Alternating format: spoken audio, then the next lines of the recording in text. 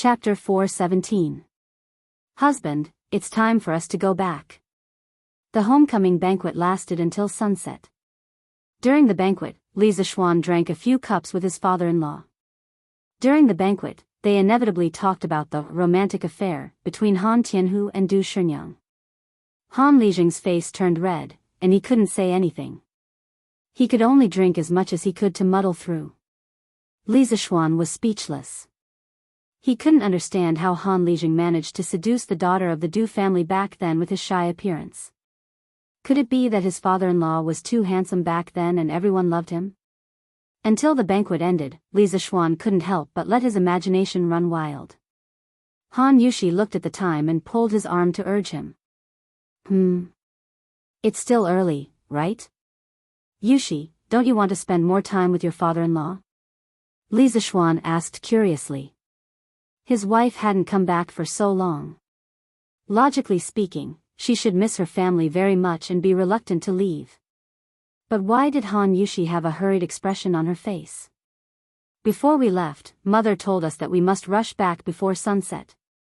Han Yushi pinched Li Zishuan's arm and whispered. Why? Li Zishuan was puzzled. It was summer now, and the sky turned dark later. The gates of Chang'an City also closed slightly later. Besides, didn't the brides in his previous life usually stay at their parents' house for a night when they returned home? Li Zishuan couldn't understand why his wife was in such a hurry to go back. Why do you have so many whys? Let's just listen to Mother. She didn't know if it was an illusion or not, but Han Yushi's cheeks were flushed red as if she was drunk. She whispered to Li Zishuan, then stood up and said to Han Lijing, "Father, I'll go back with my husband first. Otherwise, my mother-in-law will be anxious. Take care of yourself at home. If there's anything, remember to send a letter to your daughter." Haha. Okay. You guys go back. Be careful on the road. Han Tianhu was a little drunk, but he wasn't completely drunk. He stood up and chuckled. Han Yushi nodded and bade farewell to her father with her husband. Just as she was about to leave, she heard Han Tianhu shout, "Hey! Take Iron Egg with you and let him follow little Xian to gain experience. It's better than playing in the mud in the village." During Li Zishuan's wedding, Iron Egg was afraid that his father would be too busy at home, so he came back to help. Now that his sister's wedding was over, he had to continue learning from his master. Tai Dan, you should go and pack your things. Li Zishuan nodded. No need, master. The Iron Egg is ready. After saying that, Iron Egg went into the house, took out a package, and ran out. Obviously, the father and son had discussed this beforehand. Thus, the husband and wife took Iron Egg and left the Han family village in 2 carriages. As for Matchmaker Song, Li Zishuan had already given her 10 golden beans and sent her away. The other servants that he brought along when he came here took the 6 empty carriages back to Chang'an after lunch. After all, they didn't waste time eating like Li Zishuan and Han Tianhu. As for the other 4 new carriages, Li Zishuan gave them to the Han family. After all, his father-in-law also needed to take a carriage when he went out. The carriage that Iron Egg was in now no longer belonged to the Li family, but to the Han family. With fewer carriages, the speed of return was naturally faster. Li Zishuan lay on the long sofa in the carriage and looked at his wife, who was sitting beside him with red cheeks. He smiled and asked, "Wife, can you tell me now? Why do you have to rush home before sunset?" He wasn't stupid. How could he not see that there was more to it? "Didn't I tell you already? It's all my mother's orders." Han Yushi's eyelashes fluttered as she quickly said. Hee. Wife, I'm very familiar with every part of your body. Do you think I can't tell if you're lying or not? Hurry up and tell me. Otherwise, I'll punish you. Hee. Li Zishuan squeezed his wife's white and tender hand tightly and laughed mischievously. Ah. You're courting death. Sanbao is still outside. Husband, let go of my hand. Hee. Wife, if you don't tell me the truth, it won't be as simple as holding hands. Li Zishuan looked at Han Yushi's snow-white dress. Her features were picturesque and flawless. That jade-like appearance really made him a little lustful. Cough, cough. If this new carriage could be made as enclosed as a modern off-road vehicle, this fellow might really want to have a car Z in this wilderness. Han Yushi was embarrassed and wanted to break free from Li Zishuan's perverted hands. However, how could she fight against that little bit of strength? Moreover, looking at Li Zishuan's perverted expression, she was really afraid that Li Zishuan would mess around. Thus, she could only pout and whisper, "Mother and matchmaker's song told me before that if we go home before sunset, it'll be easier to have a boy in the future." As she spoke, Han Yushi's voice became softer and softer. Her head also lowered shyly. Li Zishuan was stunned. He didn't expect there to be such a saying. However, seeing that his wife was so embarrassed, he couldn't tease her anymore. He could only say, "Wife. Didn't we agree earlier? We'll have a child in 2 years. Why are you thinking about this now? But this kind of thing can't be said for sure. What if this concubine accidentally gets pregnant with husband's child? Of course, it's better to have a boy." Han Yushi raised her head and retorted. She always felt that the contraceptive method Li Zishuan told her earlier was unreliable. Besides, she also wanted to have a child as soon as possible. Li Zishuan scratched his head. It was indeed unreliable to use contraception based on the safe period. Modern medical institutions had calculated that the failure rate was quite high. It seemed that he couldn't mess around often in the future. Cough, cough. Wife, I like both boys and girls. Don't be too pressured. Actually, I like girls more. Girls are so cute and easy to deal with. Seeing Han Yushi frowning and struggling, Li Zishuan hurriedly smiled and comforted her. Really? Han Yushi's eyes lit up as she said happily. Of course it's true. Oh. But this concubine still wants to have a son. Han Yushi bit her lip and said cutely. Li Zishuan, whoosh bang. Right at this moment, a sharp whistle suddenly sounded from the left side of the carriage, followed by a violent collision sound from the carriage wall. The stable carriage immediately stopped and even tilted slightly to the right. In the end, the huge weight of "Don't touch me number 1" stabilized the carriage and prevented it from flipping over. Nay, nay. Big White, who was outside, let out an anxious neigh at this moment. Li Zishuan was shocked. He turned his head and saw that a large part of the left wall of the carriage had collapsed inwards. A head poked out from the tip of an arrow, and it was shining with a cold blue light. Assassination. Someone wanted to kill him. Chapter 418. Young Master. Young Master. There's an assassin. There's an assassin. Run quickly with young madam. Sanbao. Sanbao will fight it out with him. Sanbao, who was outside, screamed in a panic. Whoosh.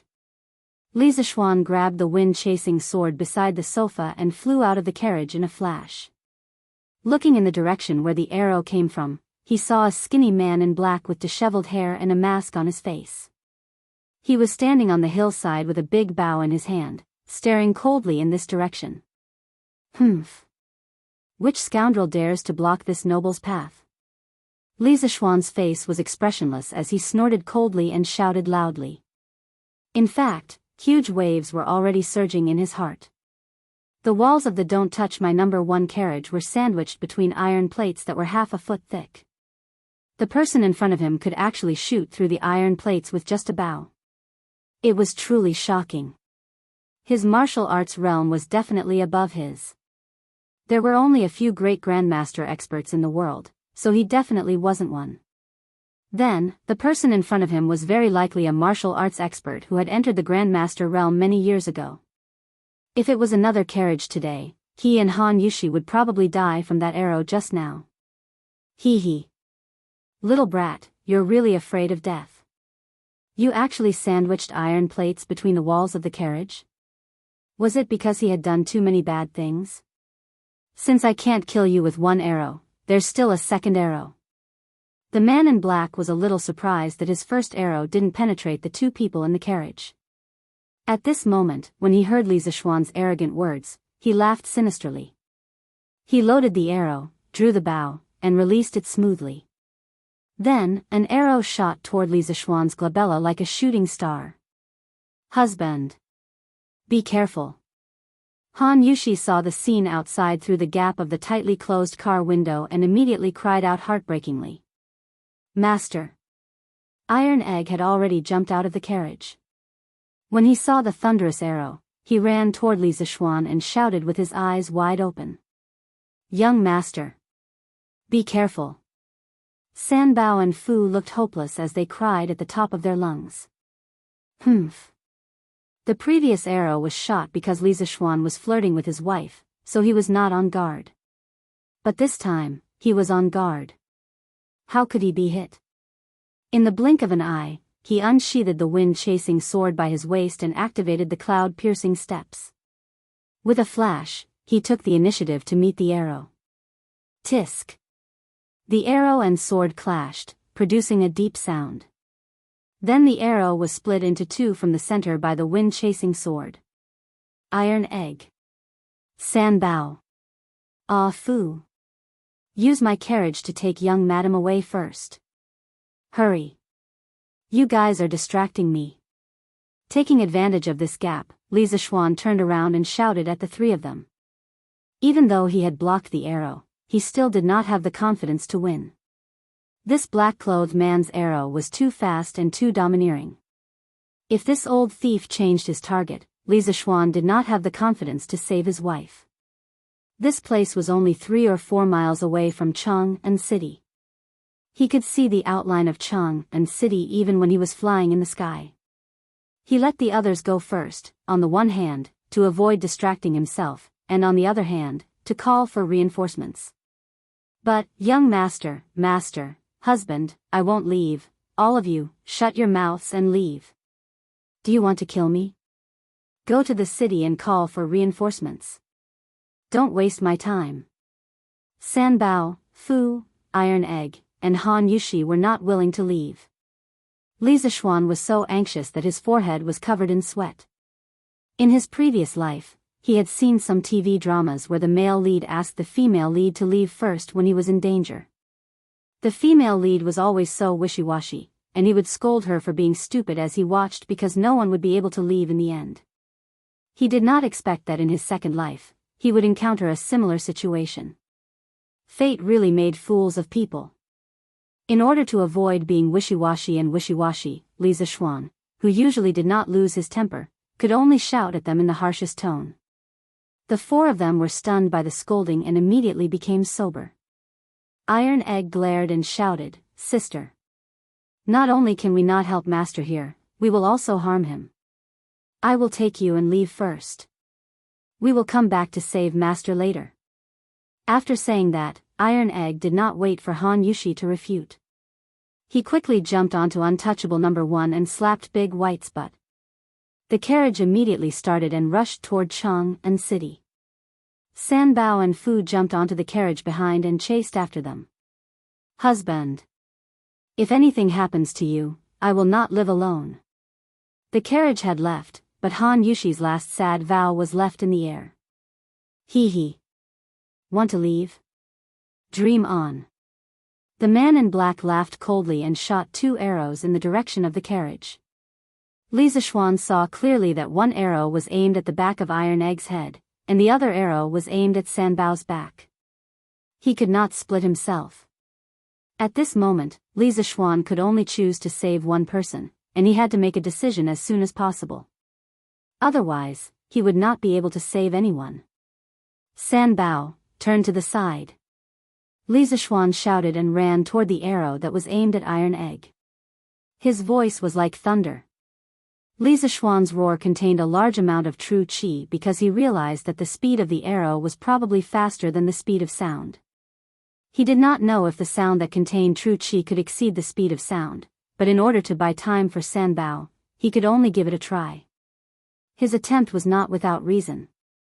The speed of sound transmission was only related to the medium of transmission.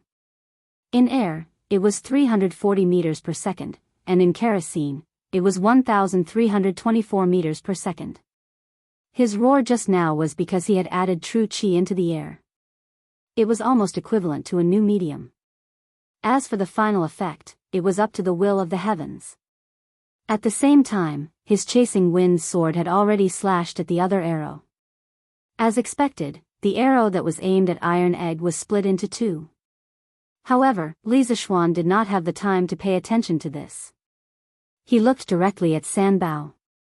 The moment the tip of the arrow touched Sanbao's back, Sanbao seemed to have heard Li Zishuan's roar and instinctively turned his body. Pfft! Sanbao's right shoulder was instantly pierced. Ah! Sanbao cried out in pain and covered his right shoulder that was dripping with blood. Seeing this, Li Zishuan knew that Sanbao's life was saved. Although there was poison on the arrow, the doctors in Cheng and city might be able to save him. The key now was to prevent the man in black from paying attention to other things. Otherwise, he might not be able to save Sanbao and the others the next time. Old thief! I am a baron personally conferred by the emperor. Since you dare to block my path today, I will kill you first. Then, the imperial court will send troops to exterminate your entire family. Li Zishuan shouted and used the first move of the 9 Taishian swords, riding the wind. Li Zishuan rode the sword up to the 9 heavens. The sword was like a ray of light, and the sound of air breaking was heard. Li Zishuan rushed toward the man in black with his sword. Chapter 419. Kiki. Jianghu matters shall be settled in Jianghu. A life for a life. Even if you were a duke, I would still kill you today, let alone a mere baron. The black-clothed man saw Li Zishuan pouncing over, but he was not afraid. Swoosh! Swoosh! Swoosh! Another 3 arrows were shot out. His archery movements were unbelievably fast. Ordinary people could only see a series of afterimages. 3 arrows emitting a faint blue glow shot toward Li Zishuan's forehead and chest in a triangular formation. The angles were tricky and ruthless, and their speed was as fast as lightning. Li Zishuan was not confident that he could deflect all 3 arrows with his wind-chasing sword. Helpless, he could only dodge the arrows. He suddenly changed directions in midair and slightly missed the arrows' flight paths. Just when he thought that he had dodged the arrows, he saw the 3 arrows suddenly and strangely change directions. Their target was Li Zishuan's current position. Li Zishuan's heart skipped a beat. He thought to himself that this old thief's archery skills were very strange. The arrows' flight paths defied common sense. Even Newton's coffin would not be able to hold him down, right? But Newton was not born yet. Helpless, Li Zishuan could only change directions in midair again. If not for the fact that his cloud-piercing steps had reached minor accomplishment, and if not for the fact that his Taishian Sutra had reached level 5, he would not have been able to change directions in midair twice in a row. Even then, after experiencing these repeated obstructions, the might and speed of Li Zishuan's originally ferocious sword strike had instantly weakened by 50%. Bah! Old thing. Cowardly, only knowing how to shoot arrows from behind. Why didn't I shoot you into the wall back then? If you have the guts, come down and fight with me. Li Zishuan wanted to fight with a bayonet, but the other party was constantly shooting arrows from afar to harass him, not giving him a chance to get close at all. Most importantly, the other party's archery skills were F*King accurate and strange. Anyone who encountered such a situation would be annoyed. Thus, Li Zishuan stopped and cursed at the man in black. His sword, which had lost much of its power, couldn't threaten the black-clothed man at all. So, he simply wanted to provoke the black-clothed man to get close to him. In his opinion, since the black-clothed man was so good at shooting, his close combat skills were definitely not good. Just like the archers in online games, they were most afraid of warriors and assassins getting close to them. Of course, the man in black didn't know the profound meaning behind Li Zishuan's words. Why didn't I shoot you to the wall back then? He sneered. Hee hee.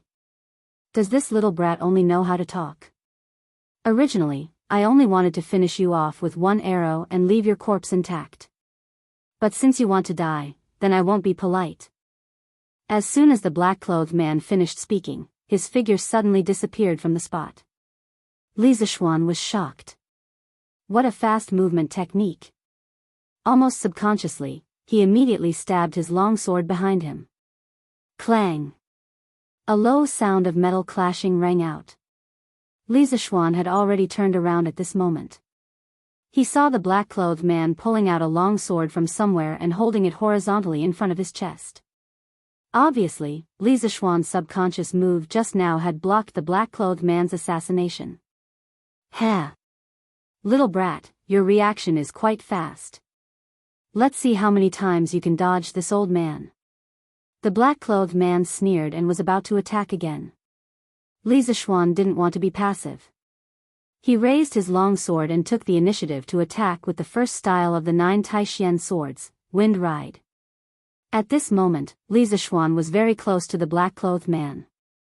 The black-clothed man had already put away his longbow, so there was no time for him to shoot another arrow. Therefore, Li Zishuan was confident that he could get close to the black-clothed man. Hee. Since that's the case, let this old man see what you've got. The black-clothed man was stunned, but there was no fear on his face. Li Zishuan's sword came at him with the wind. The black-clothed man's figure flashed and easily avoided the sharp edge of the chasing wind sword. Gap, this was the gap in strength. With the explosive power of the 9 Taishian swords, the sudden attack at such a close distance actually didn't touch the black-clothed man's body. It had to be said that the black-clothed man's strength level was also one of the top among the masters. Li Zishuan wasn't discouraged. When he attacked just now, he knew that today's battle was bound to be a tough one. He only hoped that the reinforcements could arrive before the true qi in his body was exhausted. After stabilizing his body, the second style of the 9 Taishian swords, Graceful Swan, followed. Like a graceful swan soaring in the sky, Li Zishuan's long sword moved faster with the lingering power of the first style of Wind Ride.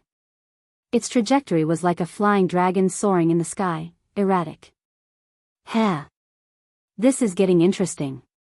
The black-clothed man's eyes narrowed. He should have seen some of the mysteries of the 9 Taishian swords. His figure flashed and the long sword in his hand stabbed at a certain spot in the void. Clang! A sound resounded through the valley. This blurred sword was easily blocked by the black-clothed man.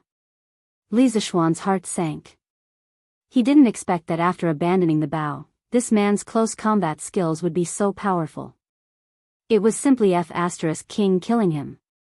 They were both masters, but this man's kung fu was much more powerful than Qing Yaojin's. Qing Yaojin definitely wouldn't have been able to deal with his sword so easily. It wasn't that Qing Yaojin couldn't defeat this man, but the focus was different. The black-clothed man's kung fu was exquisite and endless. If it was a one-on-one fight, Qing Yaojin would definitely be no match for him. However, the black-clothed man's advantages were also his disadvantages. It was precisely because he had too many tricks and his kung fu was too exquisite that Qing Yaojin would be no match for him in a battle. Li Zishuan took a deep breath and immediately changed his move. He used the third style of the 9 Taishian swords, Snow Treading. His footsteps were constantly changing, and he waved his sword in all directions. For a moment, only the sound of the sword clashing could be heard. After more than 10 attacks, there was no doubt that the black-clothed man's kung fu was too strange.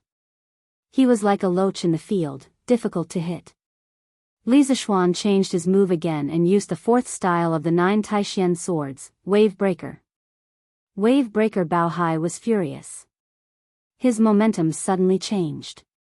He stepped on the ground with one foot and his whole body rose into the air. He raised his long sword, bent his waist, and let his whole body bend into a circle. Then, he and his sword were like a big wheel with a sharp blade, spinning rapidly. It was as if he was riding the wind and breaking the waves, flying towards the black-clothed man. This time, the black-clothed man didn't wait in the same place. He held his sword with one hand and circulated his qi to his feet. He quickly disappeared from where he was, and the air around him exploded. He took the initiative to stab at the oncoming, human flesh wheel with his sword. His speed was even faster than Li Zishuan's. Clang! Bang! First, there was a shrill sound of the sword, followed by a dull sound of a heavy object falling to the ground. Li Zishuan was sent flying far away by this blow. He broke 2 trees along the way and stabilized himself. At this moment, there was blood at the corner of his mouth, and his hair was disheveled. He was in a sorry state. Obviously, the black-clothed man's attack had seriously injured him. He definitely didn't have the strength to use the 5th style of the 9 Taishian swords again. Hopeless. At this moment, Li Zishuan was really in a hopeless situation. Difficult to deal with. Only now did he realize how difficult it was to deal with the black-clothed old man in front of him. Chapter 420. Gotcha. Spitting out a mouthful of blood, Li Zishuan propped himself up with his sword. He was on guard against the man in black's next attack. His body was in a terrible state. He only had less than 40% of his true qi left. His arm had suffered a serious sword wound, and his organs had suffered internal injuries. Not only did the man in black break his sword move, he also took the opportunity to sneak attack him. If he hadn't used his true qi to protect his heart meridians, that palm alone would have taken his life. Even if he was seriously injured, Li Zishuan wasn't willing to sit and wait for death. He didn't want to die in such a cowardly manner. He still had his family and wife who loved him. He hadn't spread his knowledge of engineering across the Tang dynasty. He wasn't willing to die in the hands of this sneaky old man. Yes, in Li Zishuan's eyes, this old man in black was full of vulgarity. Just when Li Zishuan thought that the man in black would follow up with another attack, the sword in the man's hand broke into 2 with a gotcha sound. The wind-chasing sword used to be spiritual master Ling Su's favorite weapon. It was forged from an extraterrestrial hammer, and it was not an exaggeration to say that it was a divine weapon that could cut through iron like mud. However, the sword in the black-clothed man's hand was no more than ordinary iron. Although he had broken through Li Zishuan's sword style in that fierce exchange of blows, he could not block the sharpness of the wind-chasing sword. What a pity. This thunderclap sword has been with me for more than 10 years. I didn't expect it to fall in your hands today. It seems that I still underestimated you. You can be proud of yourself for fighting a grandmaster as a Qi transformation realm cultivator. I'll take the sword in your hand. Such a divine weapon is like a pearl covered in dust in your hands. As for you, I'll make sure you die without a burial place today. The man in black caressed the broken sword in his hand and looked at Li Zishuan viciously. At the same time, a trace of greed flashed in his eyes. Ha! Old thing. I don't care what kind of demon you are, but today's grudge has been set. As long as I'm alive, I'll definitely kill your family, slaughter your sect, and eradicate the person behind you. When Li Zishuan saw that the black-clothed man's sword was broken, he couldn't help but let out a sigh of relief. Without a weapon, the black-clothed man's threat should be reduced a lot, so he said ruthlessly. Haha. What an arrogant tone. But you're destined to have no chance. The black-clothed man threw away the broken sword in his hand, opened his arms, and flew over like a great rock spreading its wings. Li Zishuan sneered. He channeled qi into his palm and swung his sword. He did not believe that the black-clothed man's mortal body could withstand the peerless sharpness of the wind-chasing sword. The distance between the two grew closer and closer. Suddenly, 6 spikes shot out from the black-robed man's sleeves and collided with the wind-chasing sword. Pfft! Li Zishuan's spikes did not break as he had expected. Instead, a huge force came from his arm, causing him to spit out another mouthful of blood. The swords and spikes clashed and separated upon contact.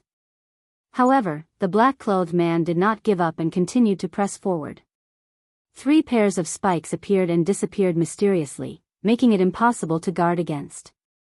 Li Zishuan relied on the little remaining genuine qi in his body to bitterly resist. He really did not expect that the old man in front of him would bring so many weapons when he went out. First, it was the bow and arrow, then the long sword, and now the spikes. Moreover, the black-clothed man used each weapon to perfection. He was proficient in all kinds of martial arts. Feeling the rapid loss of genuine qi in his body and the weakening of his arms, Li Zishuan could not help but be secretly anxious. Was he going to die here today? He was unwilling to accept this. At this moment, he faced up to his shortcomings. That was, compared to the black-clothed man in front of him, he still had too few tricks. The only thing he could use was the series of moves of the 9 Taishian swords. Other than the lightness skill, he did not have any other skills. It was very easy for someone to restrain him. Of course, this did not mean that the 9 Taishian swords was not powerful. How could the 9 Taishian swords not be powerful when spiritual master Lingxiu so solemnly passed this set of sword skills to him? This was a set of sword skills that was invincible in the same realm. It could even defeat an enemy one realm higher. However, the 9 Taishian swords focused too much on attack. As the saying went, there were gains and losses. In terms of defense, the 9 Taishian swords was not enough. Facing a martial arts expert like the black-clothed man who was much stronger than him, even stalling for time became an extravagant hope. It would be great if there was a set of sword skills that could both attack and defend. Li Zishuan sighed in his heart. In his current state, he did not have the extravagant hope of defeating the black-clothed man in front of him. He only hoped to stall for time and wait for reinforcements to come. However, what made him desperate was that he did not have a sword skill that could be used for defense. The reason why he could hold on until now was entirely because he still had some genuine qi in his body. This was also thanks to the Tai Chi fist he practiced in the Qin's mansion in the morning. He accidentally comprehended it and advanced his realm. Otherwise, his genuine qi would have been exhausted. Tai Chi fist? Yes, not only do I know Tai Chi fist, but I also know Tai Chi sword. Li Zishuan's mind flashed and he instantly saw the hope of escaping death. He quickly went through the 55 forms of the Yang's Tai Chi sword in his memory. At this time, of course, he did not have the chance to practice all of these sword skills. He could only counter each move according to the characteristics of each one. At this moment, the benefits of having a strong mental strength were fully displayed. Li Zishuan's brain was now like a supercomputer. The Tai Chi sword was equivalent to the computer's database. Every attack of the black-clothed man was input by Li Zishuan into the computer. Then, he would retrieve the corresponding sword skills from the database to counter the black-clothed man's attack. It's about time. Go to hell. The black-clothed man had lost his patience. He sneered and poured 100% of his inner strength into the wolf fang spike. His whole body soared into the sky and fiercely grabbed at Li Zishuan's head. In his opinion, this full-strength attack was without any suspense. Li Zishuan would definitely die. If the black-clothed man had done this 2 breaths ago, Li Zishuan would definitely have died. But now, the situation was different. Li Zishuan's eyes flashed. He raised his sword and used the pushing boat with the current. The chasing wind sword was like a magnet that firmly sucked the wolf fang spike. Then, Li Zishuan's wrist moved slightly and twirled the sword twice. The tyrannical force on the wolf fang spike was immediately deflected by Li Zishuan. Sacrificing oneself to follow others, failing to lead, and pulling 1,000 pounds with little effort. This was not only the characteristic of the Tai Chi sword, but also one of the most important characteristics of the Tai Chi sword. They all contained the Tao of nature and the Daoist ideology of going with the flow. The Tai Chi sword was light and agile. It used stillness to drive movement. It used softness to overcome hardness. It avoided the main force and attacked the weak. Most importantly, it saved energy and could also combine attack and defense. This was what Li Zishuan needed the most at this moment. What kind of strange move is this?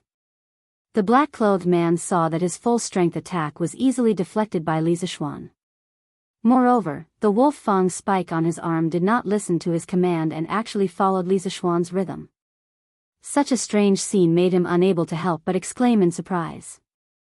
Chapter 421. Giddy up. Giddy up. Move aside. Everyone move aside. On the other side, Iron Egg kept slapping the horses, but as it sped towards the Chang and East City Gate. Dabai was quite intelligent. He could sense Bruiser's anxiety, and he could also sense that his master was facing an unprecedented level of danger. Dabai's 4 hooves quickly crisscrossed as he carried "Don't Touch My Number One" through the streets. The horse-drawn carriage was running at the speed of a war horse, and all of the pedestrians on the road made way for them as they discussed this super war chariot. Whose carriage is this? Why is it running so fast? Look at the style of the carriage. It's the latest "Don't Touch Me Number One" from the Strange Interest Pavilion. Oh my God, this is Lord Li's carriage. Their "Don't Touch Me Number One" is heavier than the others. Look at that. There's an arrow in the carriage. Hiss. Did something happen to Lord Li? Ah. There's really an arrow. This carriage is running so fast. Something must have happened. Ouch. Look, there's another carriage behind us. It was Sanbao and Fu's carriage that was chasing after Iron Egg. Their horses were not as strong as Big White, so they naturally fell behind. At this moment, Sanbao had fainted in the carriage while Fu was desperately trying to catch up with the carriage outside. Who are you? Get off the carriage immediately for inspection. The general of Yanqing Gate saw an aggressive carriage heading straight for the city gate. He stepped out from the crowd and blocked the way with his spear as he shouted loudly. Although Chang and city was open to the outside world and citizens were allowed to enter freely, such a fast carriage could not be allowed to enter. What if it hit and injured pedestrians? Move aside. I'm a male disciple from Lantian County. My master was assassinated in the eastern suburbs. The situation is urgent. Please move aside. Iron Egg rode on Big White without slowing down at all. The carriage rumbled as it charged towards the general of the city. General Lonely, this is indeed the carriage of a male disciple from Lantian County. I've also seen the child in the carriage. He's been living in the Li mansion. A soldier saluted the general of the city and said, "Are you sure?" The general of the city guard asked with a solemn expression. Upon closer inspection, the general's appearance was 70% similar to Dugu Xian's. Furthermore, he showed no fear in the face of the oncoming carriage. It was as if he was confident that he could stop the carriage even if it came crashing down. I'm sure. The soldier glanced at the approaching carriage and said respectfully, "Clear the way. Let them pass." The young general looked at the carriage and his pupils suddenly shrank. He saw the arrow that was embedded in the wall of the carriage. He immediately made a decision in his heart and shouted loudly. At this moment, Iron Egg's carriage also happened to be heading towards them, whistling past. "Thank you, General. If my master returns safely, I will definitely reward you greatly." Iron Egg's grateful voice lingered in the air. The earlier he entered the city to call for reinforcements, the more hope his master had of surviving. Of course, he was grateful from the bottom of his heart. He really didn't plan to stop the car just now. If the city guard didn't make it convenient for him, he could only ram his way through. Lu Shengwu, quickly go to the right marshal house and report this matter to General Niu. The young general looked at the carriage that was heading straight into the city and ordered. Yes, General. The soldier bowed and cupped his fists to accept the order. Then, he went to the side to lead the horse. Du Zhenxing. The young general thought for a moment and then shouted. This general is here. Ride a fast horse and head to the northern yamen at top speed. Report this matter to my elder brother and let him decide. Yes, General. Immediately, 2 fast horses whizzed out from Chang and city's Yanqing Gate and caught up with the carriage not far ahead. With Iron Egg clearing the way, no one stopped Sanbao and Fu's carriage behind.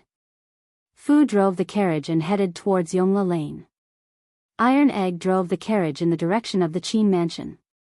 This was because he and Han Yushi knew that apart from Li Zishuan, the rest of the Li family's combat strength was close to 0. Now, they could only go to the Qin mansion to get reinforcements immediately. As for going to the palace to ask Li Heir for reinforcements, it was simply too late. Godfather. Godfather. Iron Egg brought his sister to the entrance of the Qin mansion. Han Yushi was considered a frequent guest of the Qin mansion, so no one stopped her. She went straight to the front yard of the Qin mansion. God sister? Why are you here? Please come in. Qin Huayu was in the front hall. He immediately ran out when he heard the sound. God brother, bring me to Godfather. Something happened to my husband. Han Yushi said anxiously with tears in her eyes. What? Something happened to Xiaoxian? God sister, don't worry. My father is in the backyard. I'll bring you there now. Qin Huayu was shocked and said hurriedly. No need. I'm here. Yushi, tell me, what happened to Xiaoxian? Qin Xiong happened to come to the front yard. When he heard the commotion, he quickly came over and asked. Godfather, go and save my husband. He met a very powerful expert in the eastern suburbs. Your Majesty, General Dugu requests an audience. He says it's an extremely urgent matter. Ganlu Hall, Li Er, who had been busy the whole day, was reading today's newspaper to relax. At this moment, an attendant came in and reported respectfully. Summon. Li Er raised his eyebrows, put down the newspaper, and said in a deep voice. Yes. Summon Dugu Xian for an audience. Greetings, Your Majesty. As soon as the attendant finished speaking, Dugu Xian walked in and bowed. Dispense with the formalities. What's the matter? Li Er heard a hint of anxiety in Dugu Xian's voice, so he didn't beat around the bush and asked directly. Your Majesty, I just received news that Li Xiannan was ambushed by an unknown expert in the eastern suburbs outside the city. We don't know whether he's dead or alive. His wife and disciple luckily escaped. They should be at Duke Yi's mansion now to get reinforcements. Dugu Xian cupped his fists and said seriously. What?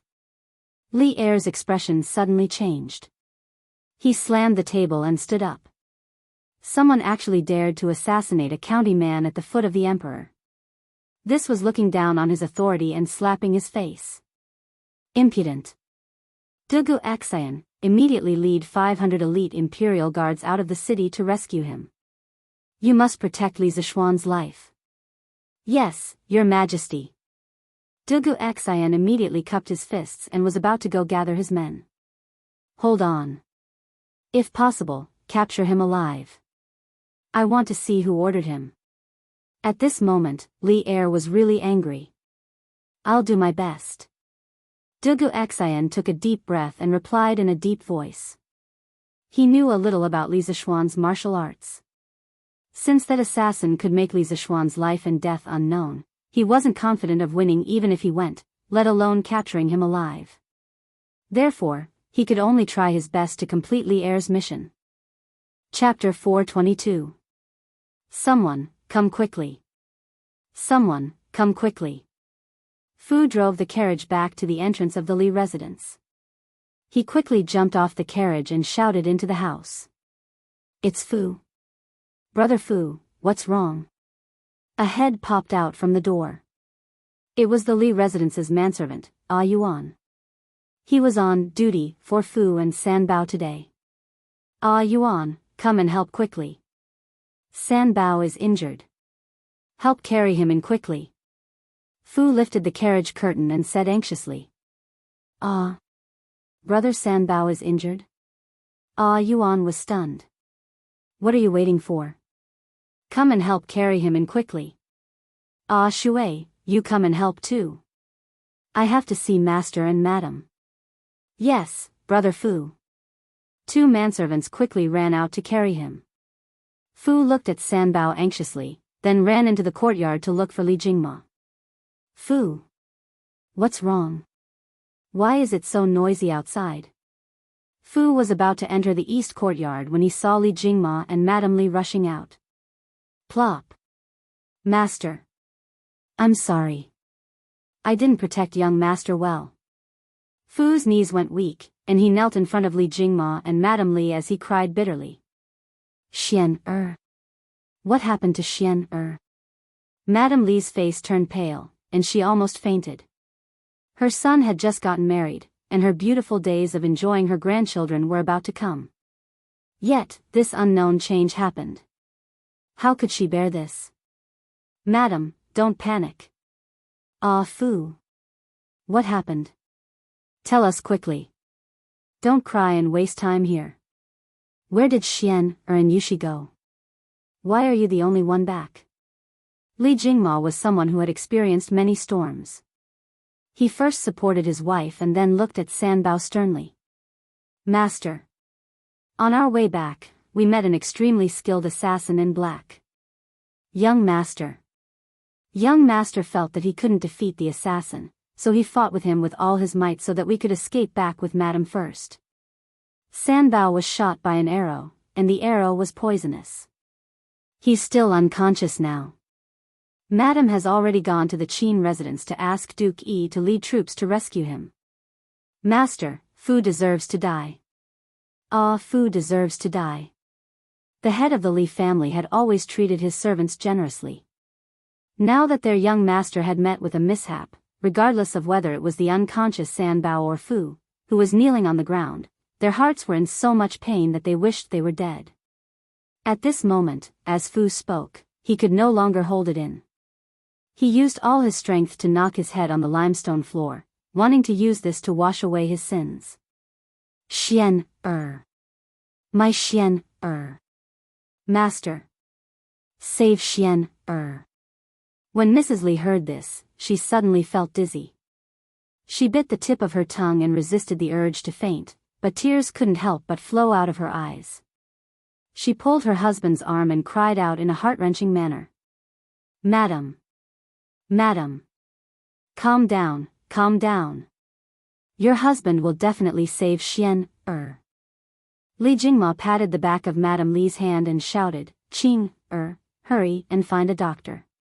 Do your best to save Sanbao. The rest of you, take sticks and hatchets and follow me out of the city to save Xian. Fu, you lead the way. Yes, master.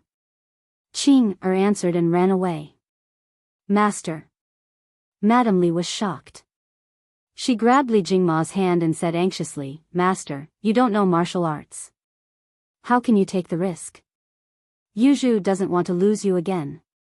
Daddy. Daddy. Don't go. Let Lan go. If anyone dares to bully Big Brother, Lan will kill him. Lan ran over from somewhere and hugged Li Jingma's other hand as she spoke with tears in her eyes. Lan be good. Don't make a fuss. Li Jingma first rubbed Lan's little head, then looked at Madame Li and said solemnly, Madam, 8 years ago, we almost lost Xian. Fortunately, Priest Spirit Void came to help, and we were able to reunite as a family. Even the heavens couldn't take Xian away. How can I let this mere assassin succeed? When I was doing business outside, what kind of bandits have I not encountered? Today, even if I have to risk my life, I must ensure Xian's safety. If anything happens to Xian, even if I have to chase him to the ends of the earth and use all my wealth, I will make that person pay with blood. Madam, you and Lan can stay at home. I will leave the city now. No. Master. Madame Li reached out to grab him, but Li Jingma broke free and roared, You all know how I, Li Jingma, usually treat you. Today, my son is in trouble. If you're not afraid of death, take your weapons and follow me out of the city to save my son. If you're afraid of death, stay at home and take care of Madam and young Mississippi. I won't blame you. Save young Master, we are willing to die with Master. We are willing to die with Master. When Fu and Sanbao came back, they caused too much of a commotion, and many servants were alarmed. As Fu told the whole story, more and more servants knew that Li Zishuan was in trouble. The Tang people respected martial arts. From the king to the common people, if the king was humiliated, the servants would die. If the master was humiliated, the servants would die. Li Jingma's roar ignited the courage of all the servants, and the 50 to 60 young servants shouted in unison. Good. Fu. Lead the way. Someone had already prepared the horses. Li Jingma took a long sword and mounted the horse. Although he didn't know martial arts or swordsmanship, a father's anger could make him explode with endless power. Giddy up. Giddy up. Get out of the way. Get out of the way. Dugu Xian led 500 elite imperial guards and galloped on the streets of Cheng and city. The sound of the horses' hooves hitting the ground disturbed countless people who were about to go home. Yo! What a big lineup, these are the imperial guards. Isn't that General Dugu? Yeah. Did something happen again? Sigh. Who knows? Let's go home. Otherwise, the gate will be closed soon. Sigh. No, why do I feel like this scene is very similar to the one a few months ago when thousands of soldiers went out of the city to suppress the bandits? Hey! What nonsense! How can there be so many bandits? The passers-by discussed animatedly, but Dugu Xian didn't care about them. He led the iron egg and galloped toward Yanqing Gate. That's right, he had just gone to Qin Manor to bring the iron egg over to guide the imperial guards. Secondly, he wanted Qin Xiong and Han Yushi to calm down. After all, Li Er was very concerned about Qin Xiong's health and didn't want Qin Xiong to take this risk. Fei Ying. Get on the horse. Go to the eastern suburbs with me. When the imperial guards passed through Yanqing Gate, Dugu Xian shouted loudly. He was calling for help. That was because he wasn't confident that he could defeat that black-clothed expert. Yes. Big brother. The young general who had put the iron egg on the horse responded and got on the horse, following Dugu Xian to the suburbs. So this person was called Dugu Fei Ying. Judging from the situation, he should be Dugu Xian's younger brother. But why did his voice reveal an unconcealable excitement? Chapter 423. Men. Prepare a horse for me. In the front hall of the Qin residence, Han Yushi, Madame Qin, and Qin Huayu sat on the bench anxiously. Qin Xiong, on the other hand, kept pacing back and forth in front of the door, looking very anxious. After a moment, Qin Xiong could no longer hold it in and ordered the servant outside the door. Master. But just now, His Majesty. Madame Qin knew what her husband wanted to do, but Dugu Xian had already conveyed Li Er's intentions very clearly. Although Madame Qin was very worried about Li Zishuan's safety, she was also afraid that Qin Xiong's actions would make Li Er unhappy. It's fine. His Majesty is just worried that my body won't be able to hold on, but Xiao Xian is not only Yushi's husband, but also my savior. Now that someone is trying to harm him, how can I just stand by and watch? Back then, I could even kill a few rounds in the formation of 10,000 soldiers. Now, it's just an assassin. How can I be afraid of him? After Qin Xiong finished speaking, he looked at Han Yushi, who was crying silently beside him, and comforted her. Yushi, don't be too sad. Xiao Xian might not be in trouble now. This kid has always been lucky. Back then, the heavens wanted to take his life, but they didn't succeed. This time, he will definitely be able to turn misfortune into luck. Just sit here for a while. Godfather will bring your husband back in one piece.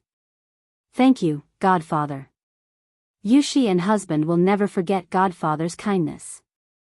Han Yushi cried and kowtowed. All right. I'm going now. Huayu, take good care of your mother and god-sister. Qin Xiong waved his hand and left. Patriarch. Zhuangqi will go with you. I want to go too. I want to go too, Patriarch. Everyone in the Qin family already knew about the assassination attempt on Li Zishuan. At this moment, when the group of guards saw that Qin Xiong was going alone, how could they be willing to let him go? One after another, they volunteered to follow along. Zhuangqi, Mei Wenhua. The two of you come with me. The rest of you stay. Qin Xiong frowned and shouted. He had been to the Han Manor more than once and knew that the road there was not wide. If he brought too many people, it would affect the speed of the rescue. This was also one of the reasons why he insisted on going there personally. Dugu Xian had brought 500 men with him. If these 500 men wanted to reach the scene of the incident at the same time, they would have to sacrifice speed and arrive late. Unless Dugu Xian left the rest of the team behind and rushed there alone.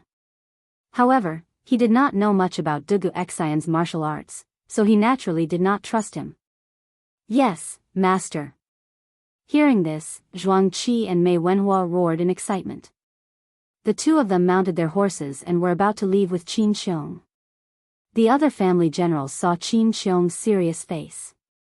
Although they were unwilling, no one dared to raise any objections at such a crucial time. This was Qin Xiong's prestige. He ruled the family like he ruled the army. Shu Bao. Let me give you a hand too. At this moment, Niu Jinda came over with 2 guards. Clearly, Niu Jinda and Qin Xiong thought of the same thing. Saving people was like putting out a fire. If they brought too many people, it would affect the speed of the rescue. Dugu Feiying belonged to the right Wuwei, and Niu Jinda was the general of the right Wuwei. Yuqi Gong was the general of the right Wuwei. The right Wuwei was different from the right Wuwei. There were 16 guards in the Tang dynasty, and the 2 belonged to different armies. Therefore, Niu Jinda was one of the earliest people to know about Li Zishuan's assassination. People like Qing Yaojin and Yuqi Jinda would receive the news later. Niu Jinda received Dugu Feiying's message in the afternoon and wanted to come over to tell Qin Xiong. Who knew that when he arrived at the entrance of the Qin manor, he saw Li Zishuan's new carriage with feathered arrows. He thought for a moment and understood. Now that Qin Xiong was ready to leave, Niu Jinda could not help but sigh. What a coincidence. Haha. Good. Today, I can fight side by side with Jinda again. I want to see who dares to openly assassinate a county's man. Let's go. Qin Xiong laughed and rode side by side with Niu Jinda. The 6 men and 6 horses rushed toward Chang and city's Yanqing Gate, whoosh. Just as Qin Xiong and Niu Jinda expected, Dugu Xian's group left Yanqing Gate and left the official road. Looking at the small path that could only allow 3 horses to pass side by side, Dugu Xian couldn't help but frown and quickly stopped the group. If the cavalry were to run at high speed on such a narrow path, if someone in the group got into an accident and broke the rhythm, the entire cavalry group would suffer heavy losses. Jiang Chao, you lead the brothers at the back at half speed. I will go with Feiying first. Otherwise, it will be too late. Feiying will leave a mark for you. You just have to follow me. Dugu Xian made a prompt decision and ordered the general. Yes, sir. General, be careful. The bearded general beside Dugu Xian bowed and cupped his fists. Feiying. Let's go. Dugu Xian nodded, then urged his black horse to charge out. Big brother. Father. Father. This is bad. I heard that Xiao Xian was assassinated. Qing Chimo hurriedly ran into his own backyard and shouted at Qing Yaojin, who was playing with a horse lance. Assassinated? Who dares to assassinate him? That kid's martial arts are so powerful. Qing Yaojin stopped what he was doing and looked at Qing Chimo suspiciously. He wondered if his son's brain was damaged. Father. It's true. Why you just sent someone to tell me that Xiao Xian was ambushed by an expert in the eastern suburbs? He's probably still in a tough fight. Qing Chimo knew that his father did not trust him. He glared at him and said anxiously. How dare you? Someone dares to kill the younger generation that I, Qing Yaojin, have high hopes for. Why are you still standing there? Hurry up and get the horse for me. Seeing that Qing Chimo was serious, Qing Yaojin realized that the situation was serious. He glared at him and shouted. Okay. Father, I'll go with you. Who dares to touch my, Qing Chimo's, brother? I'll make him regret living in this world. And I just heard from Huayu that Uncle Qin is going as well. Qing Chimo rubbed his fists and said angrily. Go. Hurry up if you want to go. With your insignificant martial arts skills, you'd better know your place. Qing Yaojin waved his hand and said impatiently. Qing Chimo's eyes widened, and his face was full of F***ck. He also felt like he had been dealt a heavy blow. Is this old man even my real father? What are you looking at? Hurry up. Qing Yaojin said unhappily. Oh. Qing Chimo grunted and went to the stable to get the horse. Soon, 2 horses also came out of the Qing residence and headed east of Chang'an. Just like that, Li Jingma, Qin Xiong, Niu Jinda, Dugu Xian, and Qing Yaojin led the 5 rescue teams to the scene of the incident in the shortest time possible. Chapter 424. Haha. This is a move that will take your life. Come again if you dare, old bastard. Eastern suburbs of Chang'an City. Li Zishuan stood with his sword in hand. Although he was in a sorry state, his temperament was very different from before. He had the demeanor of a hermit expert. Li Zishuan had easily neutralized the masked assassin's full-powered strike with a single move, pushing the boat with the current. This gave him a deeper understanding of the defensive power of the Taiji sword technique. At the same time, he was somewhat eager to try it out, which was why he spoke such arrogant words. Humph. You were just lucky. Let's see how long you can be so arrogant. After thinking for a long time, the black-clothed man still couldn't figure out how his attack had been neutralized. Moreover, he had never heard of such a strange sword technique in the pugilistic world, so he could only conclude that Li Zishuan had just been lucky. After saying that, the man in black changed his attack. He spun and flew up like a flying arrow.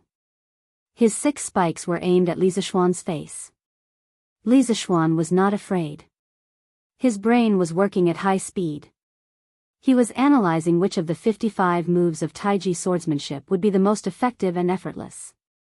He had limited true qi in his body, so he couldn't defeat the master in front of him. Therefore, he had to calculate every move carefully. Only in this way could he hold on until reinforcements arrived. It was a long story, but all these calculations were done in a flash. When the man in black spikes were less than half a foot away from Li Zishuan's face, Li Zishuan made his move. The 35th move of Taiji swordsmanship, rhinoceros gazing at the moon. Li Zishuan bent his right leg and took a left step. He drew his sword with his right hand and drew an arc with his left hand, using his finger as a guide and his arm as a support. The 2 swords collided. Without a doubt, the man in black spikes were once again sucked by the wind-chasing sword. The man in black could only follow the trajectory of the wind-chasing sword and slowly fall down. How strange. The assassin in black really wanted to curse. What kind of swordsmanship was this? It looked light and powerless, but it was always able to nullify his attacks. Horrifying. While he was puzzled, the man in black was even more shocked. Previously, Li Zishuan's performance could still be attributed to luck. However, the strange sword technique that followed was definitely not a fluke. The black-clothed man's face turned serious for the first time. Although Li Zishuan couldn't see the black-clothed man's face, he could feel it. I've underestimated you. But that doesn't change anything. You must die today. As soon as he finished speaking, the black-robed man disappeared from where he stood. There was no trace of him within a radius of 10 miles. It was as if he had fled. Of course, Li Zishuan didn't think that the man in black had run away. He closed his eyes and used his breath, his hair, and his skin to sense all the movements around him. From the beginning of the assassination half an hour ago until now, the black-clothed man's ghostly movements had left a very deep impression on Li Zishuan. He was also very wary of him. At this moment, the black-clothed man was obviously going to give up on a frontal attack and use his advantage in movement to assassinate him. At this critical moment, Li Zishuan gave up on using his vision to detect his surroundings and switched to using his mind to sense.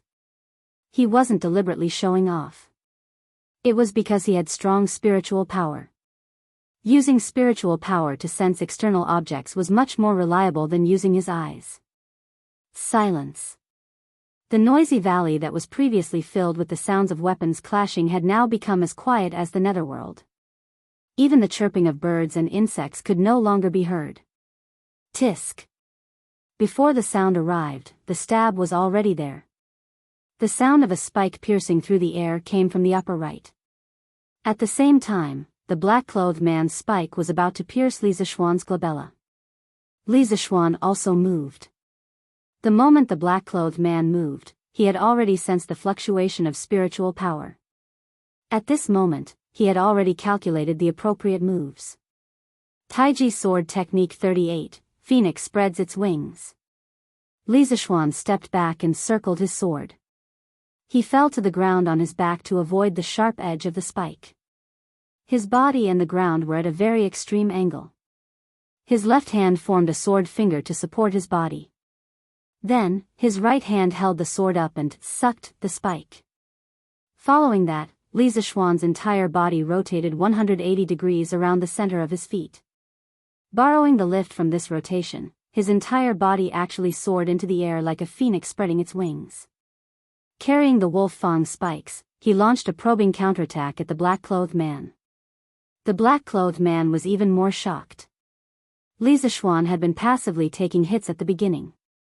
Now, he could actually counterattack. Was he using himself to practice his swordsmanship? Thinking of this, the black-clothed man suddenly became very angry. The spikes on his arm stabbed out rapidly from all kinds of tricky angles. His attacks were continuous, and ordinary people could only see a series of afterimages.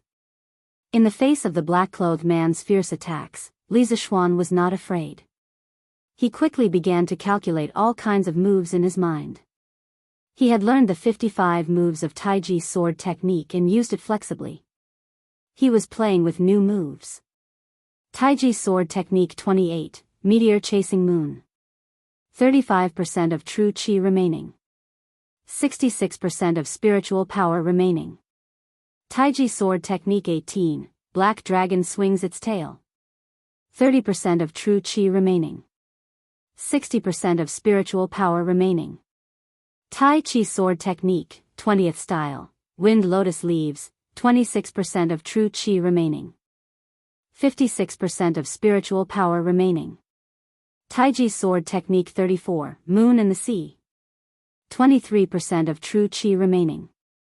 52% of spiritual power remaining. Taiji sword technique 50, Immortal guides the way. 21% of true chi remaining. 48% of spiritual power remaining. As the black-clothed man continued to attack, Li Zishuan kept using the Taiji sword moves that he had calculated in his mind. At the same time, he was secretly estimating the remaining true chi and spiritual power in his body. The moves that he used were not the most powerful, but they were definitely the most efficient. He could ensure that he could block the opponent's attacks and ensure that he consumed the least amount of true chi and spiritual power.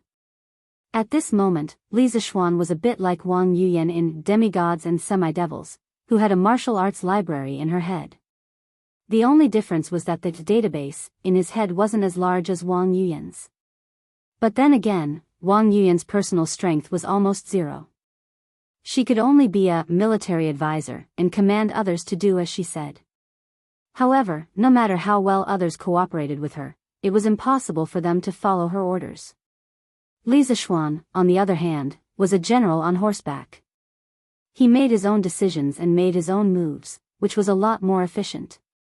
What made Li Zishuan the happiest was that this kind of fighting style of countering moves as they come made him more familiar with the Taiji sword. In terms of the proficiency of the sword moves, he was almost at the level of mastery.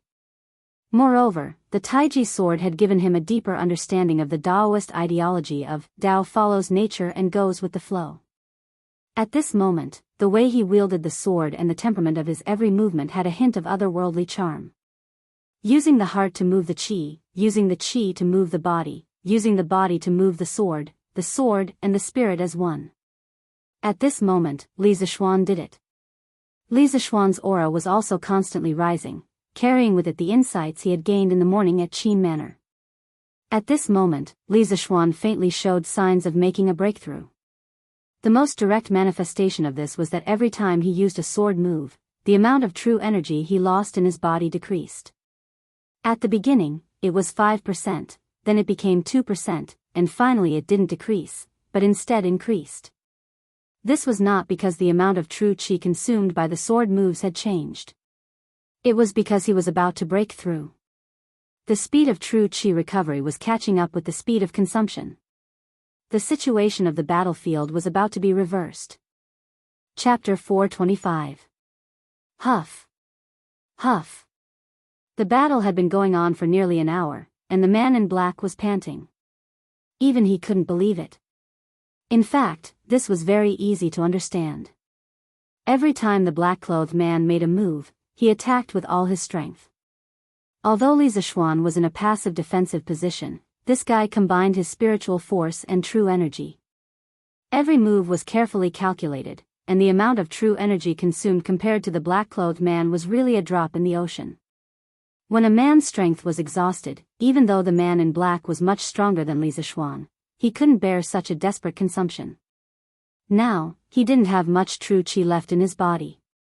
Since when were qi transformation realm martial artists so difficult to deal with? Seeing that more and more time had passed, yet he was still unable to kill Li Zishuan, the black-clothed man's heart was filled with impatience and depression. His decline was another's gain. The more Li Zishuan fought, the happier he became. Cough, it should be the more he was beaten, the happier he became. With the passage of time, he entered a state of forgetfulness. At this moment, there was only the sword in his hand, and there was only Tao in his heart. Things are mixed, and the heavens and earth are born. Solitary, independent, and unchanging. Traveling, and not perishing. Can be the mother of the world. I don't know its name, but the word is Tao.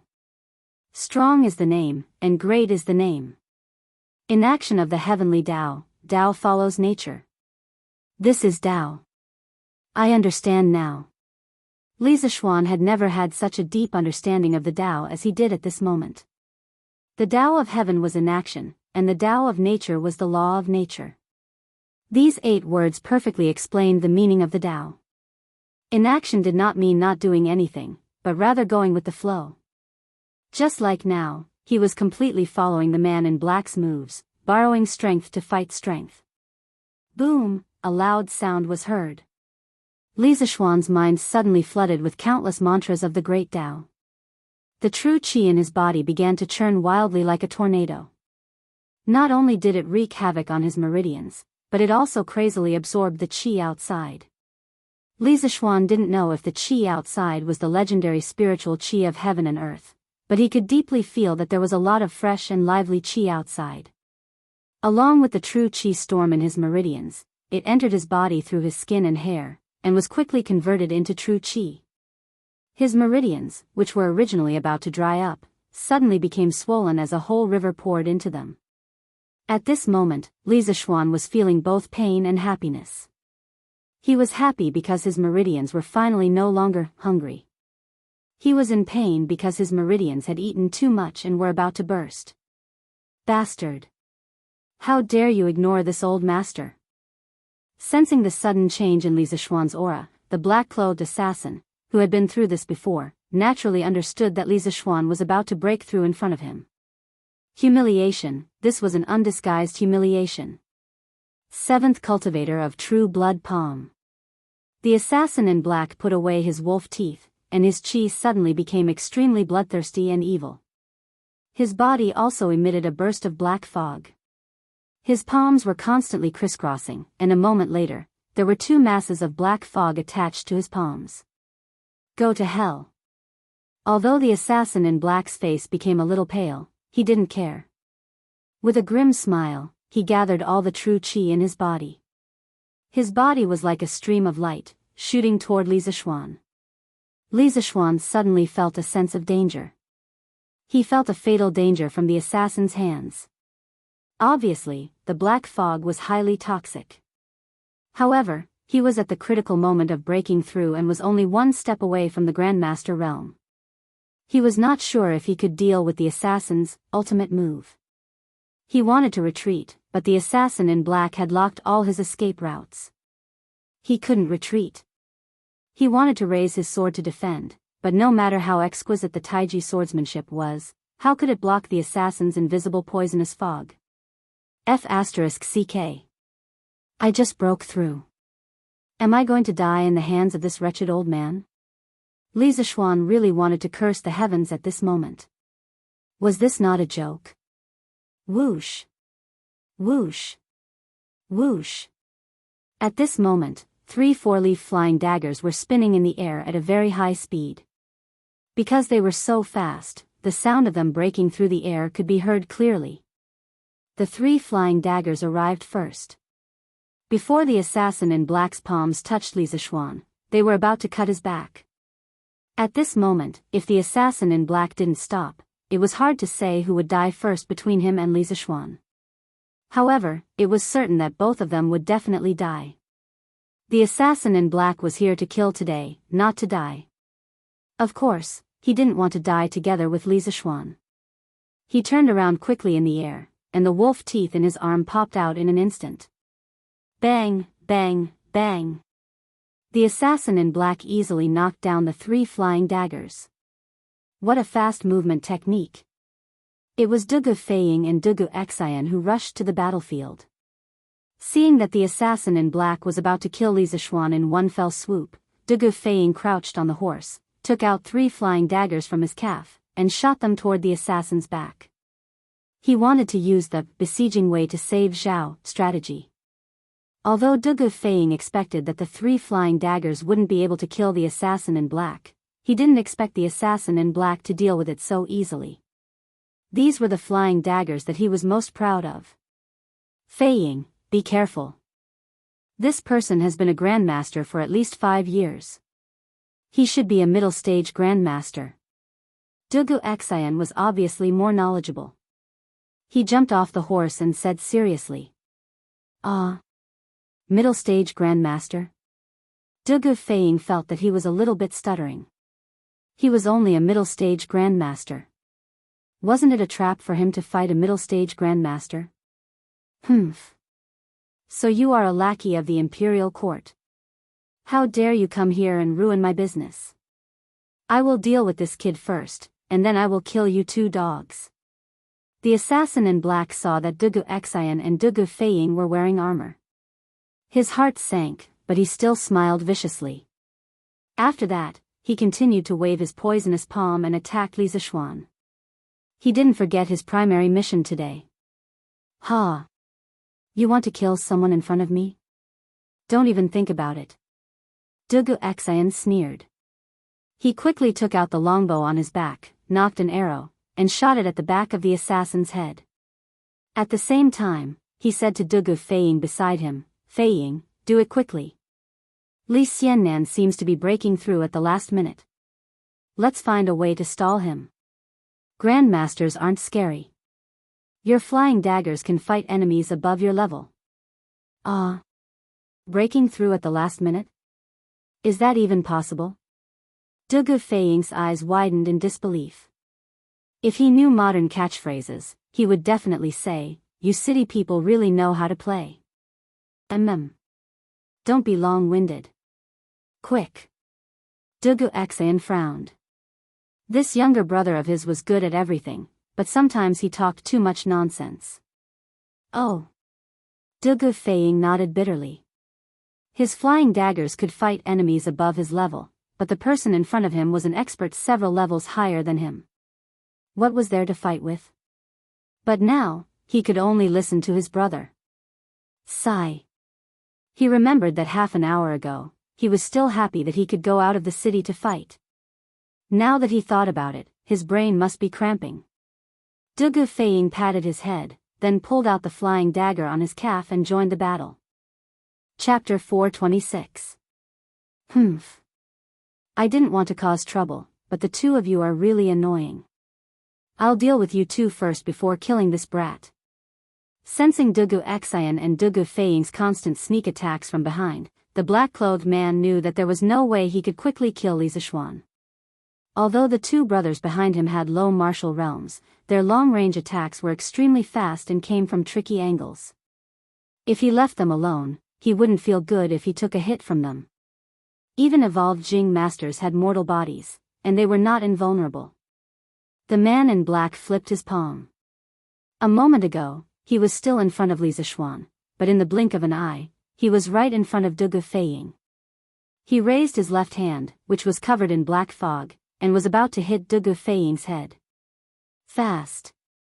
He was as fast as lightning. Even though he had used up a lot of his true qi in the fight with Li Zishuan, the black-robed man's strength was still enough to crush the Dugu brothers. This was the difference between their realms. Li Zishuan was a heaven-gifted genius. Using the Taiji sword technique, he was able to cross two small realms to be in a stalemate with the black-clothed man. He was originally one of the most monstrous freaks in the world. It was already very rare for one to appear in several hundred years. How could everyone be so abnormal?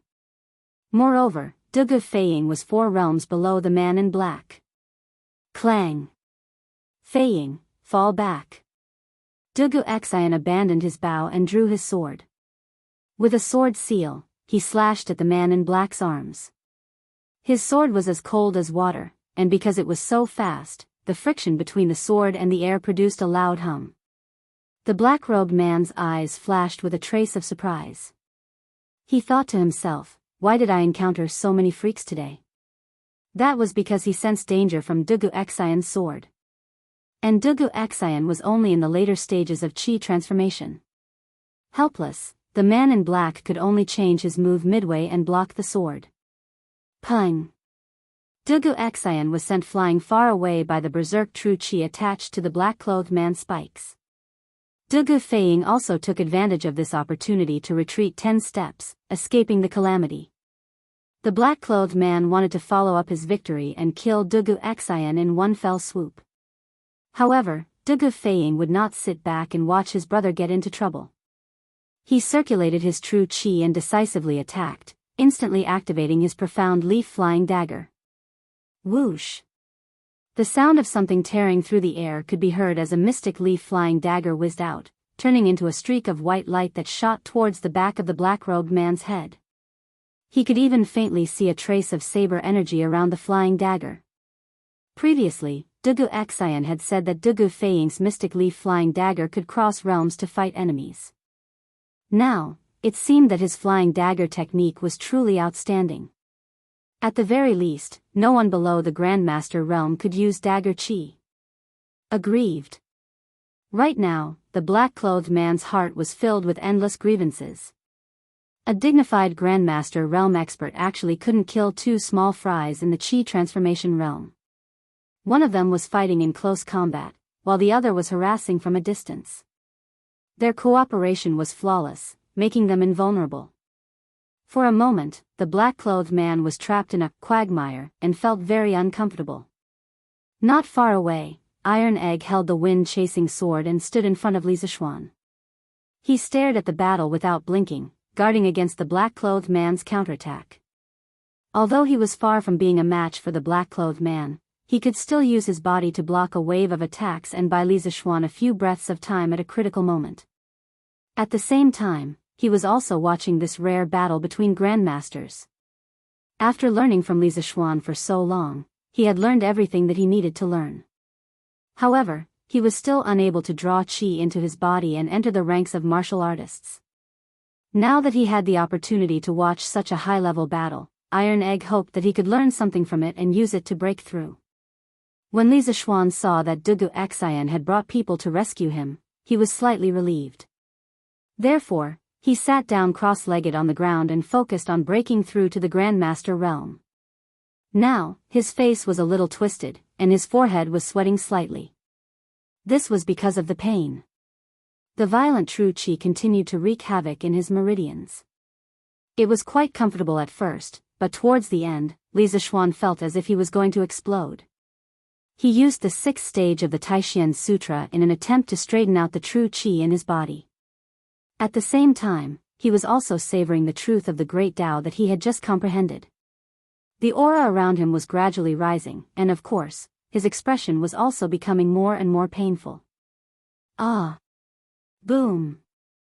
Just when the Dugu brothers were about to collapse, Li Zishuan suddenly opened his eyes and let out a loud roar. His entire body soared into the sky, and his violent aura swept across the entire battlefield. Everyone couldn't help but be shocked.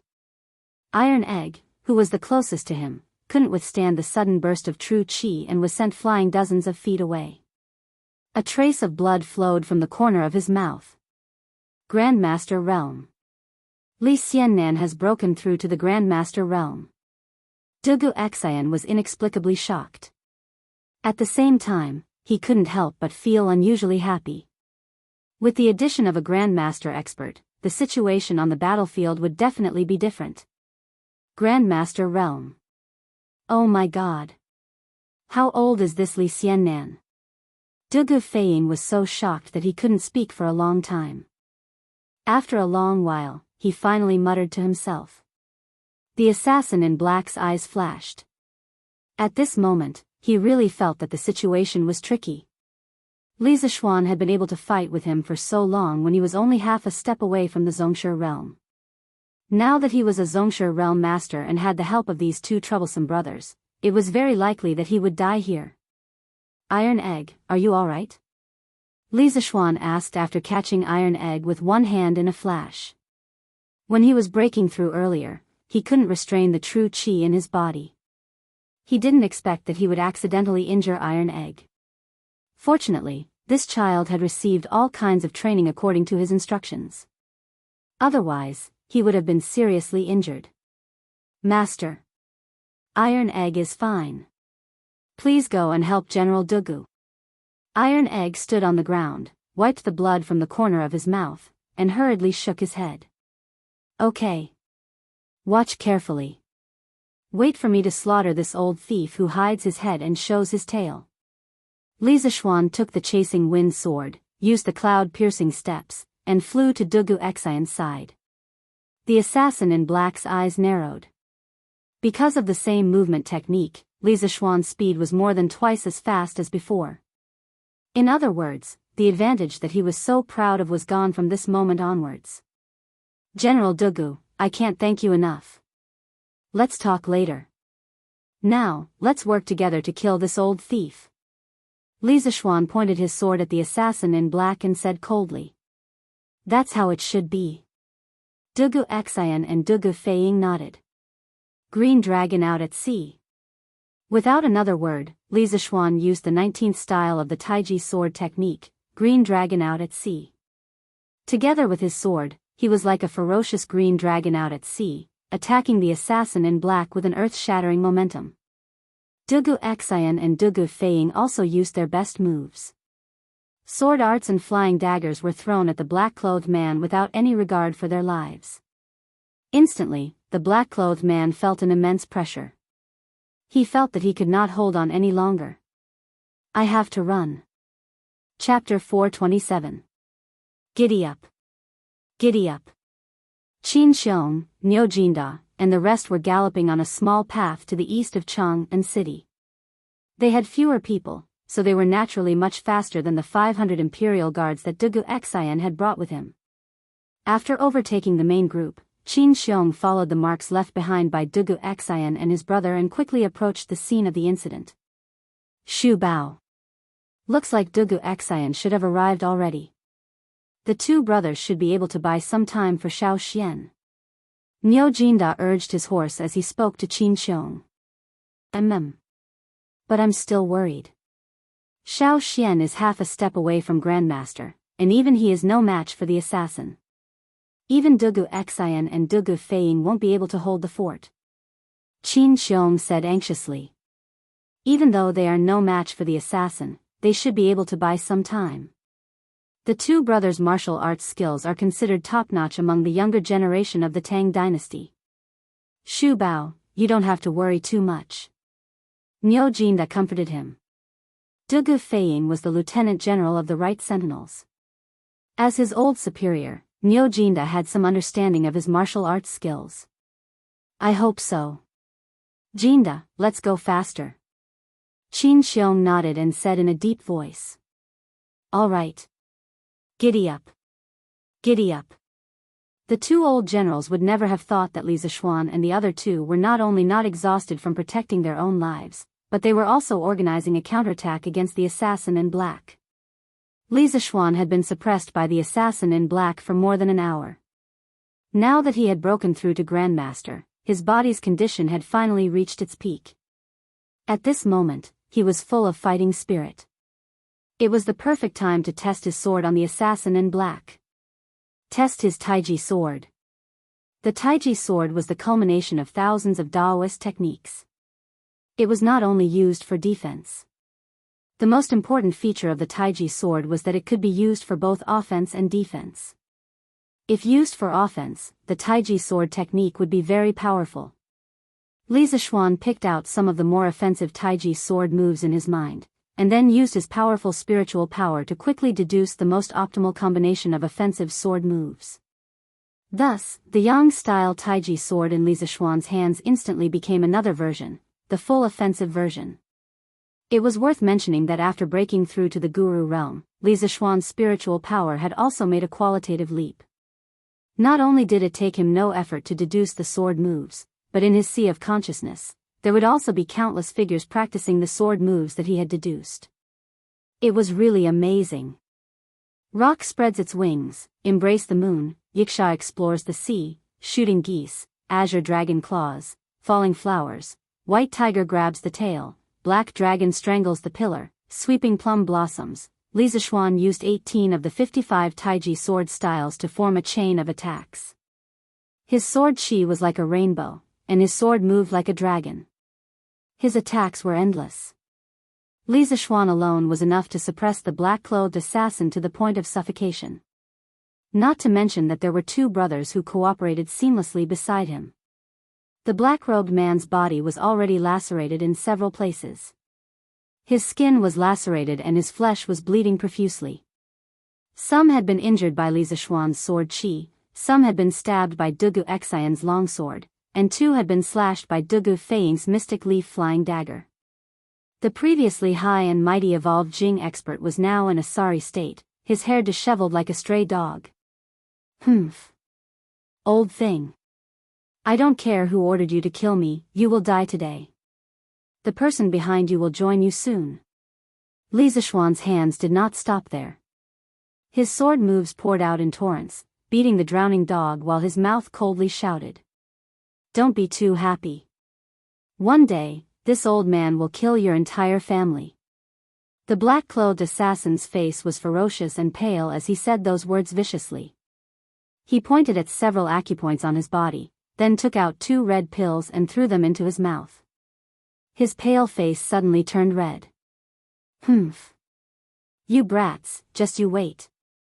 I'll definitely take your heads one day. The black-clothed assassin's aura suddenly changed, and he seemed to have returned to his peak state. His body changed quickly, and he flew hundreds of feet away in an instant. Even with Li Zishuan's current movement technique, he could not catch up with his speed. This guy was a mid-stage grandmaster expert, but he ran away from 3 juniors who were at a lower level.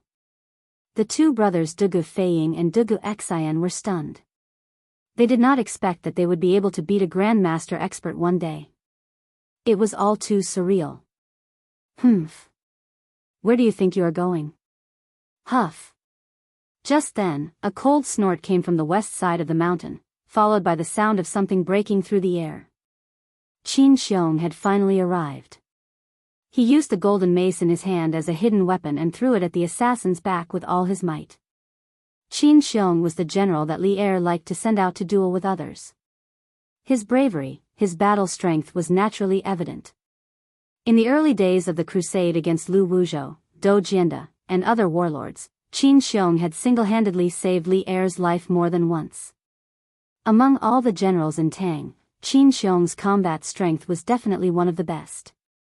That was why he was called the Door God in the future.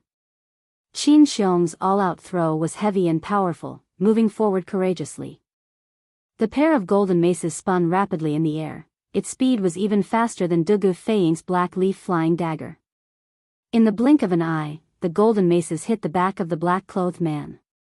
The black-clothed man wanted to dodge, but it was too late. He could only take the blow. Pfft. Qin Shubao. The assassin who was already injured staggered and spat out a mouthful of blood after being hit by Qin Xiong's heavy blow. At the same time, he recognized the person who attacked him, great general of the left Wuwei, Qin Shubao. Li Zishuan was overjoyed. He wanted to give chase because the assassin's words had touched his bottom line. He had to eliminate the source of the problem. He. You want to kill me? Dream on. Blood rain of 7th cultivator of true virtue. Seeing Li Zishuan charging at him, the assassin's eyes flashed with ruthlessness and determination. His cheeks puffed up as he spat out a mouthful of black blood at Li Zishuan. The blood mist seemed to have a life of its own. Not only did it not fall, but it also spread in the air. It was extremely strange. Xiao Xian, retreat. This blood is poisonous. Qin Xiong was shocked. He urged his horse to gallop over while shouting loudly. When the assassin showed his determination, Li Zishuan had already sensed that something was wrong. Even a rabbit would bite when provoked. Moreover, the assassin was a grandmaster. He would definitely have some tricks up his sleeve. Therefore, the moment the black-clothed man spat out the blood mist, Li Zishuan had already retreated rapidly. The speed at which the blood mist spread was ultimately unable to match the speed of his movement technique. After retreating several hundred feet, Li Zishuan stopped in his tracks. Dugu Xian and his brother's reactions were not slow either as they retreated far away.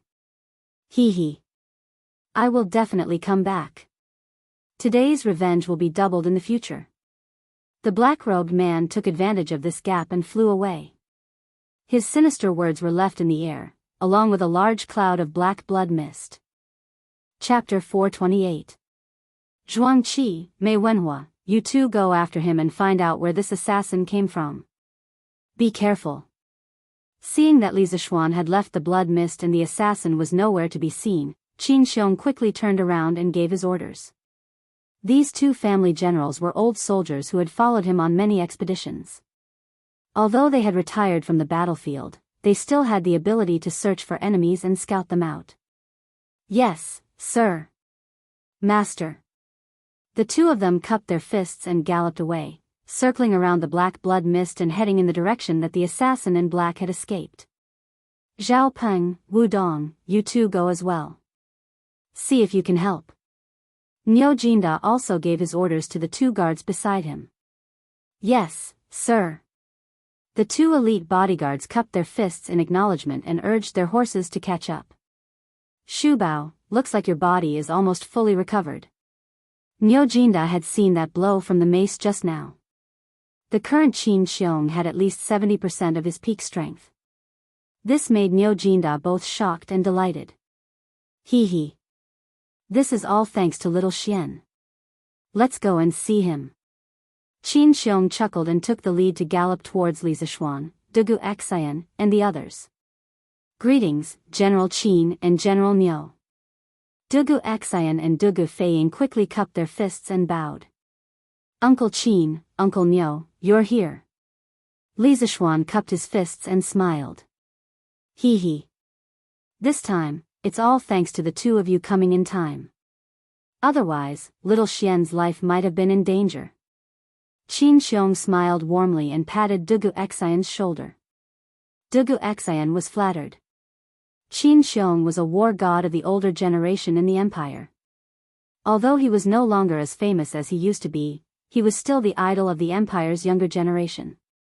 Now that this legendary figure was speaking to him so warmly, how could Dugu Xian not be surprised? He tugged at Dugu Feiying beside him and cupped his fists together. General Qin, you're too kind. This is just my duty. I dare not take credit for it. Besides, even if we didn't come, I'm sure Li Xiannan could have dealt with that assassin alone. Haha. General Gudu, you don't have to be so humble. If you guys hadn't arrived in time, even if I could have dealt with it, it would have been very difficult for me. Moreover, I probably wouldn't have had the chance to break through this time. I, Li Zishuan, owe you and your brother a favor. Li Zishuan cupped his fists and thanked him sincerely. Dugu Xian and his brother hurriedly declined. Only then did Qin Xiong and Niu Jinda look at Li Zishuan. They felt the great change in his aura. Of course, the two old generals knew that it was the aura of a supreme power master. They were shocked, speechless. They had never seen or even heard of a supreme power master who was less than 15 years old. Little Xian. You've broken through to the master stage? Qin Xiong widened his eyes in disbelief. Niu Jinda also stared at Li Zishuan without blinking. Yes, I had some enlightenment in the desperate situation. Coupled with the enlightenment I had at Uncle Qin's residence this morning, I was lucky enough to have a breakthrough. Li Zishuan nodded and smiled. Being able to enter the master stage so quickly was also beyond his own expectations. Li Zishuan knew what kind of person he was. Not only was he undisciplined, but he was also very lazy. He was not cut out for martial arts at all. He had thought that it would be amazing if he could break through to the master stage within 2 years. He did not expect to break through so quickly. Perhaps this was just like the saying, the more you care about something, the more you can't get it. The more you don't care about something, the more you send it to your doorstep. The great Tao of inaction and the ability to maintain a calm heart had unexpectedly allowed him to become a legend. Luck? If there's really such luck, then who knows how many martial artists in the world would be willing to be lucky like you? Your words are really infuriating. Niu Jinda almost vomited blood when he heard Li Zishuan's arrogant words. Which of the martial artists in the world did not train hard for decades to reach the master stage? In the end, this guy in front of him just said, luck, and it was equivalent to decades of hard work and hard work. It was really infuriating to compare oneself to others. Hee. Li Zishuan scratched his head embarrassedly. Just as he was about to say something, he saw hundreds of people coming from the west. The leaders were Qing Chimo and Qing Yaojin, followed by black armored soldiers. Behind them were dozens of commoners dressed in ordinary clothes. Li Zishuan's position was higher, so he could see everything clearly. Wasn't the person behind his father? Isn't that Afu and the rest beside him? Why is my father personally taking the field? Li Zishuan was touched and sad at the same time. His parents had sacrificed too much for him. Even though this body had changed into a modern soul, Li Zishuan felt that he still had the obligation to be filial to his parents. Besides, Li Zishuan and Mrs. Li's love for each other had made him forget that he was an outsider. Now, he had completely integrated into this family. It's Uncle Cheng and my dad. Li Zishuan shouted excitedly and went up to greet him. Ha! Little Xian, you're really lucky. Looks like you're fine now. Where's the assassin? Quickly bring him out and let me beat him up. Let's see who's the one who dared to send someone to assassinate you. Qing Yaojin kicked his horse's stomach and sped up to Li Zishuan, laughing loudly. Although Li Zishuan's complexion was normal now, the tattered appearance of his body showed that he had gone through a great battle. Moreover, there was still a lot of chaotic Jinqi left in the air. As a grandmaster, Qing Yaojin still had a good eyesight. However, Li Zishuan had already restrained his momentum at the moment, so Qing Yaojin did not realize that the guy in front of him had broken through to the grandmaster realm. Ah! Thank you, Uncle Cheng, for coming to help me. It's just that the assassin's skills are strange and evil, and he has a lot of life-saving skills. He managed to escape. Although Li Zishuan was anxious to see his dad, he could not ignore Qing Yaojin who had come all the way here to help him. Ha! He managed to escape. The next time I, Qing Chimo, see him, I'll beat his ass. When Qing Chimo heard this, he jumped down from his horse and rubbed his palms together. Li Zishuan's face was full of black lines. This guy really did not know how to act tough. How could a middle-stage grandmaster be beaten up so easily? Get out of my way. Who can you beat up with your mediocre skills? Learn from little Xian in the future. Qing Yaojin gave him a big slap on the face, then sighed to Li Zishuan, your father is also here. This old man met them on the way here, so I brought them along.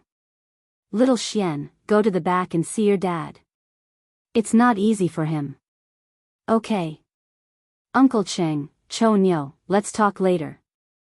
Qing Yaojin's words were exactly what Li Zishuan wanted. He cupped his hands and walked to the back of the group. Chapter 429. In just a short while, Wuxia Xianxia had already commanded 500 guards to search along the road. Li Zishuan easily found his father behind the crowd. Father. Why did you come here personally? Li Zishuan saw that his father's legs were numb and that it was difficult for him to dismount, so he quickly helped him down. How can I not come when you're in trouble? Your mother is worried sick at home. Are you okay? Li Jingma's feet landed on the ground, and he couldn't help but grin as he asked with concern. He hadn't ridden a horse so quickly for many years. Now that both his legs were numb, if not for Li Zishuan supporting him, he would have fallen to the ground. After all, he was old. I'm fine. I'm sorry, father, I made you and mother worry. When Li Zishuan heard that, his gentle and kind mother appeared in his mind, and he couldn't help but blame himself. It's good that you're fine. We're family, there's no need to be so polite. It's all thanks to the dukes and the two generals today. I'll go and thank them first. Pack up and come home with me. If you delay too long, your mother and Yushi will suffer too much. Li Jingma heaved a sigh of relief. He patted Li Zishuan's arm and sighed with emotion. His son was safe and sound. Nothing could make him happier than this. Oh right, did you catch the assassin? Li Jingma suddenly asked. Nope. That person's martial arts are very high, and he escaped. Li Zishuan said regretfully. Let's leave it at that for now.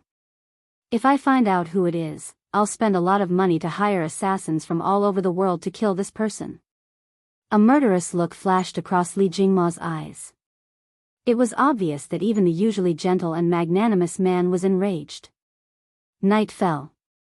The special group outside the city slowly entered the city.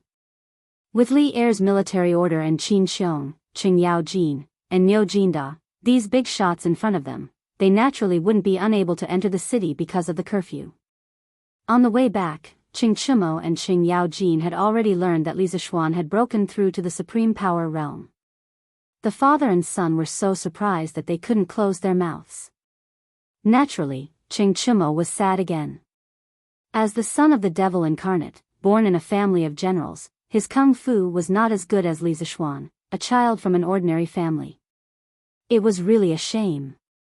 Therefore, Qing Chimo's task from now on was not only to learn knowledge from Li Zishuan, but also to learn martial arts. It was really tough. Li residence. Although the sky was dark, no one in the hall was in the mood to eat. They all looked at the courtyard eagerly, hoping that Li Zishuan would come back soon. The entire Li residence was also in a state of depression. The maids in the residence didn't even dare to breathe loudly. They all prayed in their hearts that their young master would return safely. Han Yushi had already returned from Qin residence to wait for the news. At this moment, her face was extremely haggard. Seeing that Li Zishuan still hadn't returned after so long, a trace of despair and determination flashed in her eyes. She was ready to die. Husband. If anything happens to you, I won't live alone. She would do what she said earlier. Husband. Are you okay? That's great. I was so worried. Woo-woo. At this moment, there was a commotion outside the residence. Then, she saw Li Zishuan, Li Jingma, and the rest walking into the courtyard. Han Yushi's lifeless eyes suddenly glowed with a dazzling light. At this moment, she forgot about the world's opinions and forgot to be conservative and reserved. She ran out recklessly and grabbed Li Zishuan's arm. Looking at the familiar face in front of her, she couldn't help but press her head against Li Zishuan's chest and cry bitterly.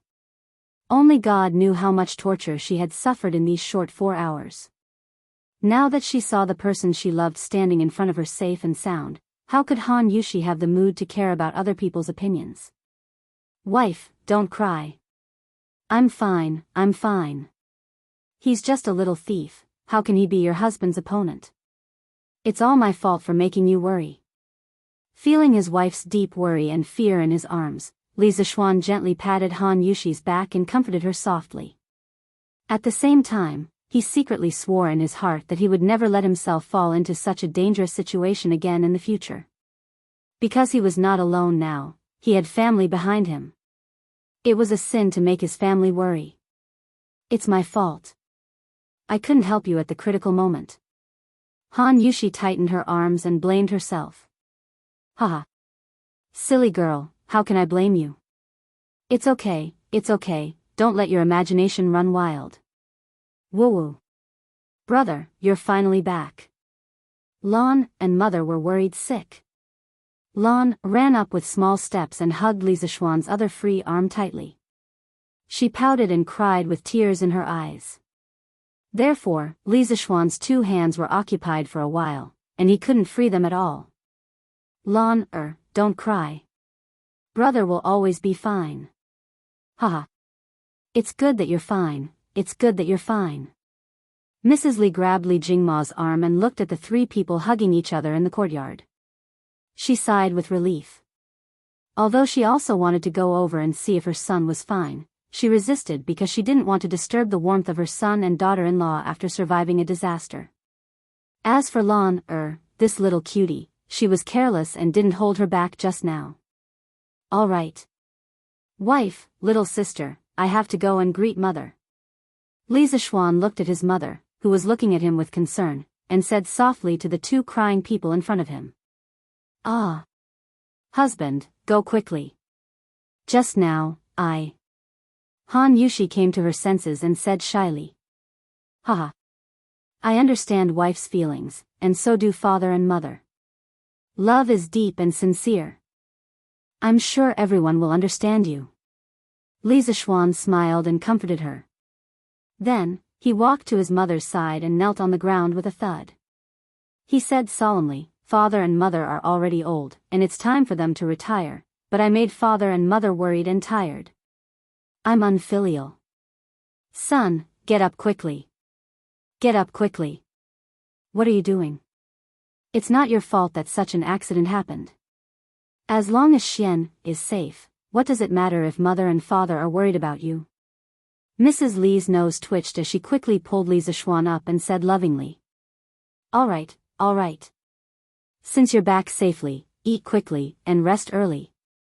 Xian, just went through a battle, so he must be tired. Li Jingmo waved his hand and said with a smile.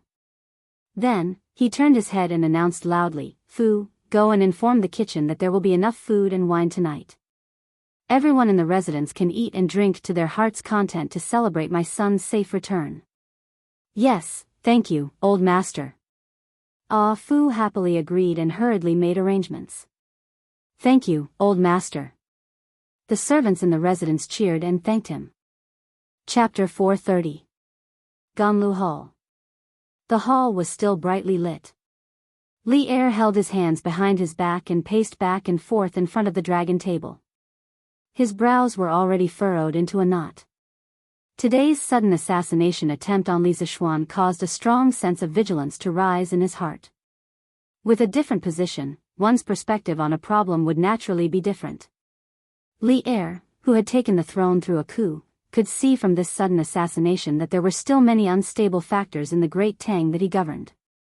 To dare assassinate a county official in broad daylight, the person behind this was definitely not a small figure. The most important question now was whether or not Li Zixuan had been killed. Li Er naturally regarded this rising star of the empire with great importance. He even had the faint intention of preparing talents for Li Qingxian. Li Zixuan had never disappointed him. He had repeatedly performed miraculous deeds and solved many of Li Er's urgent needs. Moreover, his intention of establishing an academy, promoting education, and enlightening the people, happened to coincide with Li Er's original plan. The aristocratic families had developed for nearly 1,000 years. Wise rulers could all sense the threat that the aristocratic families posed to the imperial court. Ever since the founding of the Great Tang, when Li Yuan was on the throne, the imperial court had begun to intentionally exclude and expel the aristocratic families. After Li Er ascended the throne, the imperial court's intention to weaken the aristocratic families became even more obvious. The reason why the 5 families and 7 nobles still had such status was not because they had much power in the imperial court. It was entirely because they had always held the right to explain the Confucian classics, the right to learn. At the same time, they were also known for their strict family customs. At this time, people often said that they hated not marrying the daughters of the 5 families and were not willing to marry a princess because the daughters of the 5 families and 7 nobles had excellent family upbringing. The daughters of the 5 families and 7 nobles could all be called model ladies. This saying made Li Er, who had always boasted of being the ruler of the world, very angry and helpless. Transcendent academic status and high reputation among the people were the greatest advantages that the 5 families and 7 nobles had. It was precisely because of this that countless scholars and wanderers of the Jianghu were always willing to rely on the aristocratic families, hoping to use the aristocratic families as a platform to rise up in the future. It was also because of this that Li Er didn't dare to be too aggressive even when dealing with aristocratic families. This was because if the aristocratic families were forced into a corner and used public opinion to go against him, he would also be very passive. If they wanted to completely destroy the foundation of the aristocratic families, they had to destroy their popularity among the people and their academic authority. The Imperial College could have shouldered this responsibility, but it seemed that the results were not ideal. This was because much of the knowledge imparted by the Imperial College was based on the Confucian classics passed down by the aristocratic families. At present, Li Zishuan's engineering studies in Yanhuang College had become the most crucial pieces in his plan to keep the great clans in check. Even if engineering studies ultimately failed to surpass Confucianism and the great clans, Li Zishuan's many engineering talents would be enough to raise the Great Tang's military and national strength to a whole new level.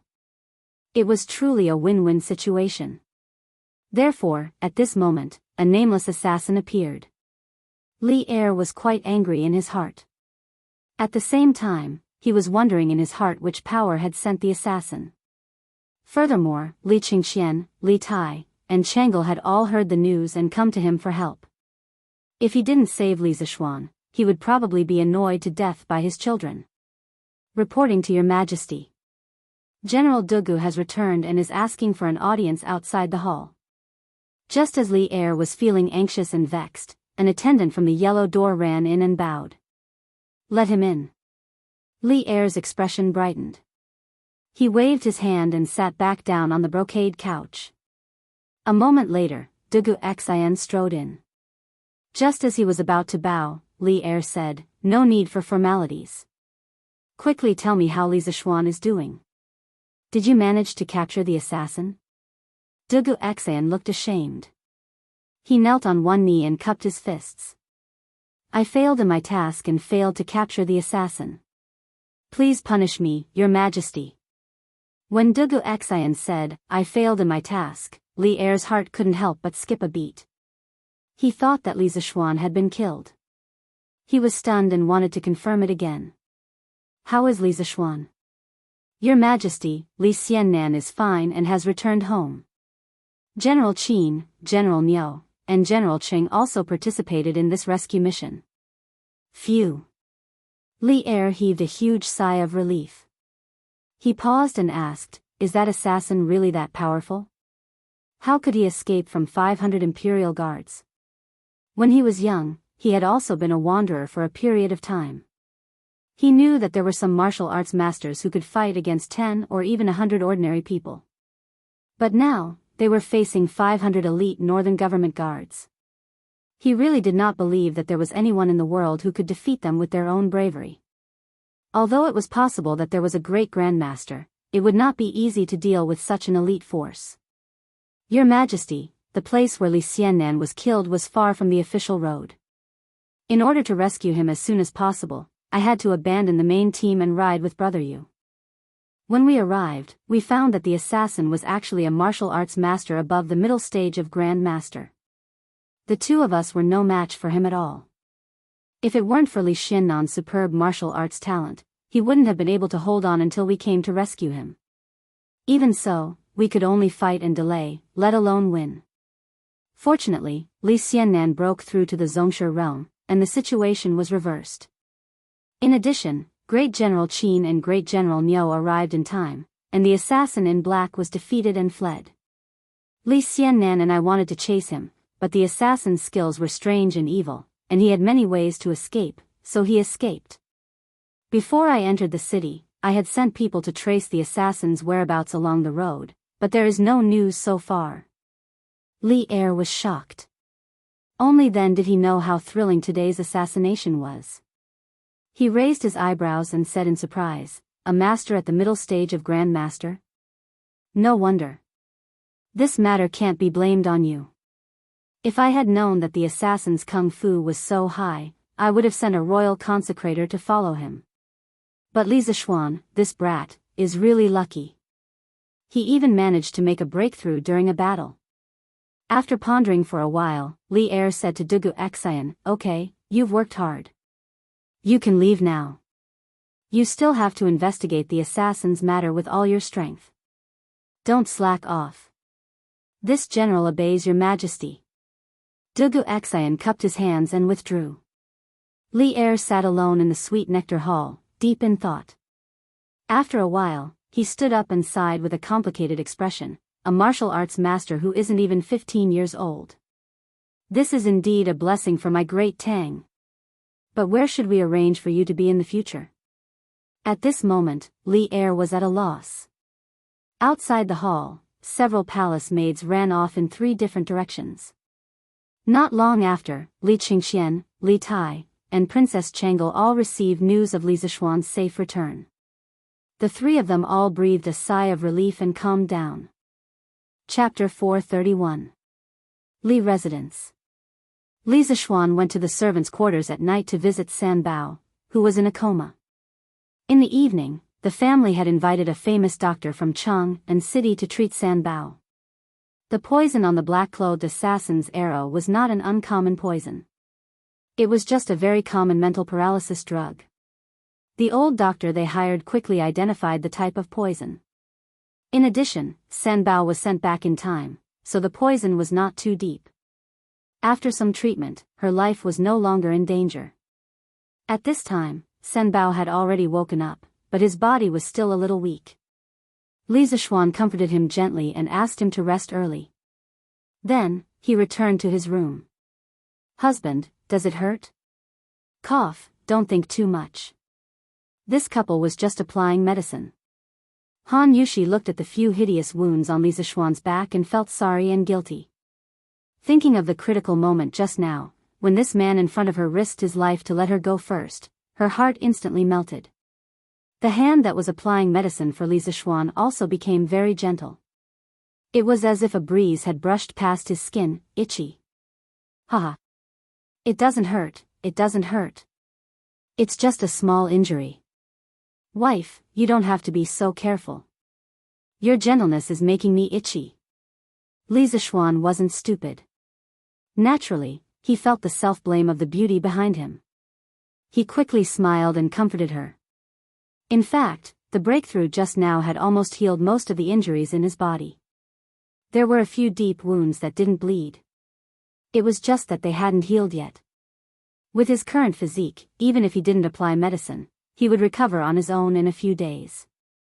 But how could Han Yushi sit by and do nothing? Once she returned to the room, she quickly helped Li Zishuan take off his clothes.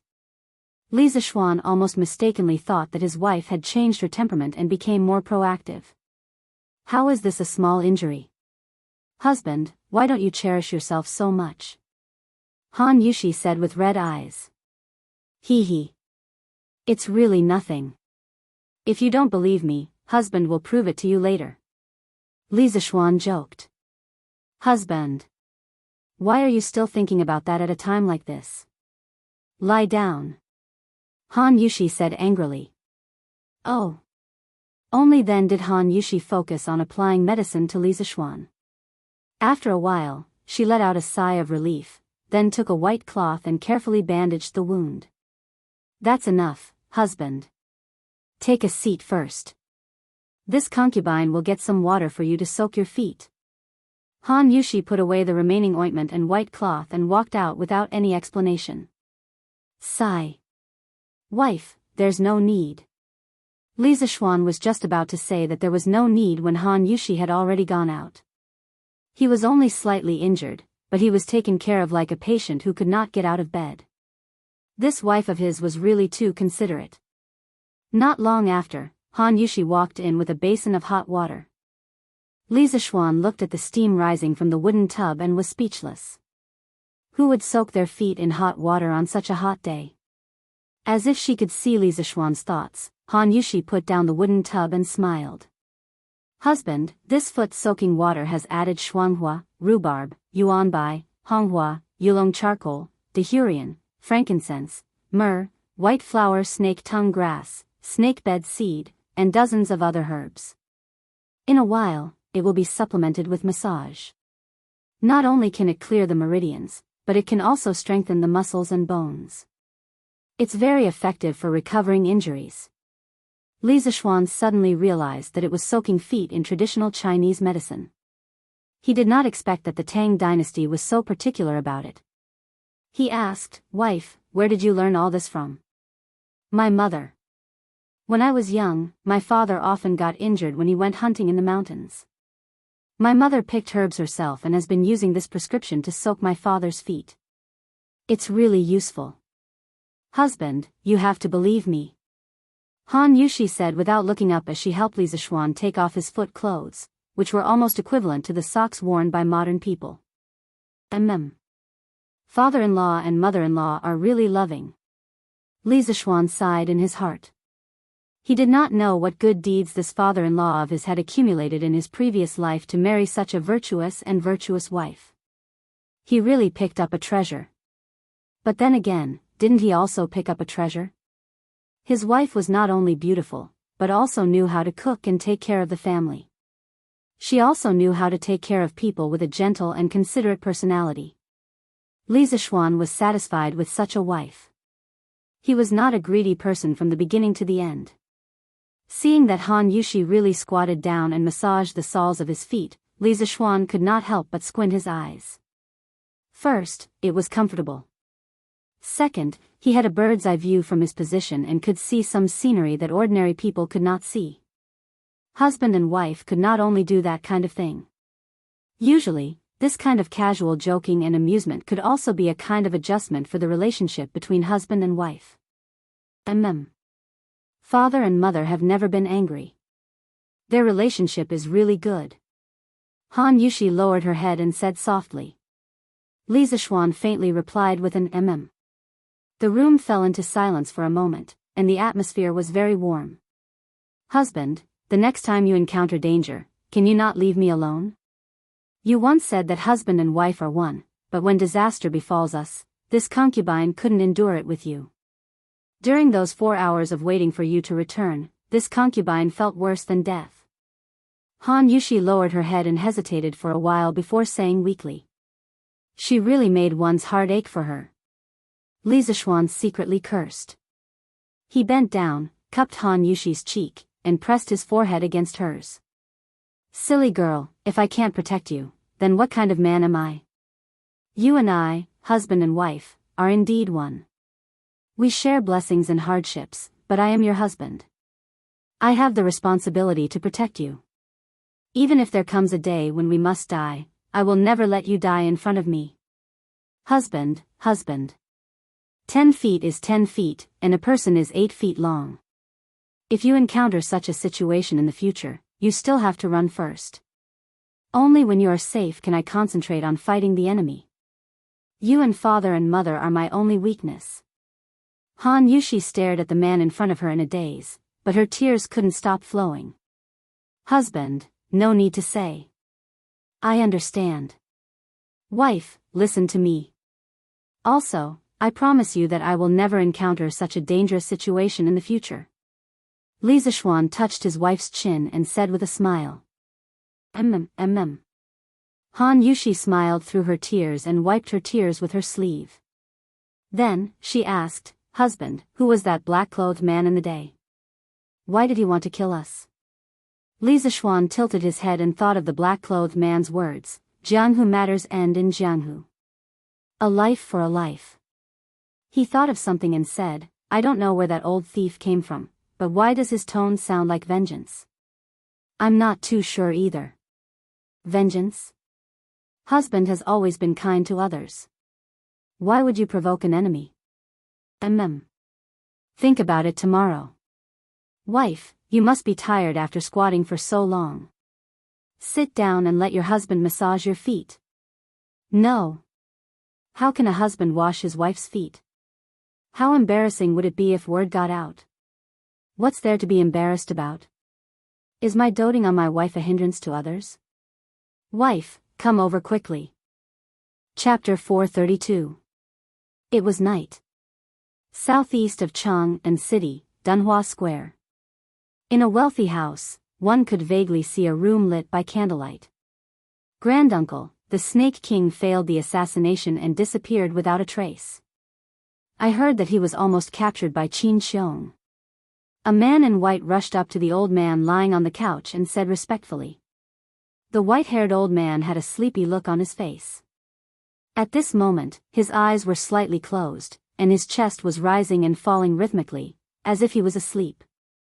After a long while, he finally opened his mouth and said, "Isn't he a very powerful Grandmaster expert? Why can't he even deal with a child?"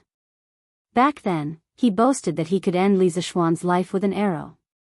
The young man cupped his hands and said, "Granduncle, the Snake King's martial arts cultivation is much higher than Li Zishuan's. According to common sense, the Snake King can finish him in an instant, but, no buts." The white-haired old man waved his hand weakly and said, "This old man doesn't understand these things about martial arts, and I don't want to understand. Trash is trash. Xianji, don't interact with this kind of Jianghu in the future, or you will be dragged down sooner or later. Granduncle is right. Xianji will remember it." The young man nodded and replied. "Well, tell your father to stop for a while. How can this old man not know what he is thinking? He is really short-sighted."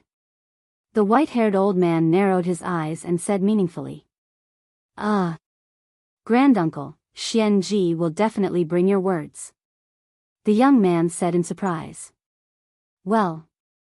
Are you still worried that the imperial court will find out about our scheme against Li Zishuan this time?" The white-haired old man picked up a cup of tea beside the couch and took a sip. Seeing the young man frown, he asked. "No, that's not it. We didn't ask someone to assassinate this time. The Snake King came to us himself. We just inadvertently revealed a piece of information to him. Now, even if the imperial court really comes to us, it has nothing to do with us." The young man shook his head. "Then Xianji, what are you worried about? The Snake King failed the assassination this time and was almost crippled. I am worried that he will hate us because of this." The young man frowned and said uncertainly. "Humph. How dare he? You're just a nobody from the Jianghu, yet you want to be a mayfly trying to shake a tree?" The white-haired old man opened his eyes wide and snorted. Then he thought for a moment and said, "This old man didn't have much hope in this assassination. It was more or less a test. It would be better if they could kill him, but if they couldn't, it would only mean that they couldn't deal with Li Zishuan by force. Therefore, they could try to use the civil way in the future. We can't stand out like a bird in the eye of the storm. But we can't let that brat destroy our foundation." The young man said in a daze, "Granduncle, where did this come from?" "Haha. That's your business. Xianji, you've been witty and smart since you were a child. You're much better than your father. I think highly of you. Think about it carefully. Once I think of a good idea, I'll tell Granduncle. The future of the clan depends on you youngsters." The white-haired old man chuckled. This old fellow was quite a hands-off shopkeeper. The young man wiped his sweat and hurriedly said, "Thank you, Granduncle. Xianji will seriously think of a way." "Okay, go ahead." The white-haired old man waved his hand and said. "Yes, Granduncle, rest early too. Xianji will take his leave." The young man cupped his hands and left. The white-haired old man on the couch was silent for a while. Then, he sighed and said, "It's time to talk to those old fellows. These people are short-sighted. If I don't give them some pointers, I don't know when they'll understand. Moreover, this matter isn't just about our family." The next morning, Li Zishuan was woken up early in the morning because someone from the palace came to ask him to attend the morning court. It should be related to the assassination yesterday, right? Great. I'll go take a look and see what Li Er can say. I'm considered a member of the imperial court, right? Old Li is also responsible for being assassinated near Cheng and city. Li Zishuan's heart was extremely daring as he fantasized. Under the care of Xiao He and Xiao Shi, Li Zishuan washed up and put on his court attire. Then, he ate a few mouthfuls of food and sat in the carriage to go to the palace. Dugu Xian had also taken away the arrows from the carriage yesterday. According to him, bows and arrows were considered restricted weapons among the commoners, especially the strong bow that the black-clothed assassin had used yesterday. It was likely that it had come from some armory. It was not the first time Li Zishuan attended the morning court. He was familiar with it. After entering the palace and arriving at the square in front of Taiji Palace, Li Zishuan realized that almost all the officials were present. He was considered late. He did not expect that after being a good student and obedient for a lifetime, in his previous life, he would become a little lazy and bad after coming to the Tang dynasty. After chatting with Qin Yaojin, Qin Xiong, and a few other military veterans, a chamberlain came out and shouted, "Officials, please enter the palace for the morning court." The clamorous civil and military officials immediately quieted down. They lowered their heads and strode into Taiji Palace with the imperial edicts in their arms. Li Zishuan's current position was a little awkward. Everyone knew that he had resigned from his position in the Imperial College. Now, he only had the title of Prince of Lantian County.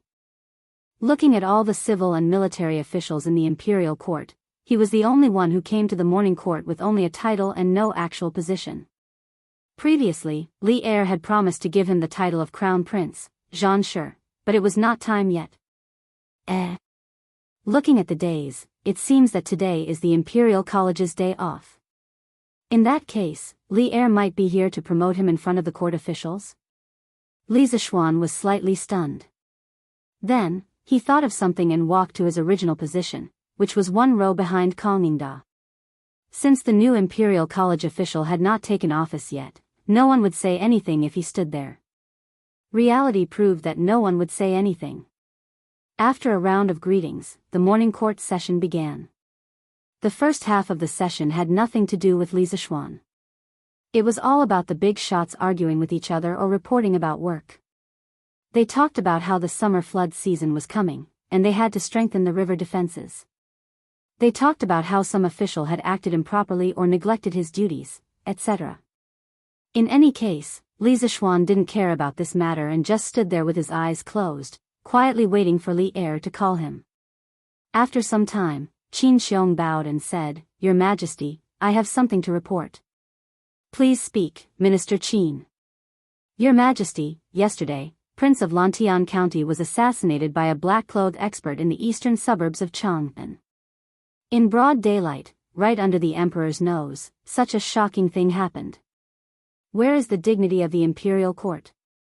This old subject beseeches your Majesty to conduct a thorough investigation and bring these audacious people to justice. Otherwise, the officials will only be in a state of panic and lose interest in the imperial court." Li Zishuan was energized. Qin Xiong was going to stand up for him. Chapter 433. Qin Xiong's words caused an uproar in the court. Some knew about yesterday's assassination, but most of the court officials did not know. After all, Li Zishuan and his group only returned to the city at night. Assassination was indeed a big taboo in the officialdom. There were not many officials who were not afraid of death. It was fine to use normal political means to exclude political opponents, but it was not okay to use assassination. This would cause public anger. Your Majesty, Duke Yi's words are correct. Assassinating a county official in broad daylight is truly shocking. This kind of villain must be severely punished. Moreover, we must interrogate him to see if there is anyone behind him who ordered him to do so. If there is, they must be severely punished. Fang Xianling stepped out and said seriously, "I second the motion. Punish the villain and find out who is behind this." Zhang Sun Wuji also stepped forward and cupped his hands. This was a matter of principle. As the head of the civil officials, he had to stand up and express his attitude. Since Fang Xianling and Zhang Sun Wuji had said so, what else did the other officials have to hesitate? One by one, they began to accuse the assassin and the mastermind behind the scenes. What was originally a peaceful morning court had suddenly turned into a denouncing assembly of civil and military officials. "Where is Magistrate Hua?" When the officials were almost done, Li Er looked down and asked in a deep voice. "I am here. I am guilty." Hua Wenjie, who had met Li Zishuan once before, came out and bowed to ask for forgiveness, sweating profusely. The officials of Chang and County and Wanyan County in Chang and City, as well as Lantian, Xinfeng, and more than 10 other counties outside the city were all under the jurisdiction of the magistrate. With such a major public security incident, he, as the magistrate, naturally had an important responsibility. Speaking of which, it could be said that Li Zishuan was his nemesis. Previously, Li Zishuan had brought Li Qingxian out to play. Because Chao Rui had eyes but failed to see and actually wanted to make a move on the crown prince, the Eastern Palace guards had dragged him over. Li Qingxian had personally criticized Wanyan County's governance issues. At that time, he had been scared to death. He did not expect that in just a few months, Li Zishuan not only had a title, he, a rank 3 magistrate, did not have a title. It was really infuriating, but he also caused an even bigger incident. Hua Wenjie secretly said, bitter. Although this matter could not be blamed on Li Zishuan, he still felt bitter in his heart. Of course you are guilty for such a villain to appear in the capital. However, I will give you a chance to atone for your crimes. You must catch the assassin within 10 days. Even if you can't catch him, you must at least find out where he came from. Li Er's hawk-like sharp gaze pierced Hua Wenjie's sweaty face as he ordered in a deep voice. This old subject accepts the decree and thanks you for your grace. Hua Wenjie had a bitter expression on his face. Li Er's mission was extremely difficult. He had heard a little about yesterday's assassination attempt. Even Gudu Xian was unable to deal with a martial arts expert. Asking him to investigate and capture the culprit was truly an impossible task. We will have Gudu Xian lead a group of Imperial Army soldiers to assist you in your investigation. No matter how powerful that assassin's martial arts are, he cannot be allowed to get away scot-free. Li Er understood Hua Wenjie's difficulty and added. Many thanks, Your Majesty. Hua Wenjie clasped his hands in thanks and then withdrew. Li thought for a moment and said, there is another matter today. There is one more matter today. Li Zishuan has submitted his resignation from his post at the Imperial College. However, ever since we ascended the throne, we have always prioritized talents. Talented and virtuous people must be put to good use. Li Zishuan's paper machine, unique culture, and the Great Tang Dictionary must be known by all of you. These things are extremely beneficial to the education of the people of our Great Tang. It is very likely that in a few decades, scholars will blossom all over our Great Tang.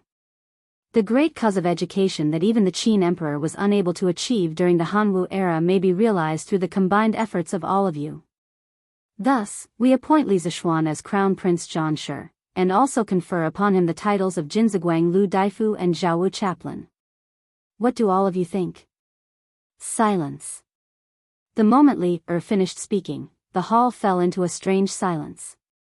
The officials were stunned for a moment and then looked at each other, not knowing what Li Er was up to. Li Zishuan was also somewhat confused. What did old Li mean by this? Was he trying to stir up trouble? What the hell was Zhaowu Chaplain? Your Majesty, this subject has an objection. How could the old flame Wei Zheng let go of such a good opportunity? He flicked his sleeves and angrily cupped his hands. What objection does Minister Wei have? Li Er raised his eyebrows and asked unhappily. Wei Zheng was not afraid of Li Er. He nonchalantly cupped his hands and said, Li Xiannan has indeed contributed to the education of our Tang dynasty, especially the Tang dynasty dictionary. This book really has a profound meaning. Your Majesty conferred upon him the title of Crown Prince Jianghu. Although it is a little out of line, it is understandable. If Li Xiannan can guide the crown prince to be diligent in his studies, it will also be a blessing for our Tang dynasty. But Jinziguang Lu Daifu is too much. A Jinziguang Lu Daifu who is not even 15 years old, not only does it not exist in our dynasty, it has never appeared in all of the dynasties. Li Xiannan is indeed talented, but this subject believes that it is not advisable to rush the seedlings to help them grow. In addition, Li Xiannan has not made any contributions in the military. Why would your majesty confer upon him the title of Jianghu chaplain? Although this is only a rank 6 military officer, it is unreasonable to confer upon someone who has nothing to do with it. I implore your majesty to reconsider. Although Wei Zhang's argument was not intense, it was reasonable. Even Li Zishuan himself felt that this old fellow's words were reasonable, not to mention the other ministers. Minister Wei's words are reasonable. This old subject also implore your majesty to reconsider. Fang Xianling stepped forward and cupped his hands in agreement. This subject agrees, your majesty to reconsider. Zhang Sun Wuji also stepped forward and cupped his hands in agreement. Bullshit. Old Wei Zhang, what nonsense are you talking about? When the other ministers also wanted to step forward to agree, Qing Yaojin stepped forward and pointed at Wei Zhang and scolded, just because Xiao Xian is young, you say that he is not worthy of this Jinziguang Lu Daifu? What a joke. Since when did the imperial court choose officials based on age? Why don't I, old Cheng, know about this? His Majesty just said that it is based on ability. You have read more books than me, old Cheng. Do you understand that it is based on ability? Do you know what it means to be based on ability? Qing Yaojin was aggressive and his spittle was all over Wei Zhang's face. The worst thing was that this old fellow ate garlic in the morning and Wei Zhang almost fainted from the smell. Qing Jijia, don't go too far. What this old man said is reasonable and reasonable. It is based on the facts, not the person.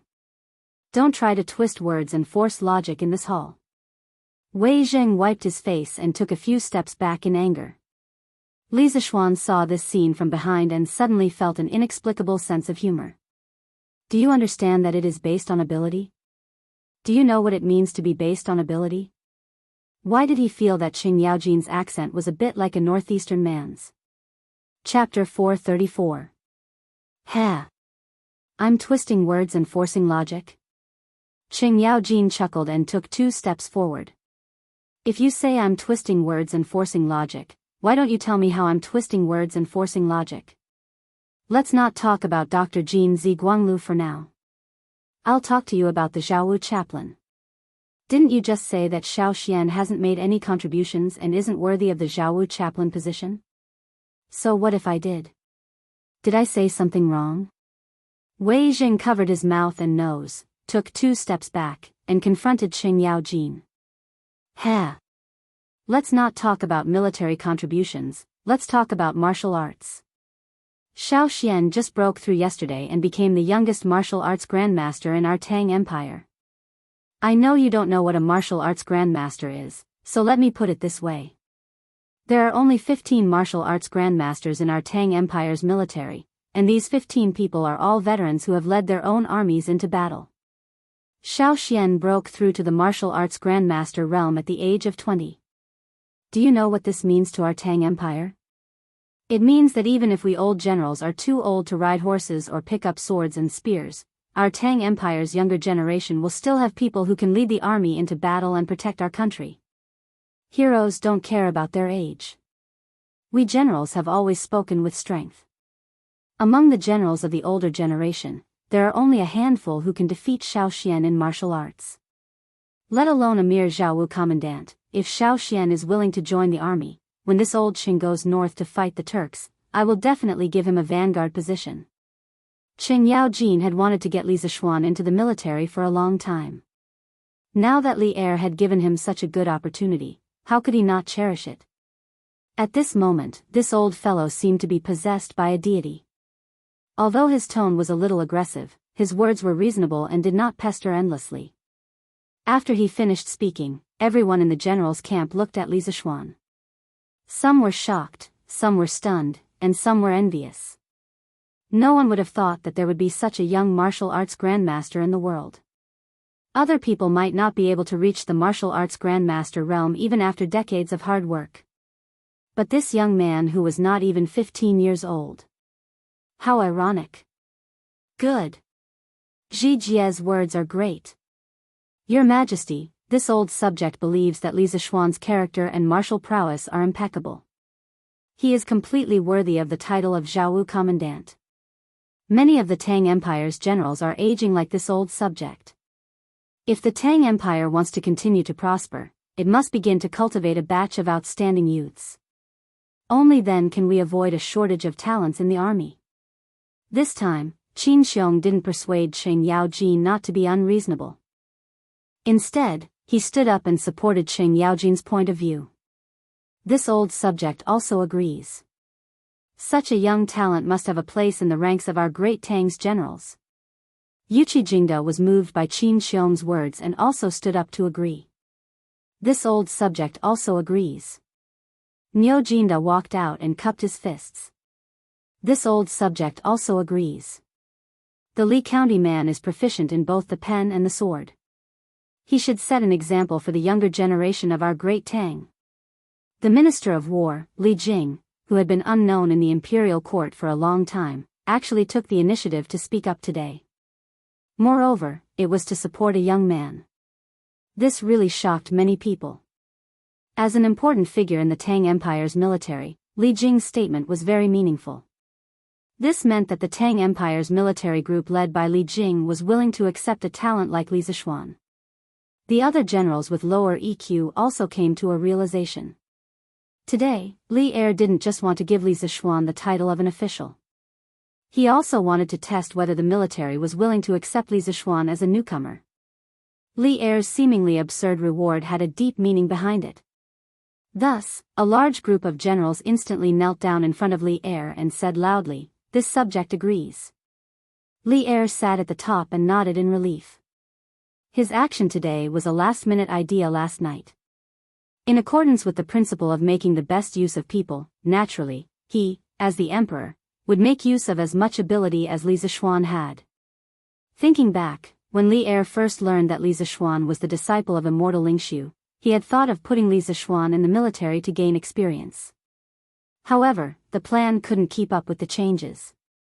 Li Zishuan's profound knowledge was no less than his martial arts accumulation. Li Er first put him in the Imperial College to teach and educate people. He really didn't expect that he had made many achievements in the academic field. Yesterday, when he heard that Li Zishuan had broken through to the Grandmaster level at the young age of 20, Li Er couldn't help but think of his original intention. In addition, what Qin Xiong said was indeed reasonable. The Tang Empire's military was indeed in a state where there was a shortage of young people. Looking at the next generation of all the generals, there were only a few who had made a name for themselves. The rest were mostly ignorant and incompetent people who wandered around the brothels. There was no one who could compare to Li Zishuan. Most importantly, Li Zishuan had always had a good relationship with the military. It was relatively easy to integrate him into the military. Thus, the most bizarre combination of contradictions in the history of the Tang Empire came into being. He had both a civil and a military title. Moreover, he had a noble title that couldn't be distinguished between the civil and military titles. It was really bizarre. At this moment, the line between civil and military was becoming more and more blurred on Li Zishuan. Li Er also wanted to give Li Zishuan a military title of a higher grade. However, as Wei Zheng had said, Li Zishuan had not made any military achievements. It was already good enough to give him a military title. Fortunately, he didn't give him a high grade because it was only a grade 6 military title. Wei Zheng was arguing. If the grade was higher, wouldn't Wei Zheng dare to tear down the Taiji Palace? Since that's the case, it's decided. Li Zishuan, we and the officials have high hopes for you. In the future, you must be cautious and conscientious and be a good example for the younger generation of the Tang Empire. You must not be as lazy as before. Do you understand? Li Er made the final decision and said in a deep voice. However, when the officials heard these words, they all felt that it was strange. Why did it sound like an elder lecturing a junior? Could it be that the emperor had something to do with this child? Some of the old men who liked to gossip couldn't help but look at Li Zishuan and Li Er's faces. The fire of gossip in their hearts burned fiercely. "Ah, Your Majesty, I haven't agreed. I accept the decree and thank you for your kindness. Thank you for your guidance." Li Zishuan was dumbfounded. *CK, this group of people discussed, but they didn't ask for his opinion. What the hell was this? He actually didn't want to accept this military title. As the saying goes, it's easy to get in but hard to get out. Although the grade of the Jianghu chaplain was low, the significance it represented was not low at all. Once he accepted it, he would be labeled as a general in the future. When the time came to fight, people would definitely think of him. Li Er's move was really sinister. Li Zishuan felt that he had been tricked. Just as he was about to say that he didn't agree, Li Er's sharp gaze swept over him. Li Zishuan immediately changed his words because he saw a strong sense of danger in that gaze. Damn it, a wise man knows better than to fight when the odds are against him. I'll take it first. Chapter 435. Li Zishuan's unwillingness to accept a military post wasn't because he was cowardly or unwilling to go to the battlefield to protect the country. When the Great Tang needed him, he would naturally be duty-bound to go to the battlefield. However, the Great Tang had so many awesome generals that they didn't need him at all. He just wanted to live a peaceful and sweet life with his wife. Cough cough, in the end, he was just lazy. The curved plow and compass that Li Zishuan created previously promoted farming and made it very convenient for Li Shaogong to lead the fleet out to sea. I originally wanted to transfer him to the Ministry of Works to create more tools that would benefit the country and the people. However, Li Zishuan told me that he wanted to establish an academy named Yanhuang. He wanted to pass on his knowledge of inventing new tools to more people. I think this is a good move. What do you think? With the cooperation of the military generals, Li Zishuan was successfully promoted to an official post.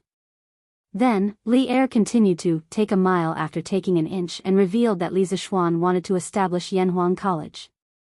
He brought this matter to the imperial court so that Yanhuang College would face less resistance in the future.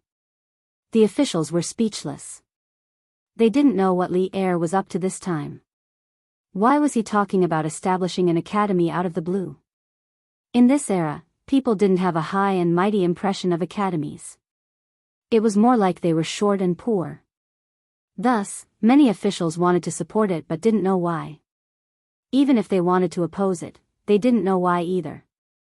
But then again, in today's imperial court, Li Zishuan's matters really came one after another. This brat was about to become the main character of the imperial court. Your Majesty, I'm afraid the national treasury doesn't have any money left to establish an academy for Li Xianxia. At this moment, an elegant white-haired elder in purple stepped forward and cupped his hands. It was the current Minister of Civil Affairs, Xiao Yu. Yes, that's right. At this time, the Ministry of Revenue wasn't called the Ministry of Revenue. It was called the Ministry of Civil Affairs. In the beginning of the Sui dynasty, it was called Duji. In the third year of founding emperor, it was changed to Min Division, and the dynasty followed suit. In the 23rd year of Zhengguan, which was actually the first year of Yonghui, it was changed to the Ministry of Revenue. In the first year of Ming Qing, it was changed to Duji. In the second year of Long Shua, it was changed to Siyuan Taichangbo. In the first year of Xianheng, it was reverted to the Ministry of Revenue. In the first year of Guangzhai, it was changed to Diguan Shangshu. In the first year of Shenlong, it was reinstated. Xiao Yu's wife was Empress Dugu's niece. Li Yuan was Empress Dugu's nephew. Li Yuan and Xiao Yu's wife were cousins. Back when the two of them were officials in the Sui dynasty, they had a very good relationship. Therefore, not only did this guy do well in the Sui dynasty, he was also the Minister of Civil Affairs and the Prime Minister. He also did well in the Tang dynasty. He was once again the Prime Minister and the Minister of Civil Affairs. Xiao Yu was the only Prime Minister of the previous dynasty who was still active in the center of power until Zhengguan's death. However, there were also 6 ups and downs. That is, 6 times he had to pay his respects to the Prime Minister, 6 times he was removed from his position as prime minister, and even his title of nobility was stripped and he was exiled from the capital. However, the prime ministers of the Tang dynasty weren't very valuable. At least, they weren't as powerful as the later generations. That was because the Tang dynasty implemented a group of prime ministers system. During Gaozu's time, there were 16 prime ministers. During Taizong's time, there were 29 prime ministers. During Gaozong's time, there were 47 prime ministers. During Wuzhou's time, there were as many as 78 prime ministers. Therefore, the power of a prime minister at this time wasn't as great as people thought. However, although that was the case, it was still very impressive to be able to become a prime minister.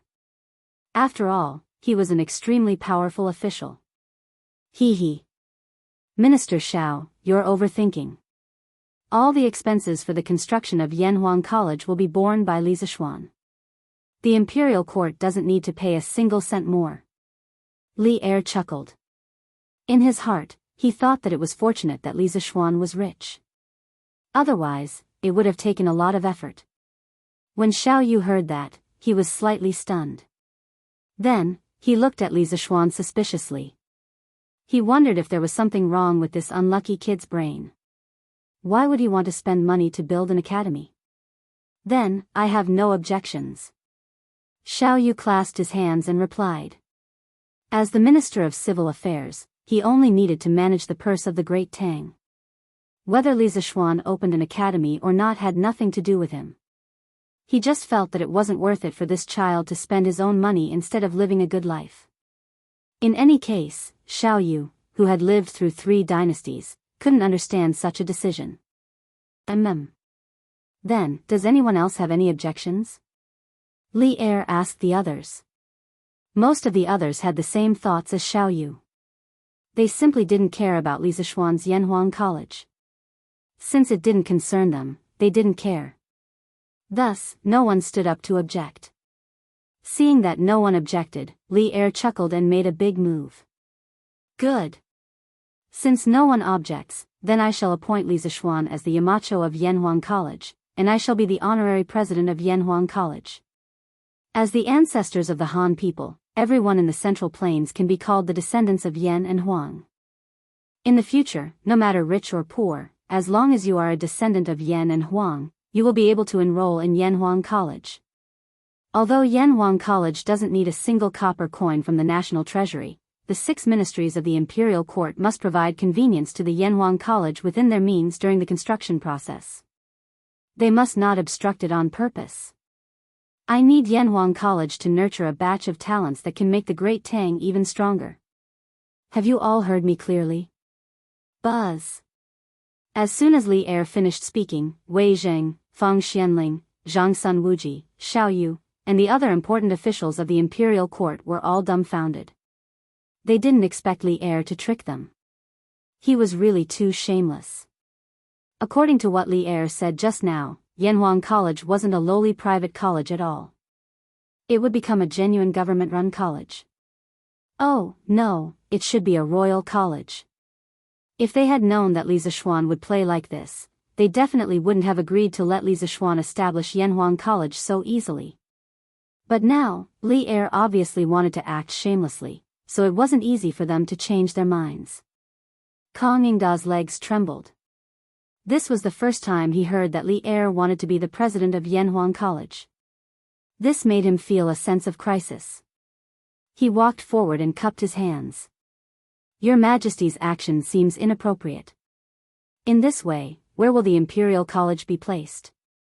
The other officials also focused their attention. What Kong Yingda said was indeed a very serious problem. Since Li Er attached so much importance to Yanhuang College, as the holy land of Confucianism, what should the Imperial College do? The problem now involved the battle of orthodoxy. As the orthodox school, Confucianism had been deeply rooted in the people's hearts. It could be said that all the civil officials in the hall benefited from Confucianism. They wouldn't allow Li Er to abandon Confucianism and seek refuge with other schools of thought. Of course, Li Er knew the seriousness of this problem.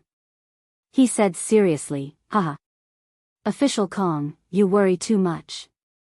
The Imperial College has been sending a large number of talents to the Imperial Court all these years. Its position is unshakable.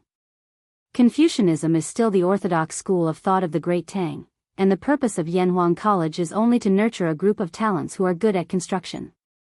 The two don't conflict. Chapter 436. Inside the Taiji Palace. Li Er purposely explained that the purpose of Yanhuang College was to provide talents for the Ministry of Works.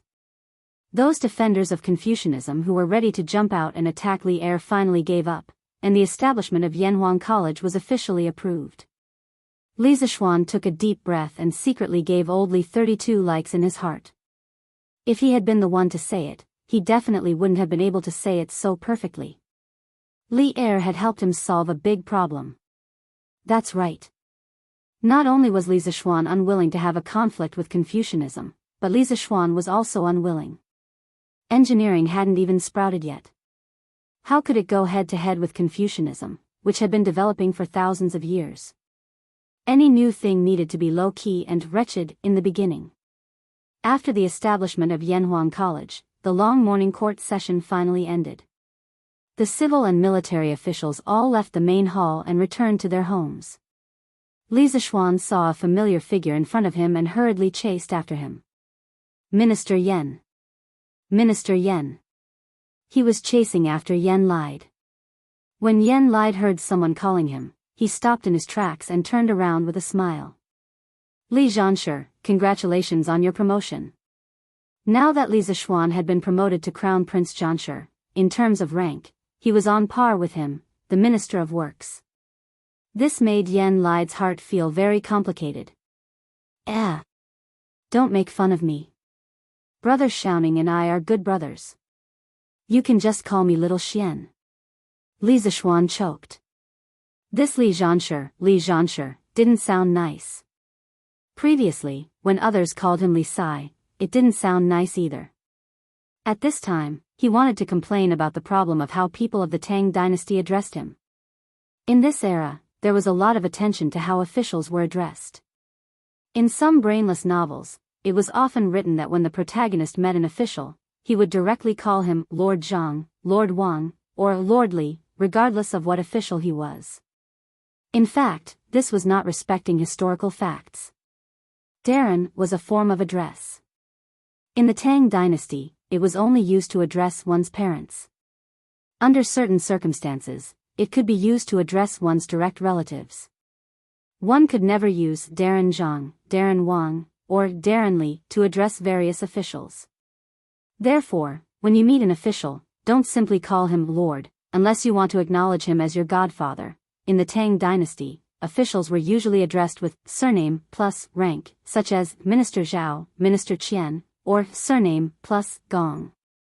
For example, when you met Fang Xianling, you could say, Good Minister Fang, and when you met Wei Zheng, you could say, Lord Wei.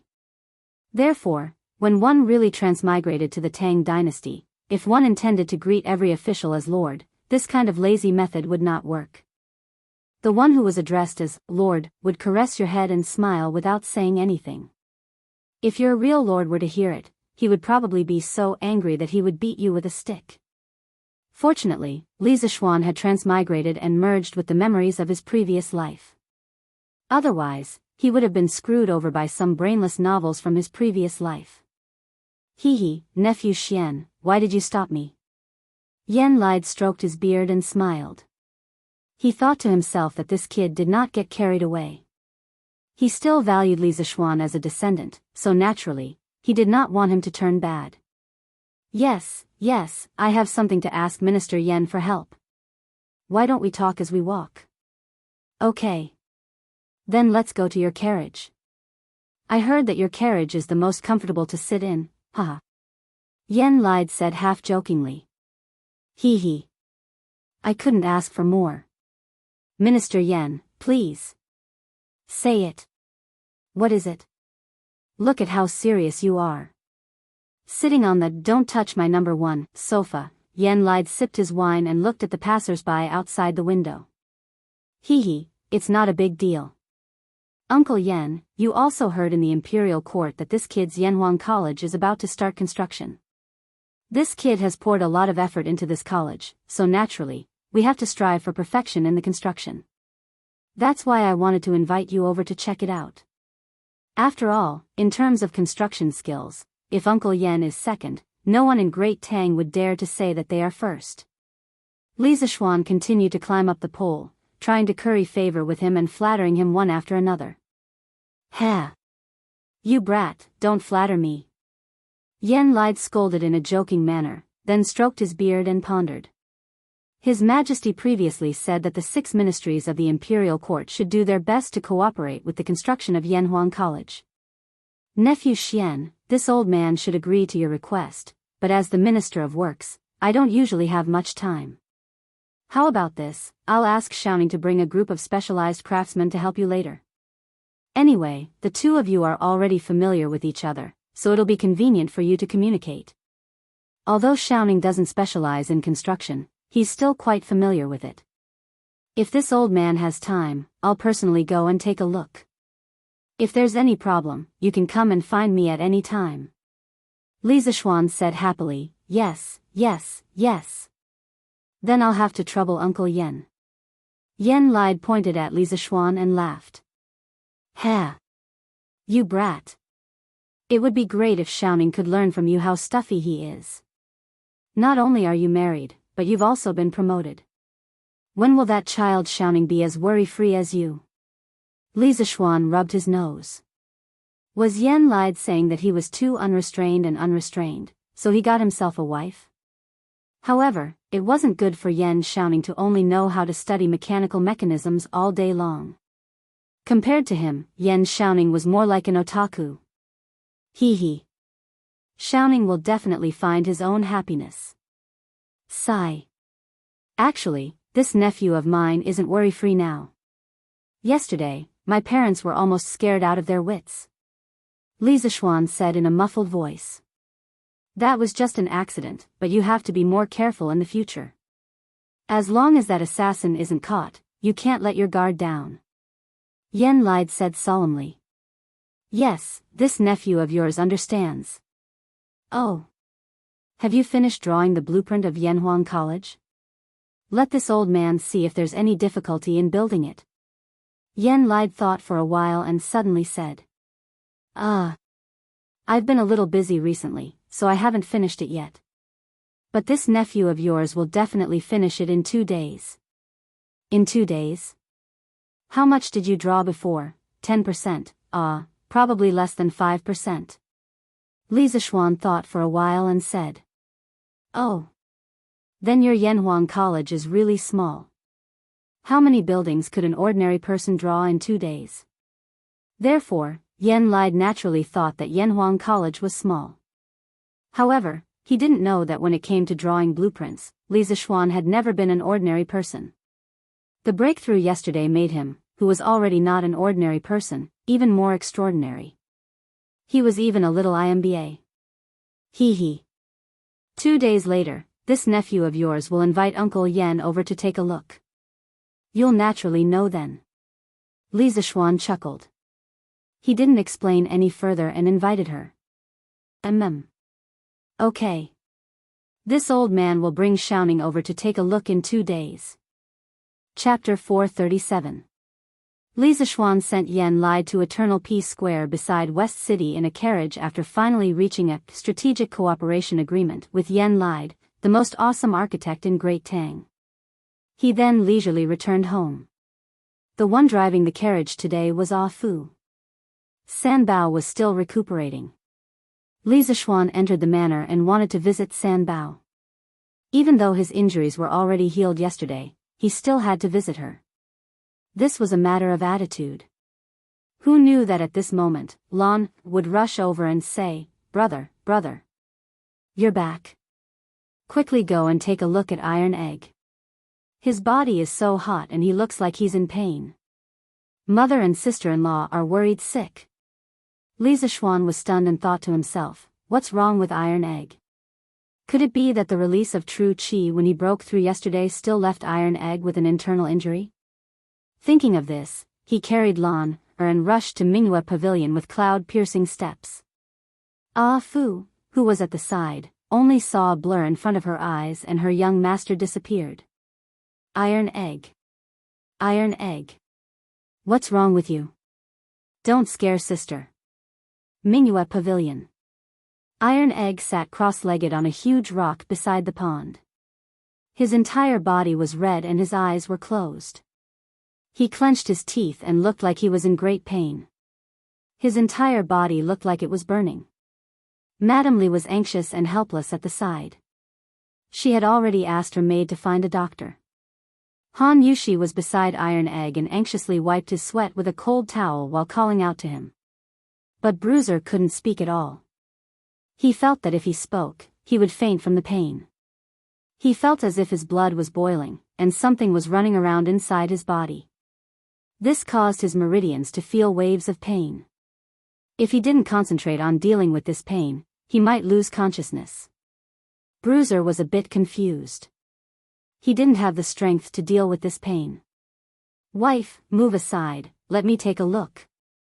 Li Zishuan flew to the side of the huge rock and felt a weak true chi vibration. He immediately pulled Han Yushi away and sat behind Iron Egg. Husband, you're back. That's great. Look at Iron Egg, he became like this after his morning exercise. Han Yushi said excitedly as if she had seen her savior. Wife, don't be anxious. Let me take a look first. Li Zishuan held the Iron Egg's back with one hand. A wisp of Daoist genuine qi, as thin as a needle tip, entered the Iron Egg's meridians and began to flow slowly. You actually have true qi? Li Zishuan raised his eyebrows and exclaimed. Husband, how is it? Yeah. Little Xian, what happened? This child has been in pain for a long time. Han Yushi and Mrs. Li hurriedly went forward and asked. Li Zishuan withdrew his true qi, stood up and said, Mother, Yushi, Iron Egg is fine, he is just about to break through, hee. This kid's hard training for the past few months wasn't in vain. Breakthrough? Wasn't he sick? Look at Iron Egg's expression, he seems to be in pain. Mrs. Li said in disbelief. Han Yushi also looked at him anxiously. Li Zishuan smiled and said, Mother. People who practice martial arts break through realms like this. Iron Egg's current pain is something that many people can't even ask for. You and Yushi can go about your business first. Let me take care of this. If there are too many people, it will affect Iron Egg's breakthrough. Don't worry, Iron Egg will definitely be fine. Although Mrs. Li didn't understand the common sense of martial arts practitioners, she still understood the general meaning. She pulled Han Yushi and said, Yushi, let's go out first. Little Xian is here. Lan, let's go, you also go out with mother. Mother. Han Yushi replied. Then, she glanced at Li Zishuan and Iron Egg. Li Zishuan gave her a reassuring hand gesture. Only then did she feel relieved. Lan blinked and asked, Brother. After Iron Egg breaks through, will he become as powerful as brother?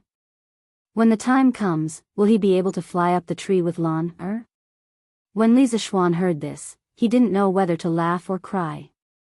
He rubbed the little girl's braids and said, You can ask him later. For now, let's go out and play. Oh. Calm down and try to control the 3 tadpole-like true qi in your body. When you can really control them, you will be able to draw true qi into your body.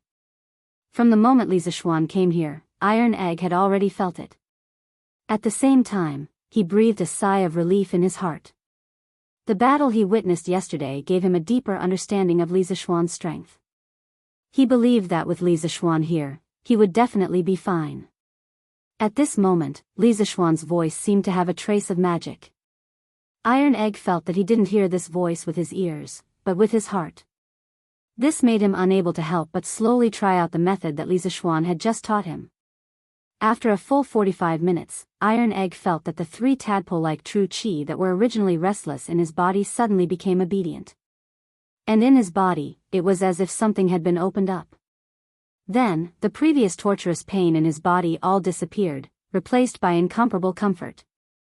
Huff. Thank you for your guidance, Master. Iron Egg felt that all the pores in his body seemed to be crazily breathing fresh air. Every part of his body was full of vitality, and his body seemed to have become lighter. He couldn't help but let out a sound of comfort. After a while, he remembered that Li Zishuan was beside him, so he hurriedly greeted him. Haha. It's good that you're fine. By the way, how did you suddenly break through? Li Zishuan asked curiously. Logically speaking, Iron Egg's speed of drawing true qi into his body was definitely not fast. There were many people in the world who were faster than him. Li Zishuan was just very interested in the reason why this child suddenly broke through. Iron Egg thought for a moment and said, Master, when I was lying in bed last night, I couldn't help but recall the battle between Master and the black-clothed assassin in the evening. Even when I was asleep, I couldn't help but recall it in my dreams. This morning, I did my morning exercises according to Master's plan as usual. I didn't expect that when I was running, I suddenly felt my blood boiling halfway. My body also started to hurt. Oh. I see. Iron Egg, you can give it a try. Let's see if a warrior who can draw true qi into his body is much stronger than before. Li Zishuan patted the back of Iron Egg's head and said with a smile. Yes, Master. Iron Egg responded excitedly, then ran to an open area, ready to show off his martial arts skills. All children love to play. Bruiser didn't have much time to play because he had been urged by Li Zishuan for a long time. Now that he had officially stepped into the ranks of martial artists, how could he not use his martial arts to play and make a fuss? How could that be justified? Chapter 438. Master. My strength is more than 3 times greater than before, and my speed is also faster. Now, I can finish my morning run in less than an hour. Li Mansion, Mingyue Pavilion. Iron Egg ran to Li Zishuan and said excitedly. He had just played a few moves in the yard to test his strength and speed. He immediately discovered that his physique had undergone an earth-shattering change. In the past, his strength was at most a little stronger than children of the same age. But now, in terms of strength, he did not lose to an ordinary strong man. Oh. Is that so? Then Iron Egg, you will double the amount of training every morning from now on. Li Zishuan sat on the stone bench and said casually. Iron Egg suddenly wanted to slap himself in the face. How dare he get carried away and talk nonsense, but since Li Zishuan had said so, he could only accept it. Yes, Master. Oh. You brat. Master is doing it for your own good. With your current physique, you can definitely withstand this amount of training.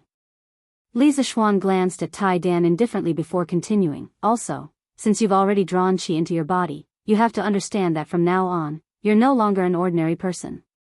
You're a martial artist. Heroes use martial arts to break the rules. In the future, you must not rely on your martial arts to bully the weak. Of course, if someone bullies us, we will bully them back twice as much. Do you understand? Iron Egg said seriously. Master, rest assured, Iron Egg understands. Li Zishuan nodded and said earnestly, that's right. Well, good. After drawing the qi into your body, you can't slack off. You have to cultivate diligently. When the amount of true qi in your body increases, you can try to use this true qi to temper your body. In addition, you can't put all your energy into martial arts. Master's engineering is about to be fully developed in Yanhuang College, so Iron Egg, you still have a lot to learn. Master hopes that you can learn both civil and martial arts. Yes, Master. Iron Egg will do his best to learn. Only by suffering the hardest of hardships can one rise to the top. Iron Egg, you will suffer a little now, but 10 years later, you will definitely not regret your efforts today. Alright, let's go over there. I'll teach you a set of fist techniques and a set of sword techniques. If you practice more in the future, you'll benefit a lot. Li Zishuan planned to teach Tai Chi and Tai Chi sword to Iron Egg, because with his disciple's current strength, he could only practice one of the 9 Taishian swords, which was not very powerful. It was better to teach him Tai Chi, which could be used to defend himself in a critical moment. Besides, now that Iron Egg had true qi in his body, he should be able to practice Tai Chi more easily. Thank you, Master. Hearing this, Bruiser cheered excitedly. He had been waiting for this day for a long time. For the past few months, he had only been bitterly cultivating his internal strength in order to draw qi into his body. He hadn't learned the slightest bit of martial arts moves from Li Zishuan. Now that he could finally learn some moves, how could he not be excited? Husband, your Tai Chi seems to be a combination of hardness and softness. Can I practice it? It was almost noon by the time he taught the complete version of Yang's Tai Chi and Tai Chi sword techniques to Iron Egg. Today happened to be a good day for his promotion, so the lunch was very rich and lively. After lunch, the couple returned to the west courtyard for a break. Han Yushi suddenly asked. Li Zishuan was surprised and said, "Why do you ask? Do you want to be a martial arts master like me?" No. Han Yushi looked a little embarrassed and said, "I just want to learn some self-defense skills. If I encounter any accidents in the future, I won't be a burden to you, Master." Oh. Li Zishuan nodded. It was difficult for Han Yushi to become a master since she had just started practicing martial arts at her age. After all, her body had already been fixed, and there was no martial arts that could help her get started easily. However, Tai Chi should be quite suitable for people who had no martial arts foundation to practice. If my wife wants to practice, of course you can. At the very least, Tai Chi can strengthen your body and prevent you from getting sick and suffering less in the future. Well, how about this? Starting tomorrow morning, I'll get up early every day to practice Tai Chi with my wife and Xiao He and the others. Li Zishuan's eyes lit up and he blurted out. He suddenly thought of his wife's weak body. It would be very dangerous for her to give birth in the future. Because the medical conditions in this era were too poor, if anything happened during the birth, it would all depend on fate. He was not an obstetrician in his previous life. Of course, there was no good way to deal with this kind of situation. The only thing he could do was to give Han Yushi some martial arts foundation in advance. When her body was better, it would be much less dangerous for her to give birth. If it were not for the fact that he did not have any Nigong mental cultivation methods suitable for women, he would have taken Han Yushi to practice Nigong. Yes. I don't have anything to do in the morning. But can you get up early every day? Han Yushi nodded happily. Suddenly, she looked at Li Zishuan suspiciously and asked. Hey! Wife, you're looking down on me. As long as you don't make your husband too tired at night, your husband will definitely be able to get up early in the morning. Hee. Li Zishuan said naughtily with a cheeky smile. Ah. Husband, how can you be so shameless? In the afternoon, Li Zishuan was in the study. He spread out the rice paper and prepared to draw the architectural design of Yanhuang College with peace of mind.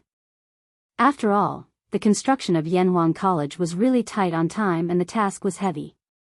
In the past, he might have been a little lazy, but today, Li Er took this matter to the imperial court and announced it in public. He had to pay more attention to it.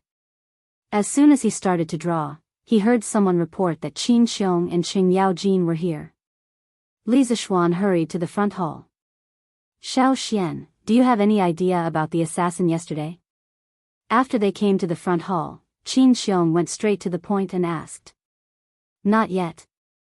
Uncle Qin, do you have any clues? Qin Xiong shook his head and said, I didn't even have time to fight with the assassin yesterday. How would I know where he came from? But Xiao Xian, you fought with him for so long. Based on his martial arts, can't you find some clues? Li Zishuan said that Qin Xiong's thinking and ideas were very good, but he was just a newbie in the martial arts world. He said gloomily. Uncle Qin, although I've learned martial arts for so many years, the number of times I've fought with others can be counted on one hand. I really can't tell the other people's martial arts apart from them. Qing Yaojin and Qin Xiong looked at each other speechlessly. They didn't expect that there would be such a weird martial arts master in the world. Qin Xiong was silent for a while, then said, Xiao Xian, it seems that you don't have enough combat experience. If you have time in the future, you can go to the army to gain experience. Also, there is no lack of martial arts experts among the generals of the Tang Empire. You can also go and ask for advice. Lack of combat experience is very disadvantageous. Chapter 439. In the main hall of the Li residence. Qin Xiong's words made Li Zixuan fall into deep thought. Compared to the two veterans in front of him who had experienced hundreds of battles, he was indeed a fledgling brat. Although he was now a martial arts grandmaster, his actual combat experience was really too lacking. Yesterday, he was able to entangle with the black-clothed assassin for so long purely by luck. But how could there be so much luck in life? Uncle Qin is right. When the time comes, I'll have to trouble you to introduce this nephew to them. Li Zixuan cupped his hands and said. Haha. You don't need to go through so much trouble. If you want to find someone to fight with, just come to me. Qing Yaojin patted his stomach and laughed. Qin Xiong was speechless. Qing Yaojin didn't act like an elder at all. After the three of them laughed for a while, Qin Xiong returned to the topic. Xiao Xian, I've heard of the move that the assassin used when he escaped yesterday. Li Zixuan paused for a moment and said, Uncle Qin, are you talking about the blood rain of 7th cultivator of virtue? Yes. Qin Xiong stood up and said with his hands behind his back, it is said that there is a rare poisonous snake in Miaojiang called the snake of 7th cultivator of virtue. It has 7 heads and is extremely poisonous. As long as one of its heads bites, it will immediately kill. The assassin's last move, the blood rain of 7th cultivator of virtue, was probably practiced with the blood of this poisonous snake.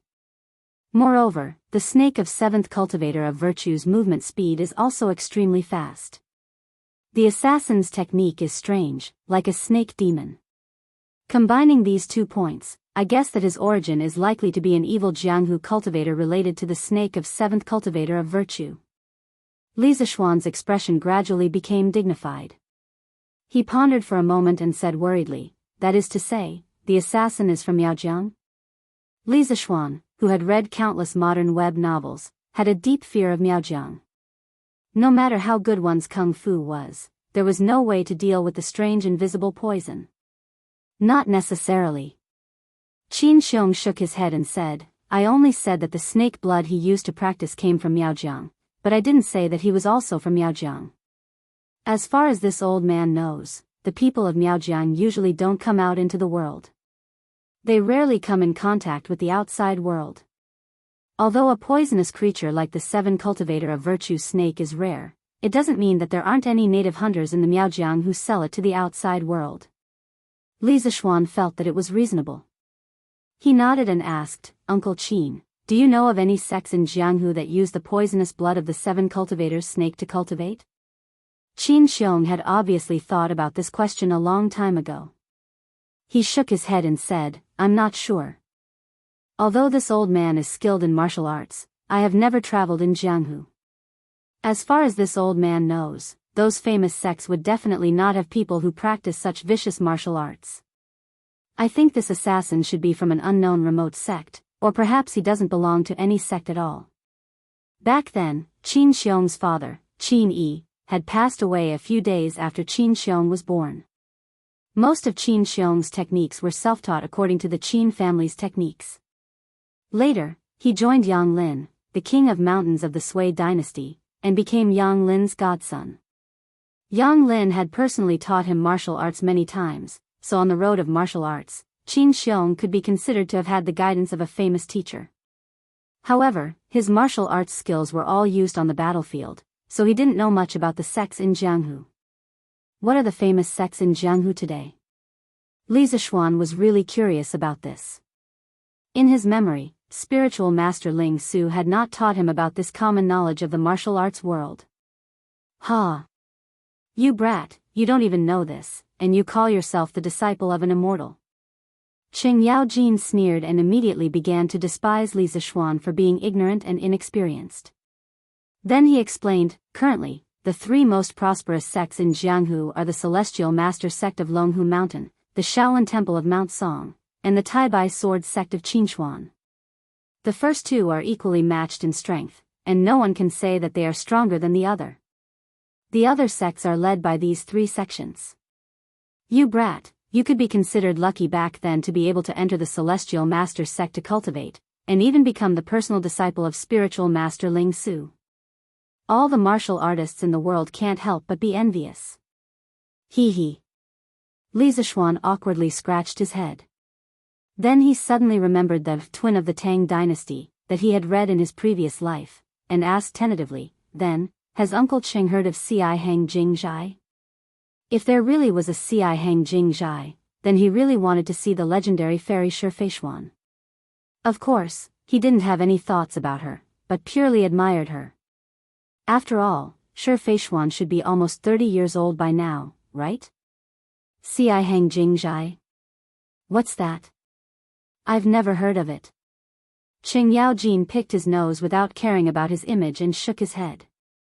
Then, have Uncle Qing heard of the Jingnian Zen sect, the Yin Sunflower sect, the Flowery sect, the Devil Image sect, the Butian Pavilion, and the Flying Horse Ranch? No. Then, have Uncle Qing heard of the Wudang sect, the Amei sect, the Chuanjin sect, the Qingqing sect, and the Huashan sect? No. Little Xian, where did you hear about these sects? Qing Yaojin's expression became more and more strange. The names of these martial arts sects that Li Zishuan mentioned sounded very real, and didn't seem to be fabricated at all, but why hadn't he heard of any of them? Could it be that he was too ignorant and inexperienced? Qing Yaojin began to doubt his life at this moment. Ugh. It's nothing. I just saw it in an unknown novel. It's all nonsense. Cough, cough. Nonsense. A trace of embarrassment also appeared on Li Zishuan's face. The current martial arts world seemed to be a little different from what he had imagined. Why did it feel so withered? Yes, it was withered. In fact, the Tang dynasty could be considered as the origin of martial arts, but it was only the origin. The Shaolin Temple was the most prominent example. According to historical records, the Shaolin Temple was built in the Northern Wei dynasty and flourished in the Tang dynasty. However, the prosperity of martial arts began in the Song and Ming dynasties. Most of the famous sects that could be checked in the history were also established in the Song dynasty.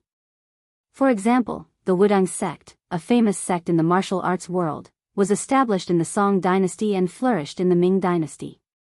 The largest sect in the martial arts world, the Beggars sect, was established in the Tang dynasty and flourished in the Song dynasty. The first sect in the Xianmen sect was established in the Song dynasty and flourished in the Song dynasty. As for other sects like the Amei sect, Kongtong sect, Kunlun sect, and Ba Ji sect, they flourished even later. This was also one of the reasons why the historical background of modern martial arts novels was mostly concentrated in the Song and Ming dynasties. After all, if one didn't write about these sects when writing martial arts novels, wouldn't it be overshadowed? Of course, the decline of the martial arts world in the Tang dynasty was also related to the background of this era.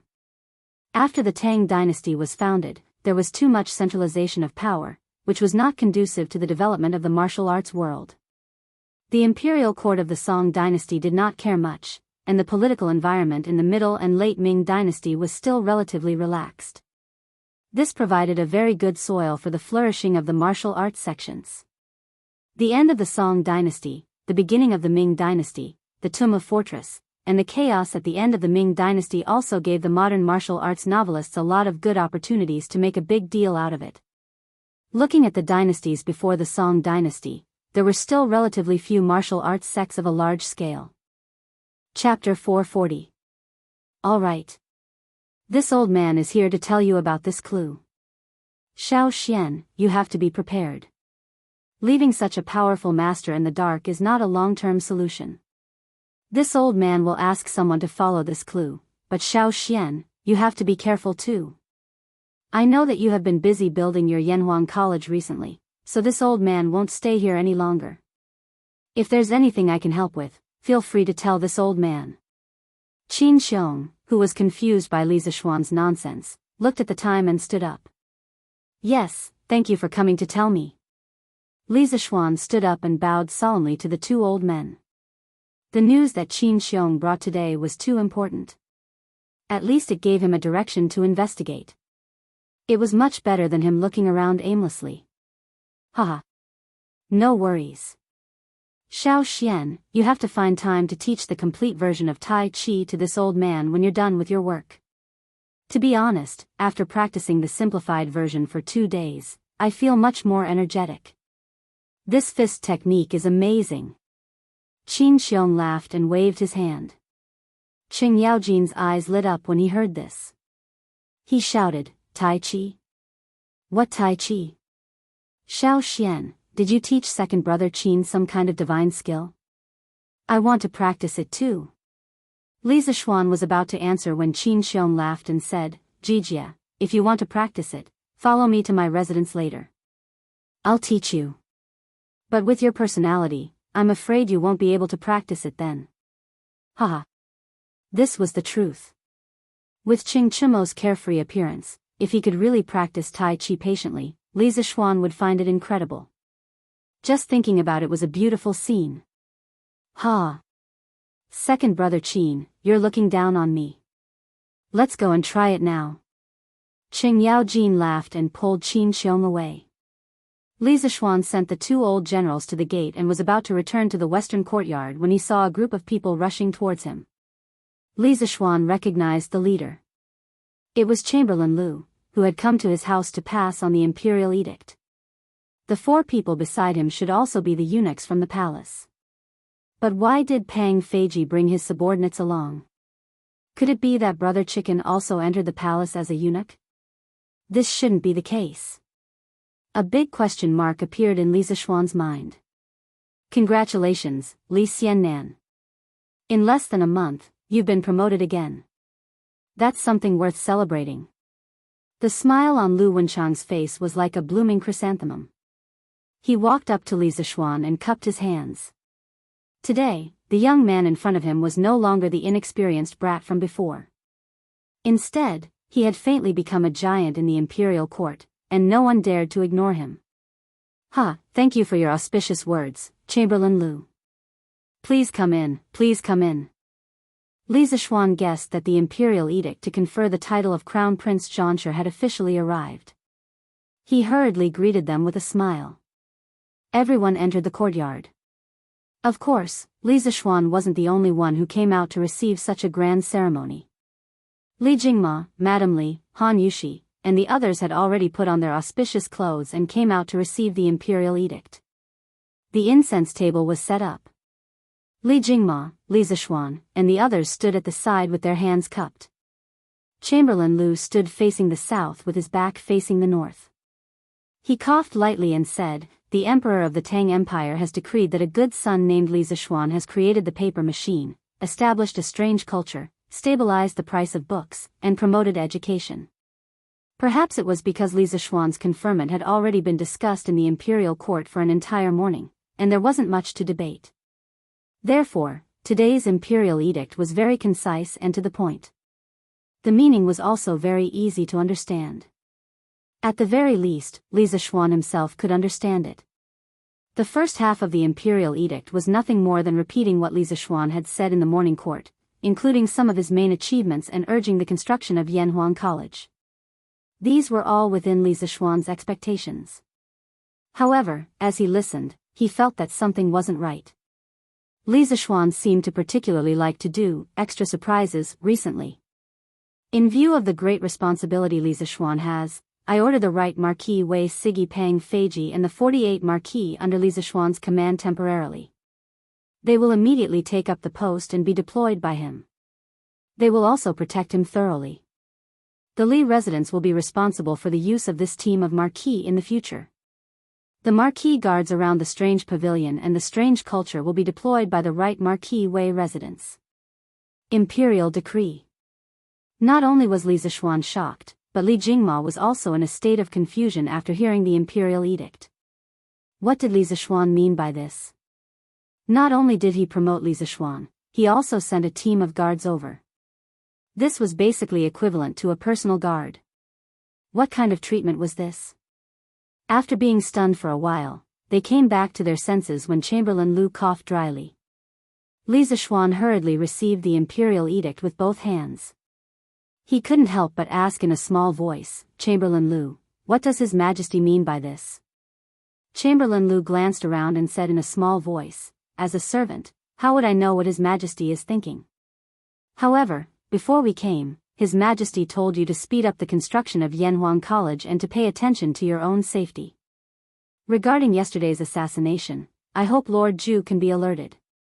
The mastermind behind yesterday's assassination is very likely to make another move.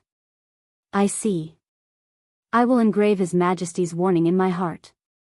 Chamberlain Lu, please tell me. Ah Fu. Li Zishuan cupped his hands and thanked him. Then, he called for Ah Fu to bring the tray over. Since he was in this circle, he still had to abide by these unspoken rules. Haha. Lord Li is too courteous, too courteous.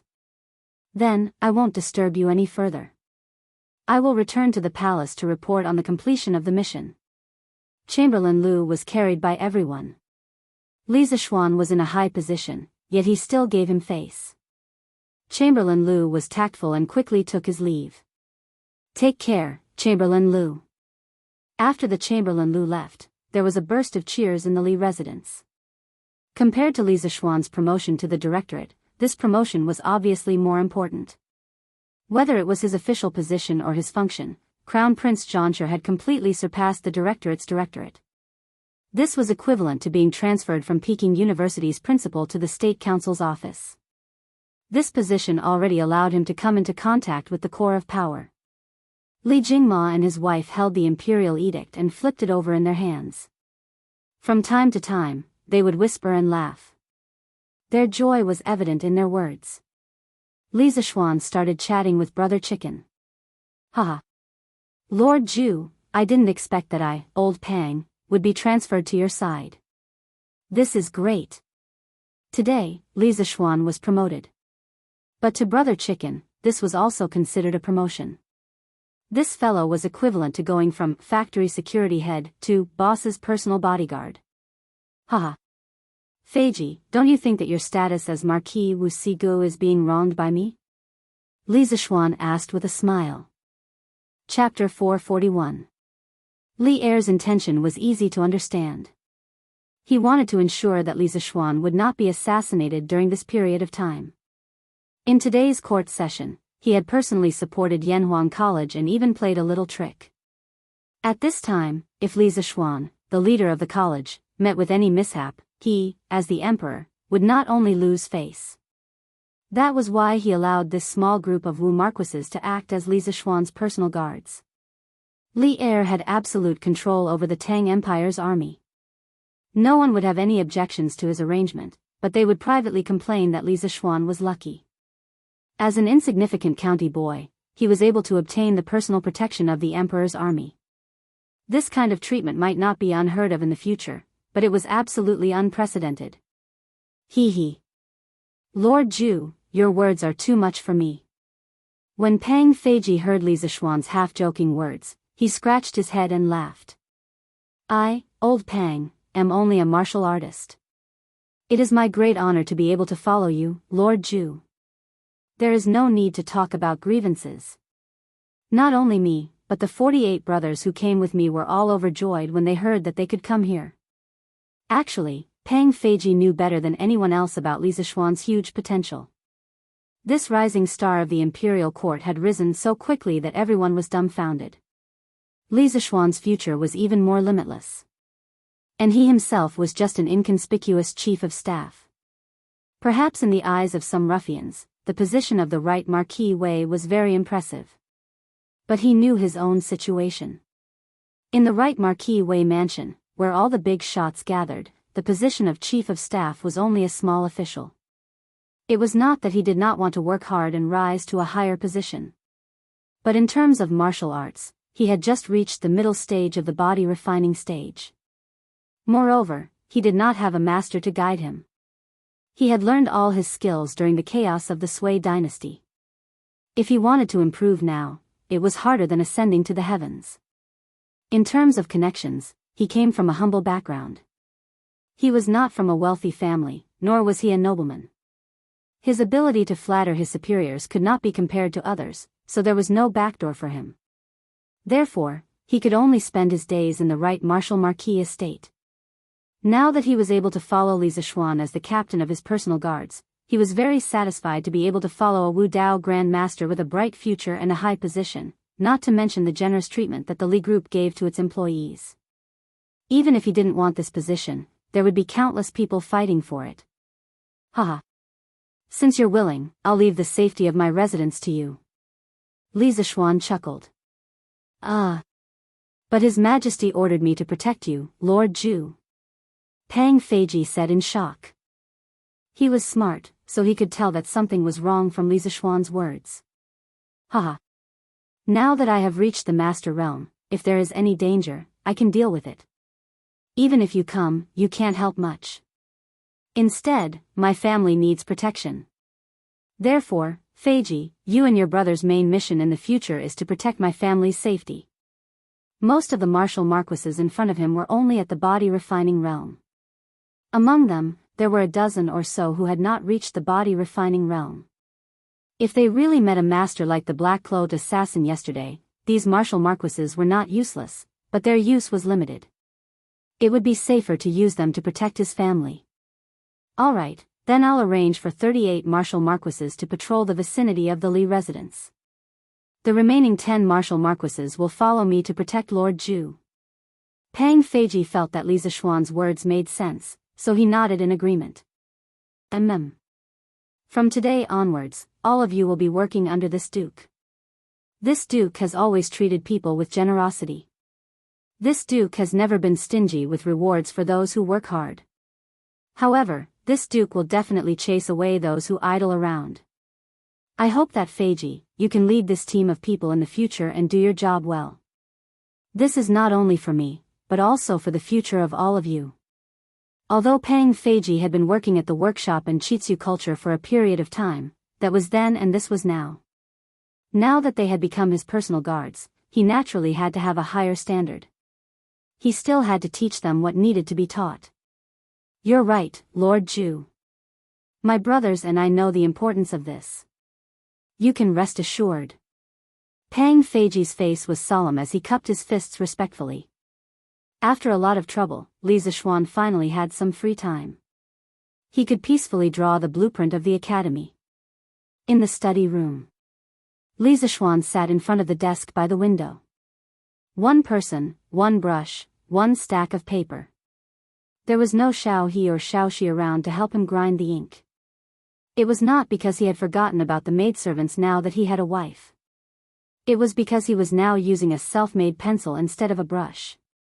Also, he needed to be quiet when he was drawing. In this state of seclusion, drawing was the most efficient. Since entering the Guru realm yesterday, Li Zishuan's mental strength had also skyrocketed. It was at least 7 or 8 times more than before.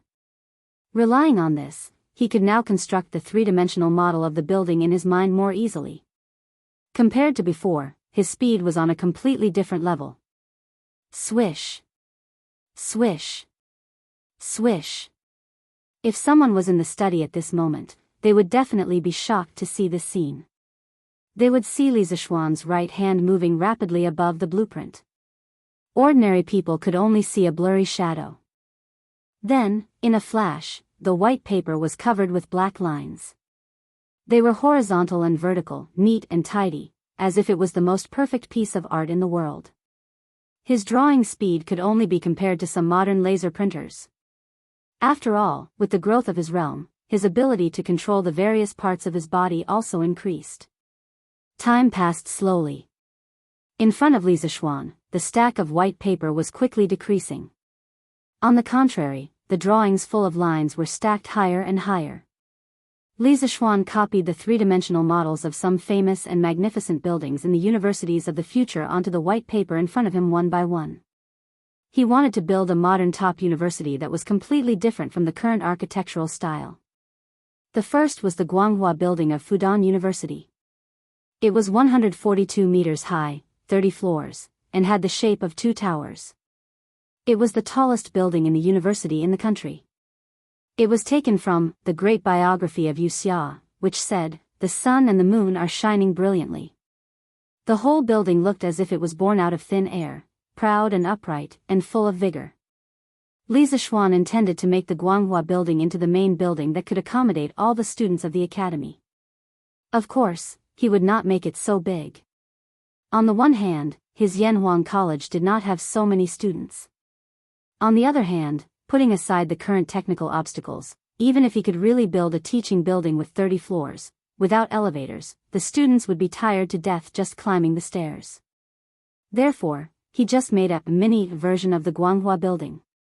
The two central towers were 10 floors high, the main building in the middle connecting the two towers was 6 floors high, and the two wings on the left and right were only 4 floors high. However, the area of the teaching building was still the same.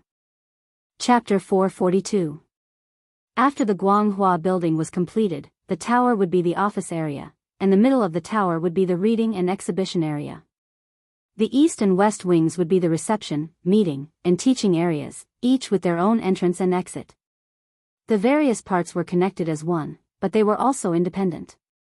Apart from meeting the needs of the office, teaching, meeting, and reception areas, the design of the Guanghua building also considered the design of the communication and leisure spaces. First, Li Zishuan designed 2 shared spaces on the second to third floor of the central section. From the main entrance, one could enter the shared space by going up the stairs. The dignified, and rigorous academic spirit was extended indoors, and the scale was vast and grand. Next, he designed an atrium in the middle of the 4th to 6th floor of the central building, with a semicircular glass dome at the top for lighting. The clouds in the sky reflected the desire to be in close contact with nature in the tall building. The eastern podium had an inner courtyard, and the western podium had a roof garden. Many people might think that with ancient construction techniques, it was impossible to build such a tall building, but in reality, it was not so. Do not underestimate the wisdom of the ancients. According to historical records, the earliest skyscraper in the history of our country was built by the Western Han Emperor Lu Che. In 115 BC, in the Jianghu Palace in the capital city of Chang'an, Emperor Wu of the Han Dynasty built a deity platform that was more than 500 feet tall. On the platform, there was also a copper, dew-bearing plate that was 10 feet tall and 17 feet in circumference. On the plate, there was an immortal holding a jade cup. In 109 BC, the Western Han Emperor Lu Che built the heavenly platform in the palace of Gongquan, which was said to be more than 100 feet tall. However, this was not the highest, or it could be said that the number was exaggerated. At the beginning of the 6th century AD, Wei Xiaoming Emperor built the Yongning Temple in the capital city of Luoyang. There was a 9-story pagoda that was 90 feet tall. The height of this pagoda was called 100 feet, which was an exaggeration. According to archaeologists, it should be 137 meters tall, but it was still twice as tall as the tallest wooden pagoda in the western part of the country, 67 meters. It was the greatest pagoda in our country's ancient times, and also the tallest building in our country, and probably the world. It was worthy of being called the first skyscraper. Therefore, one should never underestimate the ancients. Some of the ancient architectural arts were even breathtaking to the modern people. Besides, in order to enhance the stability of the building, Li Zishuan planned to use the next few days to study cement. If he could figure it out, then it would be foolproof. If he couldn't figure it out, then he would think of other ways. He didn't believe that with Yen Lide and Yen Liben, 2 master architects, they couldn't build a 10-story building. The second object that Li Zishuan wanted to plagiarize was Sichuan University's administration building, the Red Building. It could be considered the most famous building among all the universities in modern China. He planned to transform the Red Building into a library for the future students of Yanhuang College to read. The Red Building was used as the administration building of Sichuan University. It had China's unique ancient-style architecture. The cornices were carved and elegant, and the red pillars and green bricks complemented each other. It was a fusion of foreign culture and local culture. The building used the Western classical composition of 3 sections to construct the middle of the building. A large number of China's traditional multi-eave roofs, ancient auspicious patterns, and China's traditional red pillars and other Chinese classical elements were used. The overall shape of the building was simple and dignified. The composition was disorderly and picturesque, and the solid appearance of the base formed a solemn and generous style. From the outside, it could be said that the style was very different from the popular Soviet-style buildings at that time, such as the Sichuan University Science Building that was built around the same time. Other than the fact that it looked like a palace from the front, it was similar to the New China-style buildings at Wuxia University. Looking down from above, the whole building looked like a large plane. Therefore, some people called it the plane building. Many people once said that the designer of the red building was the famous architect, Mr. Liang Xicheng. However, this saying was only found in the memories of Wang Rui, the general manager of a state-owned construction company in Chengdu at that time. There was no official written record. Later, it was confirmed that the designer of the red building was Mr. Gu Pingnan. However, from the imposing and magnificent overall architectural style and the exposed traditional China elements, it did have the flavor of a beam-style building. Next was Peking University's Beigong building.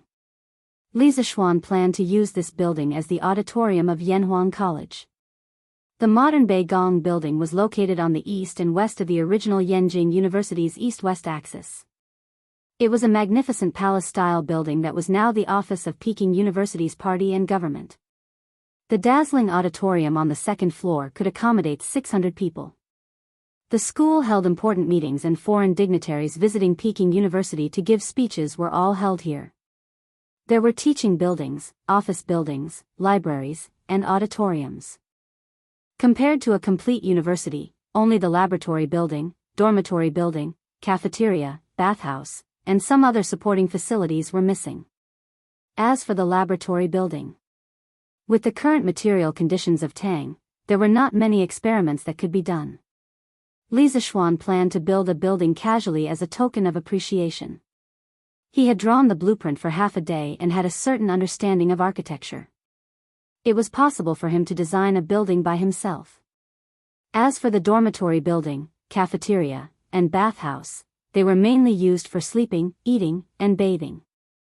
There was no need to build fancy buildings.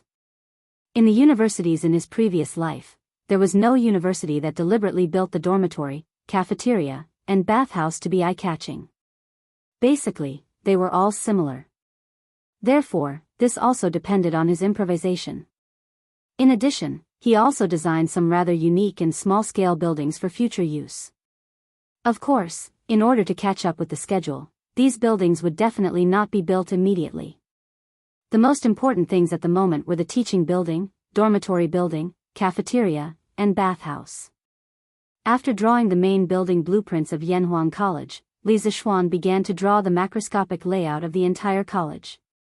How could he leave out the supporting facilities such as the sports field, the grove, the pond, the rockery, the garden, and so on? Under Li Zishuan's rapid drawing with the pencil in his hand, the blueprint of Yanhuang College was officially formed. Looking at the half-foot-high stack of blueprints in front of him, Li Zishuan let out a long breath. No one would have thought that he would use less than an afternoon to draw such a big college. This speed was completely like a human printer. Creak. Husband, you've been tired for the whole afternoon. It's time for dinner. Dad and Mom are waiting in the front hall. At this moment, the door was pushed open and Han Yushi walked in. She looked at Li Zishuan with a pained expression. It's already night time. Let's go. Let's go for dinner. My wife, what delicious food did you cook tonight? Li Zishuan stood up and took one last look at the layout of the college. Then, he held Han Yushi's small hand and walked out of the door. However, he still felt that something was missing. Chapter 443. Come, come, come. The three of you do what I did. Step with your left foot, raise your arms, bend your knees and press your palms. Wife, why aren't the three of you doing it? Why are you in a daze? The next morning, Li Zishuan really woke up early. He got out of bed when the sun rose. After washing up, he didn't even eat breakfast. He pulled his wife and his two personal maids to practice Tai Chi in the west courtyard. However, ever since he broke through to the master stage, Every move he made was filled with the charm of Dao. It was as if there was some kind of magic that attracted the attention of Han Yushi, Xiao He, and Xiao Shi. Unknowingly, the three of them stopped what they were doing and stood on the spot as they watched Li Zixuan practice Tai Chi. After practicing 2 moves, Li Zixuan sensed that something was wrong behind him. He turned around and immediately saw 3 dazed beauties. He couldn't help but be speechless. Ah! Husband, we are observing your moves. Han Yushi woke up and quickly thought of an excuse to cover it up. Wouldn't it be embarrassing for her to admit that she was infatuated with her husband in front of so many people? Really? But it's just 2 moves. Do you need to observe for so long? Li Zixuan asked suspiciously. Han Yushi's beautiful face, which was like a flower, had a faint blush. At the same time, she was secretly annoyed at her husband for wanting to get to the bottom of this. He. Young mistress was fascinated by young master's valiant posture when he was practicing Tai Chi. She wasn't observing. Xiao He, this girl, had always been quite bold. She giggled and spoke without thinking. Ah! Little girl, you're looking for trouble. Han Yushi was embarrassed. She quickly pinched Xiao He's face to stop her from talking nonsense. Haha. It's true. Xiao Shi can also testify. Xiao Shi heard and blushed. She was also infatuated with Tai Chi. How could she have the face to testify? But luckily young mistress didn't find out. Otherwise, it would be terrible. Xiao Shi rejoiced as she thought. Although in a big family, the young master's personal maidservants were all Tongfang, Li Zixuan had never mentioned this to them. They did not know what Li Zixuan was thinking. Moreover, Han Yushi had just married into the Li Zixuan, so the 2 of them did not know if this new young madam was a jealous person. Therefore, the 2 of them did not dare to be too close to Li Zixuan like before. They would only go over when Li Zixuan called them. Other times, they would not take the initiative to go over for no reason. Li Zixuan, on the other hand, did not have such complicated thoughts. He looked at the 3 beautiful girls with great interest. It could be said that it was a feast for the eyes. If these 3 beauties in front of him were placed in the modern era, their looks would definitely kill most of the A-list celebrities. Han Yushi was especially outstanding. She was even more beautiful than some of the A-list beauties. Therefore, he was more or less secretly happy to be infatuated with these 3 beauties at the same time. It seemed that no matter if it was in ancient times or modern times, handsome people were always welcomed wherever they went. Life was really lonely like snow. Li Zixuan shamelessly sighed in his heart. After breakfast, Li Zixuan started to get busy again.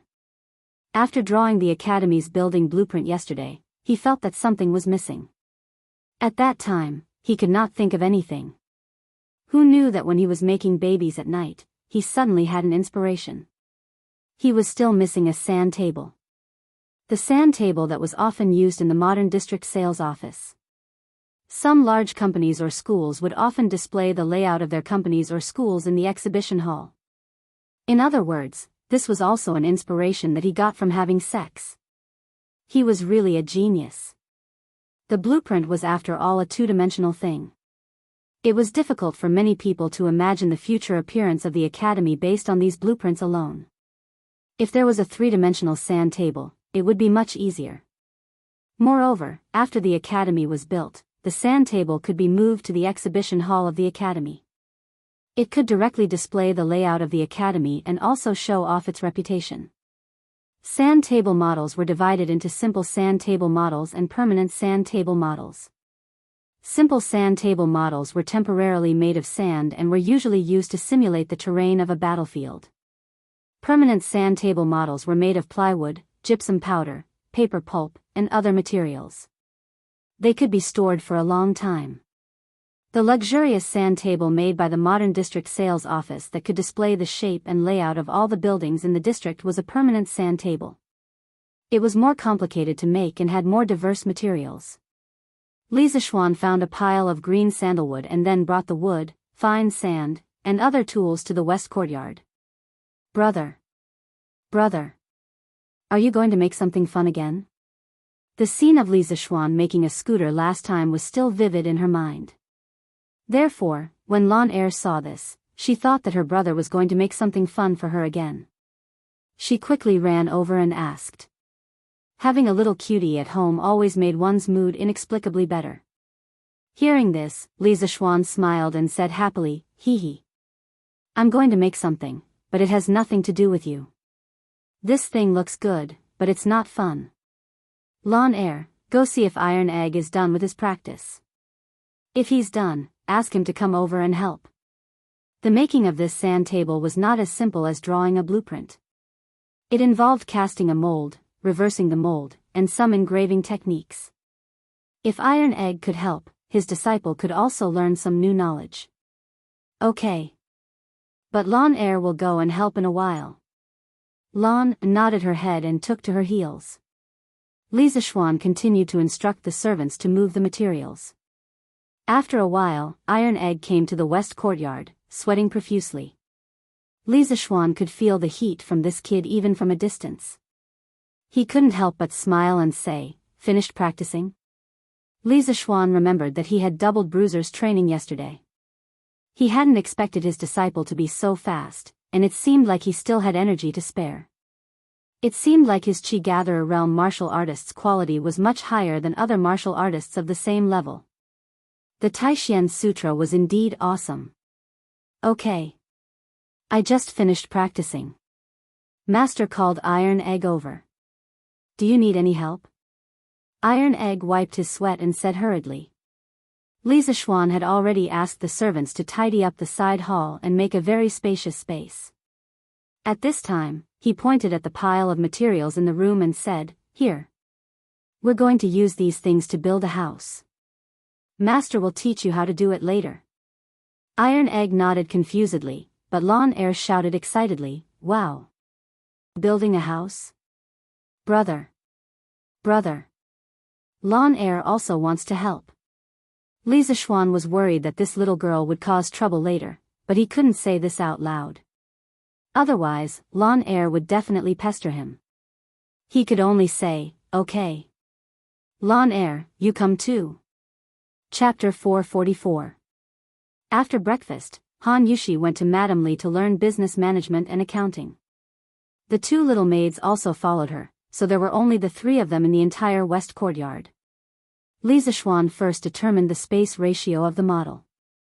He roughly calculated and finally settled on a ratio of 1:100. This could not only save a lot of materials, but also make people look more comfortable. Most of the modern sand tables used a ratio of 1:70 to 1:100. Then Li Zixuan made the sand table according to the layout plan and the sand table's ratio. The table he used was similar to the billiard table in his previous life, but the size of his billiard table was a little bit too big. Iron Egg. Do you know how to read blueprints? After putting together the table, Li Zixuan took out the stack of blueprints he drew yesterday and asked. This, I don't know, Master. Iron Egg glanced at the complicated lines on the blueprints, shook his head, and said awkwardly. Li Zixuan never taught him these things. Okay. Then I'll teach you how to recognize the new blueprints first. As the disciple of Li Zixuan, if you don't even know how to read blueprints, wouldn't it be too embarrassing? Li Zixuan patted his head, called the two little guys to the side, and began to teach them engineering drawing lessons. About an hour later, Iron Egg and Lan Er finally learned how to read blueprints. As for drawing blueprints, they had to go down and slowly learn and practice. Li Zixuan didn't have much time to waste anyway. Okay, I'll chop the planks first. Iron Egg, take these blueprints and mark the dimensions according to the ratio of 100, one with a pencil. After a while, you can chop according to the marks. Li Zixuan took 3 blueprints of simple buildings and handed them to Iron Egg. He didn't assign any tasks to Lan Er. It was good enough that this little girl didn't cause trouble for him. As for the tasks given to Iron Egg, it was mainly for consideration. Even if Iron Egg didn't help, he wouldn't spend much time on these tasks. Okay. Master. Iron Egg also understood that Li Zixuan was testing him. He quickly took the blueprints and looked at them carefully. Li Zishuan smiled, then picked up the wind-chasing sword, and became the most awesome carpenter of this era. Now that he was at a higher level, he could chop wood like cutting tofu. Moreover, the thickness of each plank was almost the same. In less than 15 minutes, one smooth wooden board after another was piled up in front of Bruiser. Bruiser had just snapped out of his daze from looking at the blueprint, and he was stunned when he saw this scene. What kind of martial arts? Could it be that his master still hasn't taught him how to chop wood? Iron Egg puzzled in his heart. What is this? My brother has even more powerful moves that he hasn't used yet. Little brother Iron Egg, watch carefully and learn well. In the future, you are going to inherit my brother's legacy. Lon saw Iron Egg's shocked face and knew what he was thinking. The little girl patted Iron Egg's shoulder and said with a little adult tone. Iron Egg's eyes lit up and he nodded excitedly. Li Zishuan's old face darkened and he almost vomited blood. He didn't know where his sister learned these words. She was really fluent in them. Anyway, he felt that it was strange. Iron Egg, quickly mark according to the blueprints. Ignoring the little girl, Li Zishuan directly said to Iron Egg. Oh, okay, master. Iron Egg just remembered his task. He quickly took a few planks and began to mark according to the blueprints. Lon also squatted down and got close to Iron Egg. From time to time, she would express a few opinions on Iron Egg's work. Li Zishuan quickly chopped all the remaining wood.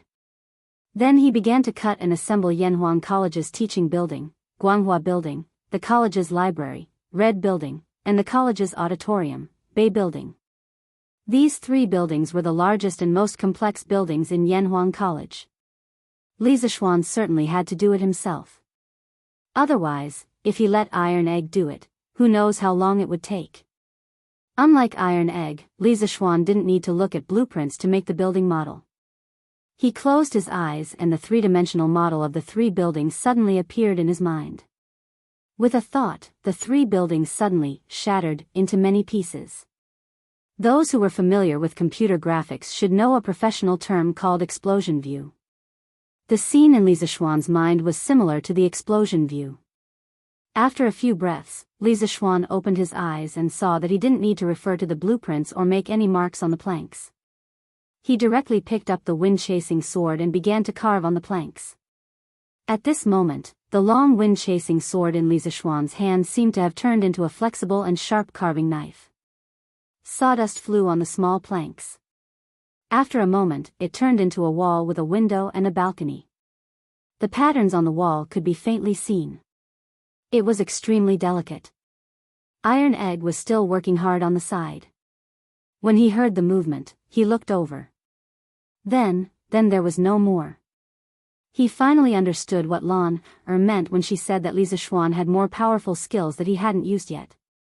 This is King awesome. Even the best carpenter in Chang and city can't be this awesome, right? Don't be envious. Practice makes perfect. Iron Egg, hurry up and work. Li Zishuan said without raising his head. It was as if he had eyes on his forehead. Oh. Iron Egg responded in a muffled voice and continued to work. However, he really felt that he was too weak now. Nearly 2 hours later, Li Zishuan finished all the components of the three buildings.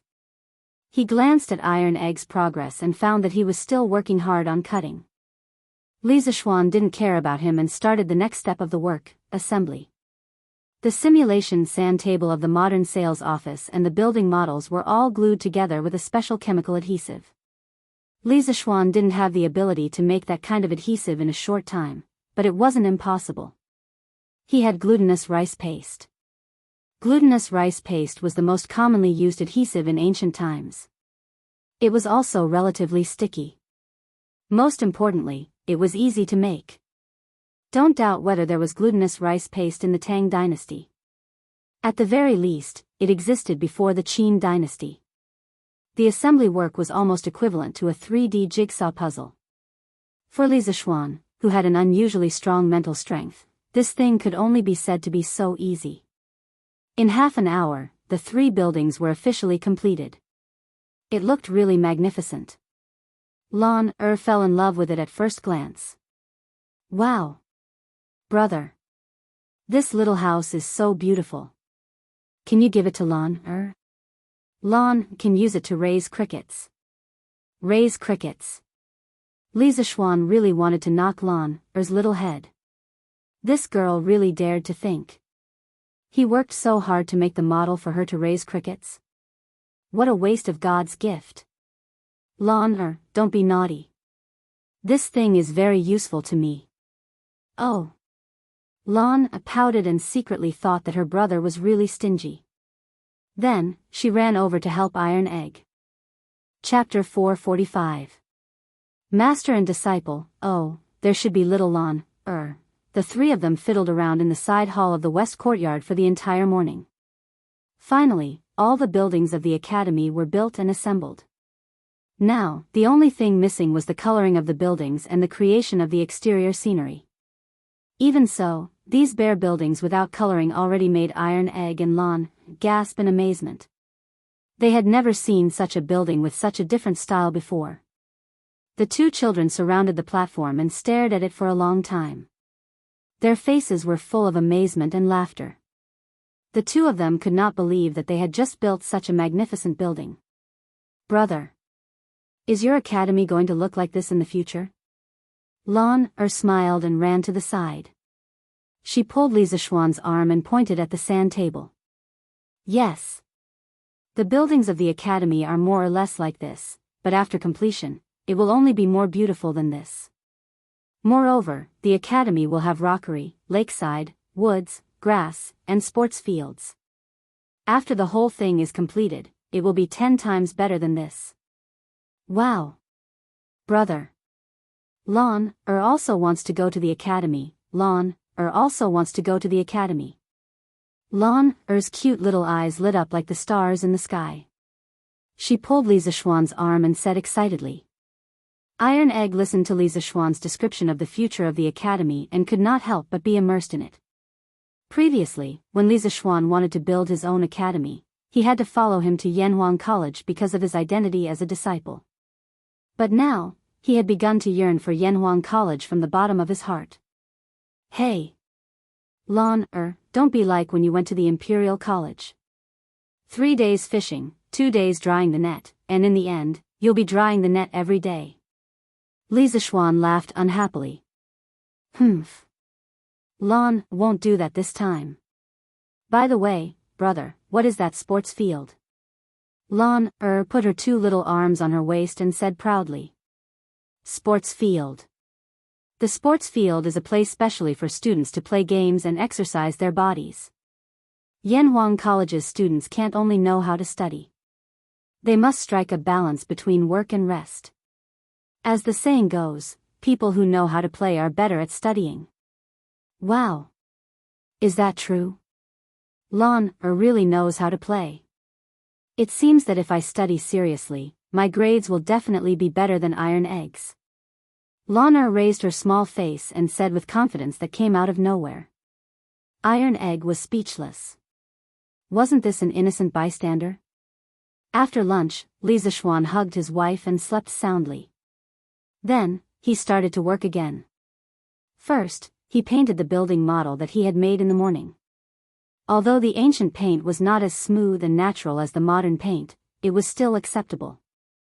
As for the 2 little guys, Li Zishuan didn't let them come over in the afternoon.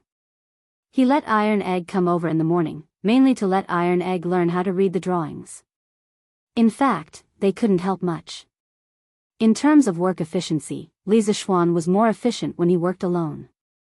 Relying on the building model in his mind, he quickly painted several buildings with the corresponding paint, such as the patterns on the walls, the roof tiles, the windows, and so on. These were all parts that needed to be painted. After an hour, Li Zishuan looked at the lifelike modern buildings in front of him and couldn't help but be in a trance. After traveling for so long, this was the first time he had seen such a modern building. Although the ancient era was not bad, he had lived in the modern era for more than 20 years after all. He couldn't help but miss it. Although he couldn't go back, what he was doing now was equivalent to bringing a modern thing back to the Tang dynasty. It was more or less a kind of spiritual sustenance. The next step was to create the landscape and various supporting facilities. Li Zishuan followed the layout of Yanhuang College. He used green suede paper as the grass and stuck it in the green area. He soaked a large sponge in green paint and let it dry. He cut the sponge into strips and stuck them in the small bush area as the green belt. For the water in the pond and lake, he used corrugated smooth cardboard and sprayed it with lake blue paint. He cut it into the shape of a river or lake and placed it in the corresponding position. He then used gray adhesive paper to make the cement road. As for the tree, it was relatively simple to make. Li Zishuan twisted copper wire into the shape of a tree trunk and sprayed it with paint. Ordinary sponges were soaked in paint. Different types of trees were soaked in different colors of paint. Then, he dried the dyed sponges and crushed them. He soaked the tree trunk and branches in glutinous rice paste and stuck the crushed sponges to make the tree. The willow tree could be twisted into a tree trunk and branches with thin enameled wire.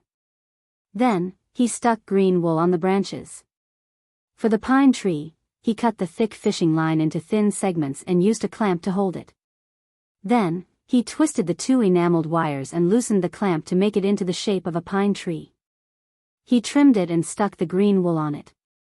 There was one material that was more commonly used, and that was sponges.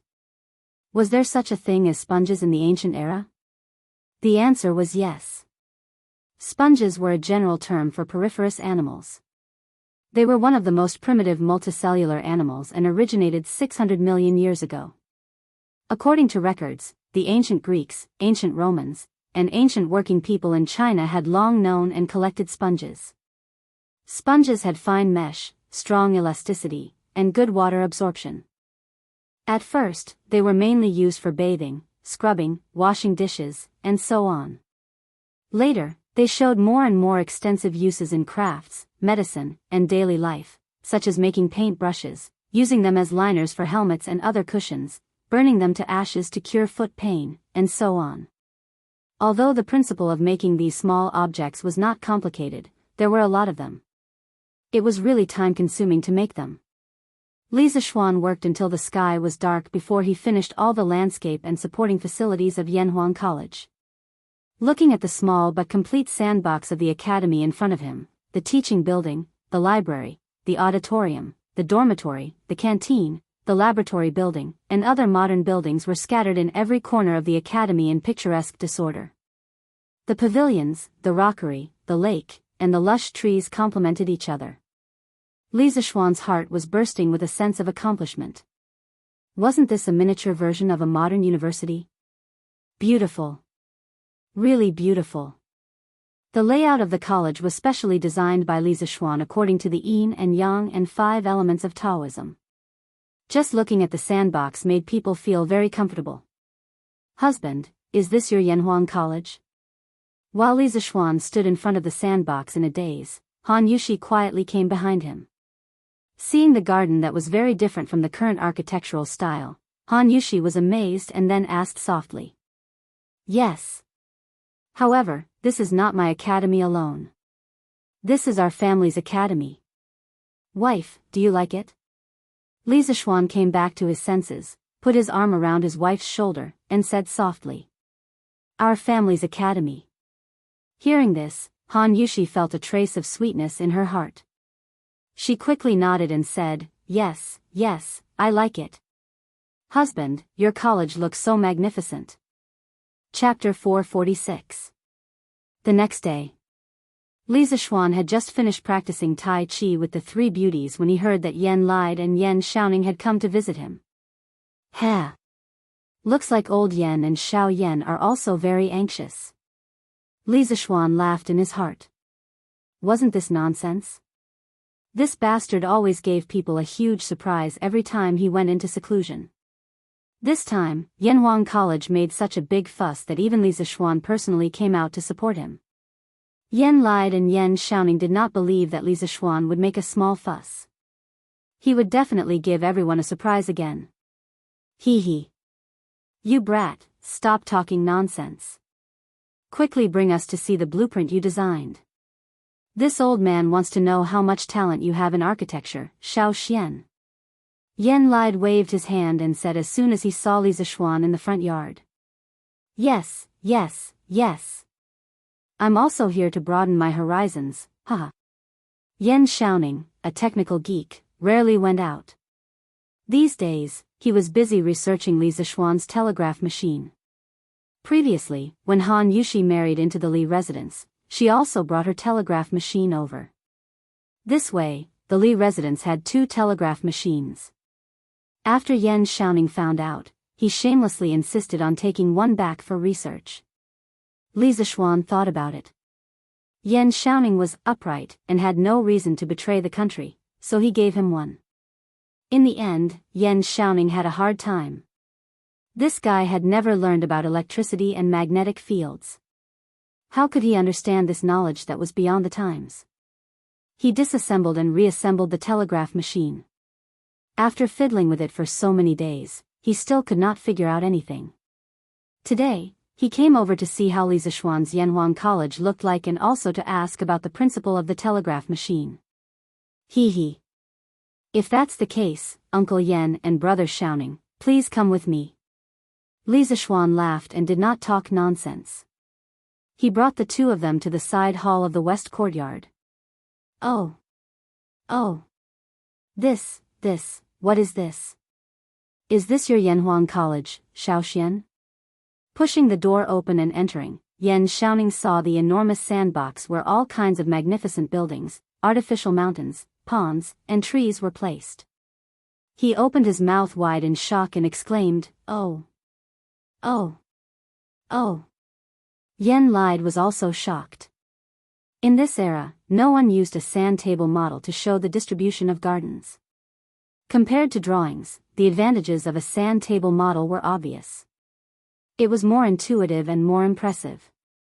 Not to mention the architectural design of Li Zishuan's academy, this creativity alone made Yan Lide have a whole new level of respect for Li Zishuan.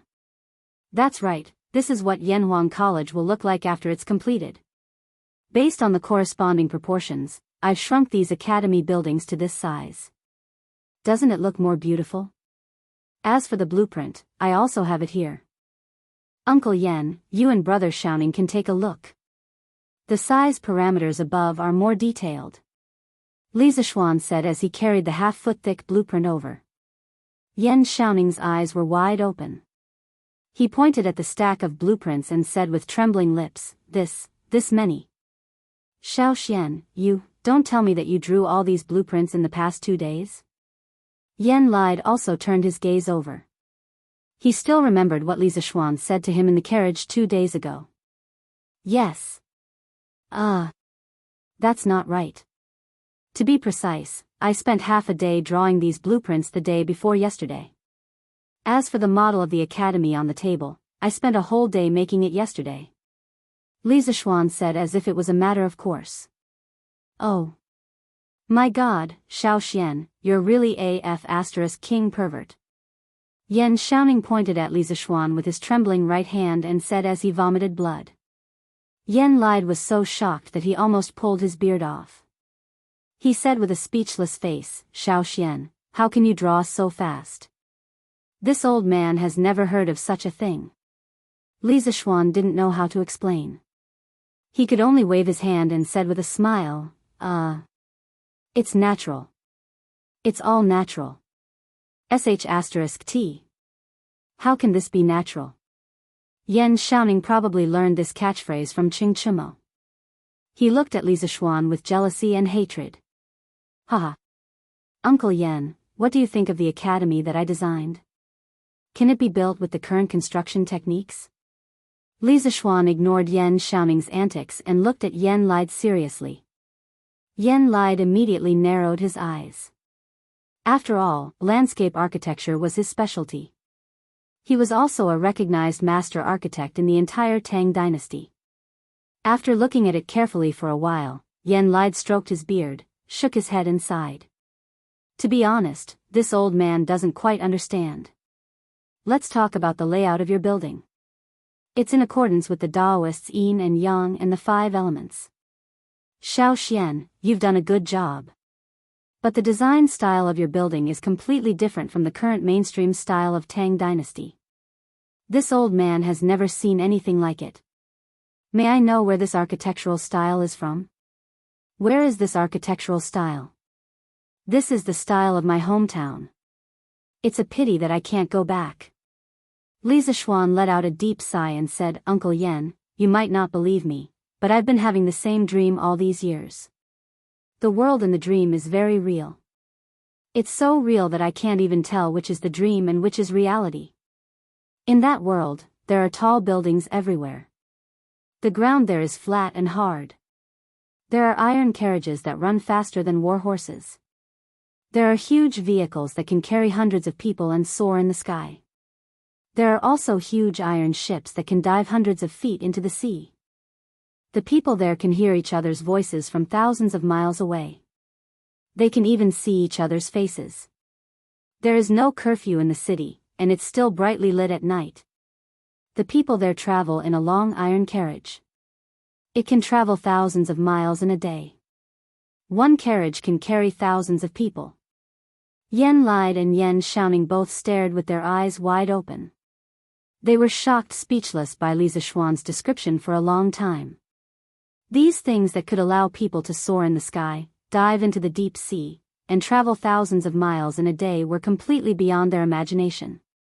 The most amazing thing was that they could actually transmit their voices and even look at each other from thousands of miles away. Didn't this kind of scene only exist in supernatural novels? Are you talking about the immortal realm? At this time, Li Er walked in silently with Empress Zhangsun. It was clear that this couple had once again trespassed on private property and had eavesdropped from the corner for quite a while. Yen Lide and his son were greatly alarmed and hurriedly bowed. Li Er, however, turned a blind eye to them. His eyes were fixed on Li Zishuan as he enunciated each word. Li Zishuan, is the world you just mentioned the immortal realm above the 9 heavens? Have you and your master been to the immortal realm before? He originally wanted to come and see the progress of Yanhuang College. After all, he had high hopes for this college. He didn't expect to hear such shocking news. Humans had always been yearning for the immortal realm above the 9 heavens, and he, Li Er, was no exception. Chapter 447. F***CK, what an evil title. Is this considered clickbait? Looking at the sudden appearance of Li Er and his wife, Li Zishuan was speechless. Old Li's family had a hobby of sneaking into other people's homes. Last time at the workshop, Li Qingxian was also like this. Li Zishuan had seen many ancient dramas in his previous life. In them, many emperors liked to go out in plain clothes. He didn't expect Li Er to also like to play such a vulgar trick. Looking at his and Empress Jianghu's casual clothes, people who didn't know would think that they were just a normal couple. All the land under the heavens belongs to the king, and all the people on the shores of the land are the king's subjects. Perhaps this kind of thinking was deeply ingrained in Li Er's mind. He felt that the whole Tang Empire was his, and it was nothing to go out of the palace and be a guest at a subject's home. As for eavesdropping, he definitely didn't do it on purpose. It was just a coincidence. Li Zishuan was too engrossed in his memories just now. Otherwise, he would definitely have sensed that there was someone outside the house. Your humble subject pays his respects to your majesty. Li Zishuan cupped his hands and bowed to Li Er, who was eyeing covetously. Don't talk nonsense. Quickly answer me. Is the place you were talking about the celestial world? Li Er was unmoved and continued to ask. Empress Zhangsun pulled Li Er's arm worriedly. She was always smart, but at this moment, she was very worried that her husband would be possessed. Since ancient times, many wise divine emperors had become muddle-headed and incompetent because of pursuing the illusory celestial path. In serious cases, their families were separated and their countries were destroyed. As an important official of the empire, how could Yen Lide not have such worries? He opened his mouth, but due to the power that Li Er was emitting at this moment, he could only swallow the words that were at the tip of his tongue. At the same time, he secretly prayed that Li Zishuan would not say anything that would seduce the emperor. Your Majesty. This is just a humble subject's dream, not a celestial realm. Feeling Li Zishuan's urgent and bloodthirsty gaze, Li Zishuan secretly regretted acting tough just now. He didn't expect to attract the wolf. Never doubt the ancient emperor's pursuit of immortality. These people had reached the pinnacle of power in the mortal world. They no longer had any desire for wealth in the mortal world. The only thing they wanted was eternal life. For this, they did not hesitate to become tyrants. Is it really just a dream? Li Er asked unwillingly. It's absolutely true. But you just said that you can't tell which world is a dream and which world is reality. In the past, there was Zhuang Zhou who dreamt of butterflies.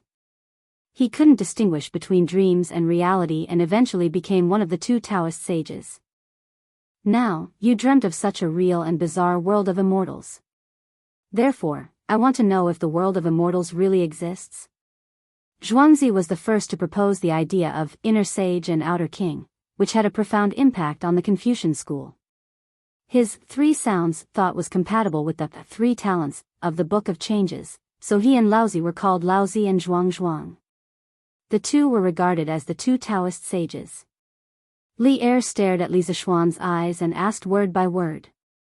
As long as Li Zishuan said half a lie, Li Er was confident that with his ability to read people, he would be able to see through it.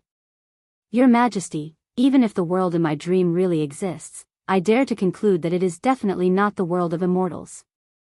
Li Zishuan directly cut off Li Er's thoughts and said with certainty. Why? Because the people in that world are no different from us. They are all mortal. They can get sick, hungry, thirsty, injured, and die of old age. Although the average lifespan of the people there is 20 to 30 years higher than the lifespan of the people of the Tang Empire, they are definitely not immortal. How can a world without immortals be the world of immortals? Li Zishuan did not back down. He looked straight at Li Er and said in a deep voice. But you just said that the people in the other world can soar above the 9 heavens, dive hundreds of feet into the deep sea, transmit messages from 1,000 miles away, and even look at each other from 1,000 miles away. How can mortals do such a thing? Li Er was still unwilling to believe it and retorted.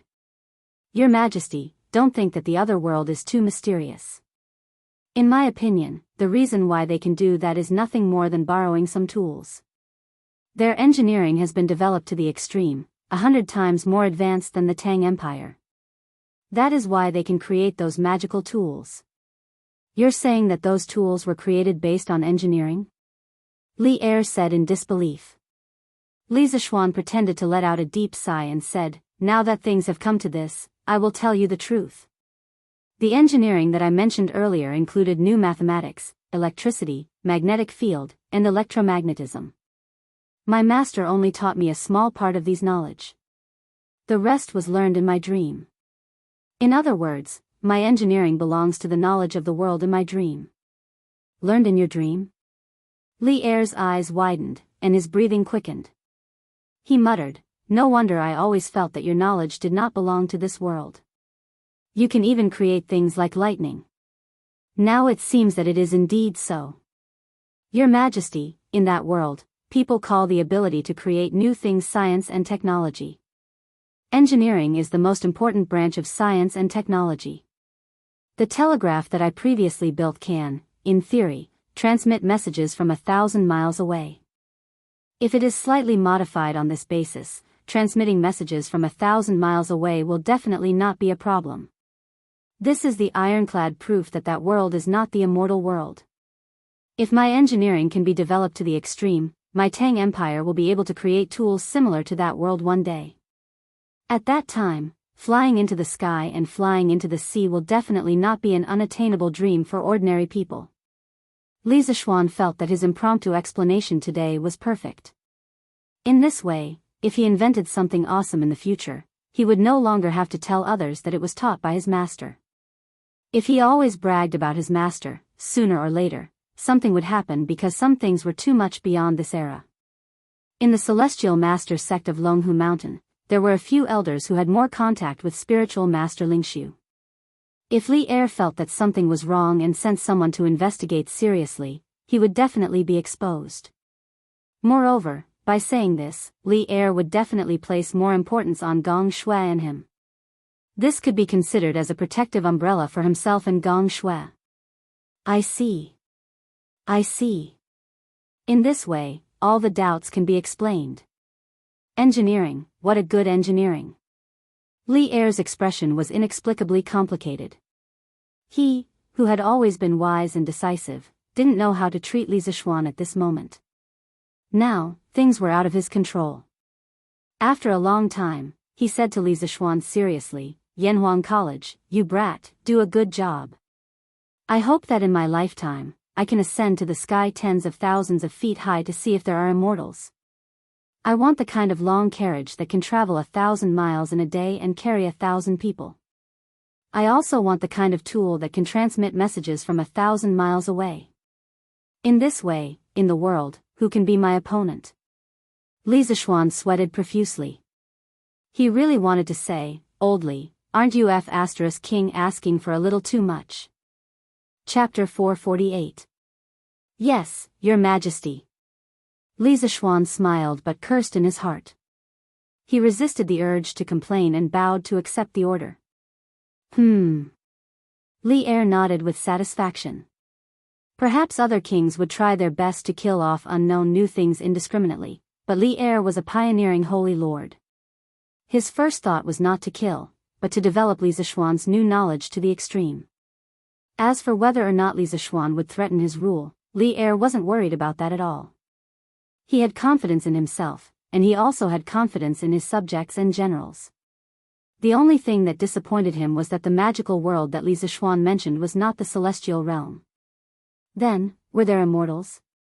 Li Zishuan thought for a while and said, Your Majesty, there is one thing that Your Majesty can be sure of. There are absolutely no immortals in the 9 heavens. Above the sky is the vast and boundless space. In the space, there are countless planets like Earth.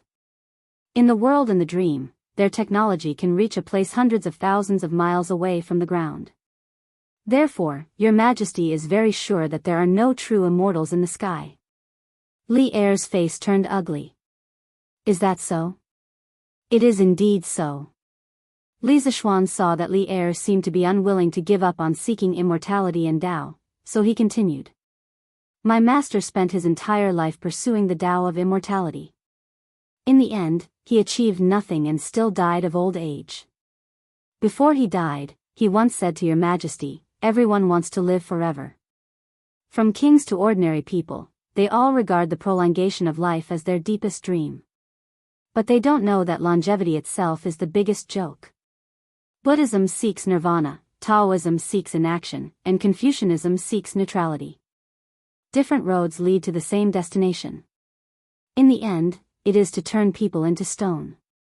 Turtles live long because they are slow, trees live long because they do not move, and only stone has existed since ancient times.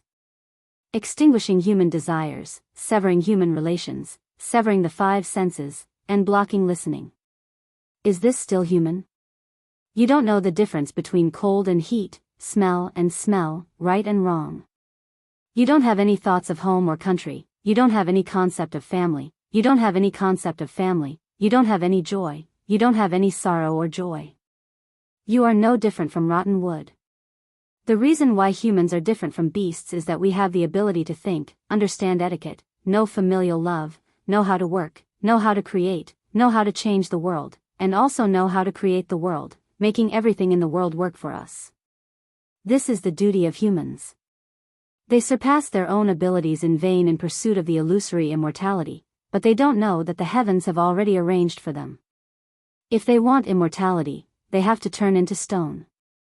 It's laughable that the people of this world are ignorant like moths to a flame.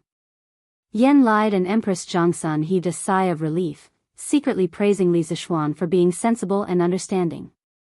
They felt that since the words had reached this point and there was so much sufficient evidence, Li Er shouldn't have any improper thoughts about immortality, right?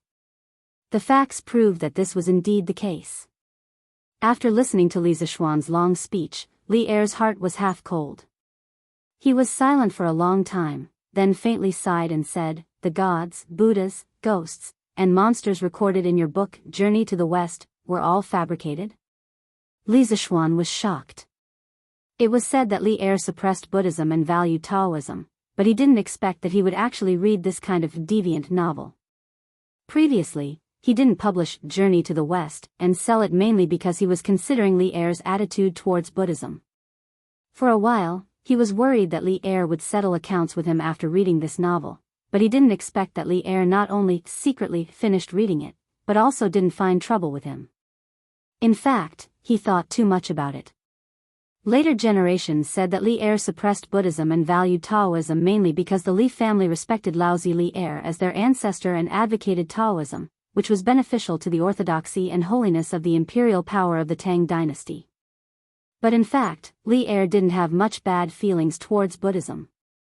On the contrary, the entire Li family had a lot of relations with Buddhism.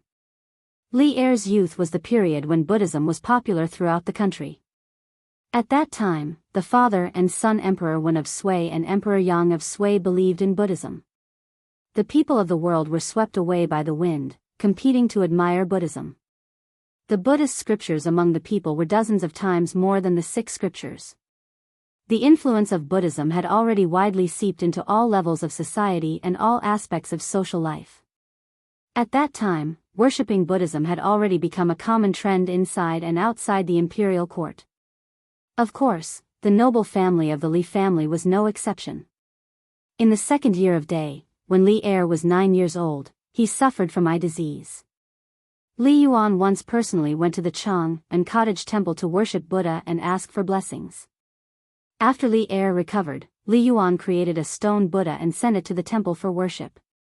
These couldn't help but leave a mark in Li Er's young heart. Later, he never forgot this childhood experience.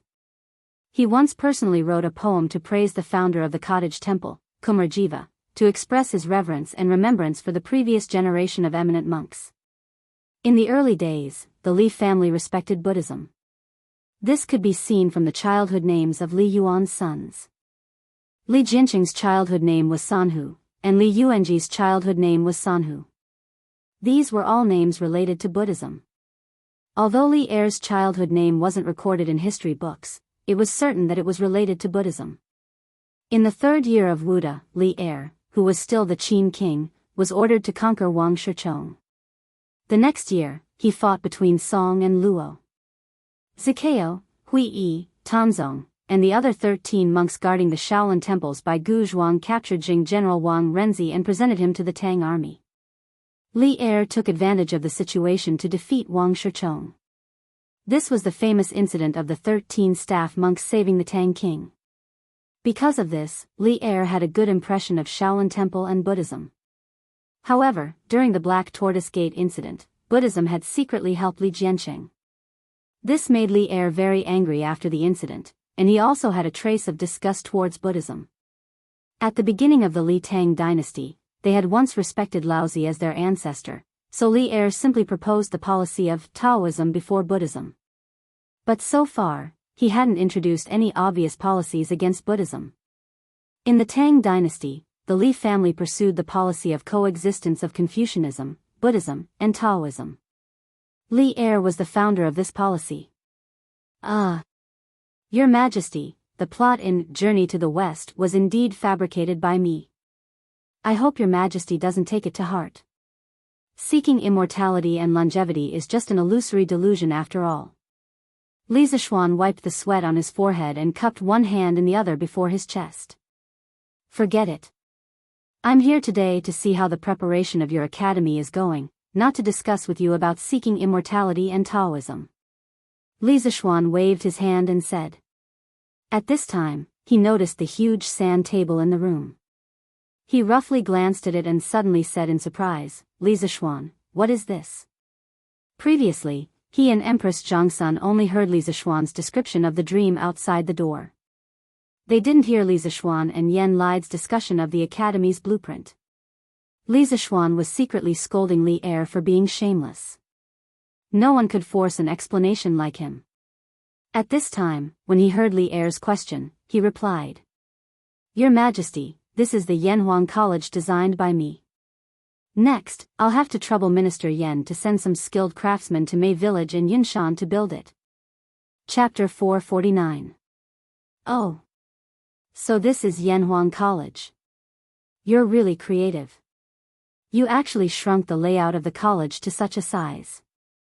It's clear at a glance. Not bad, not bad. Li Er wasn't stupid.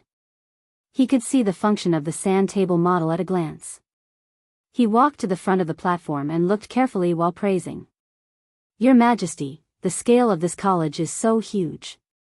I'm afraid it's almost as big as the Imperial College. There are mountains, rivers, flowers, grass, pavilions, terraces, and pavilions. The disorder is picturesque. It's very beautiful. But why haven't I seen the style of the buildings before? Empress Jianghu also walked over with Li Er. She looked at the exquisite and beautiful Yanhuang College in front of her and sighed. Oh. This style is indeed not like the architectural style of my Tang Empire. Li Zishuan, come and tell me and the Empress.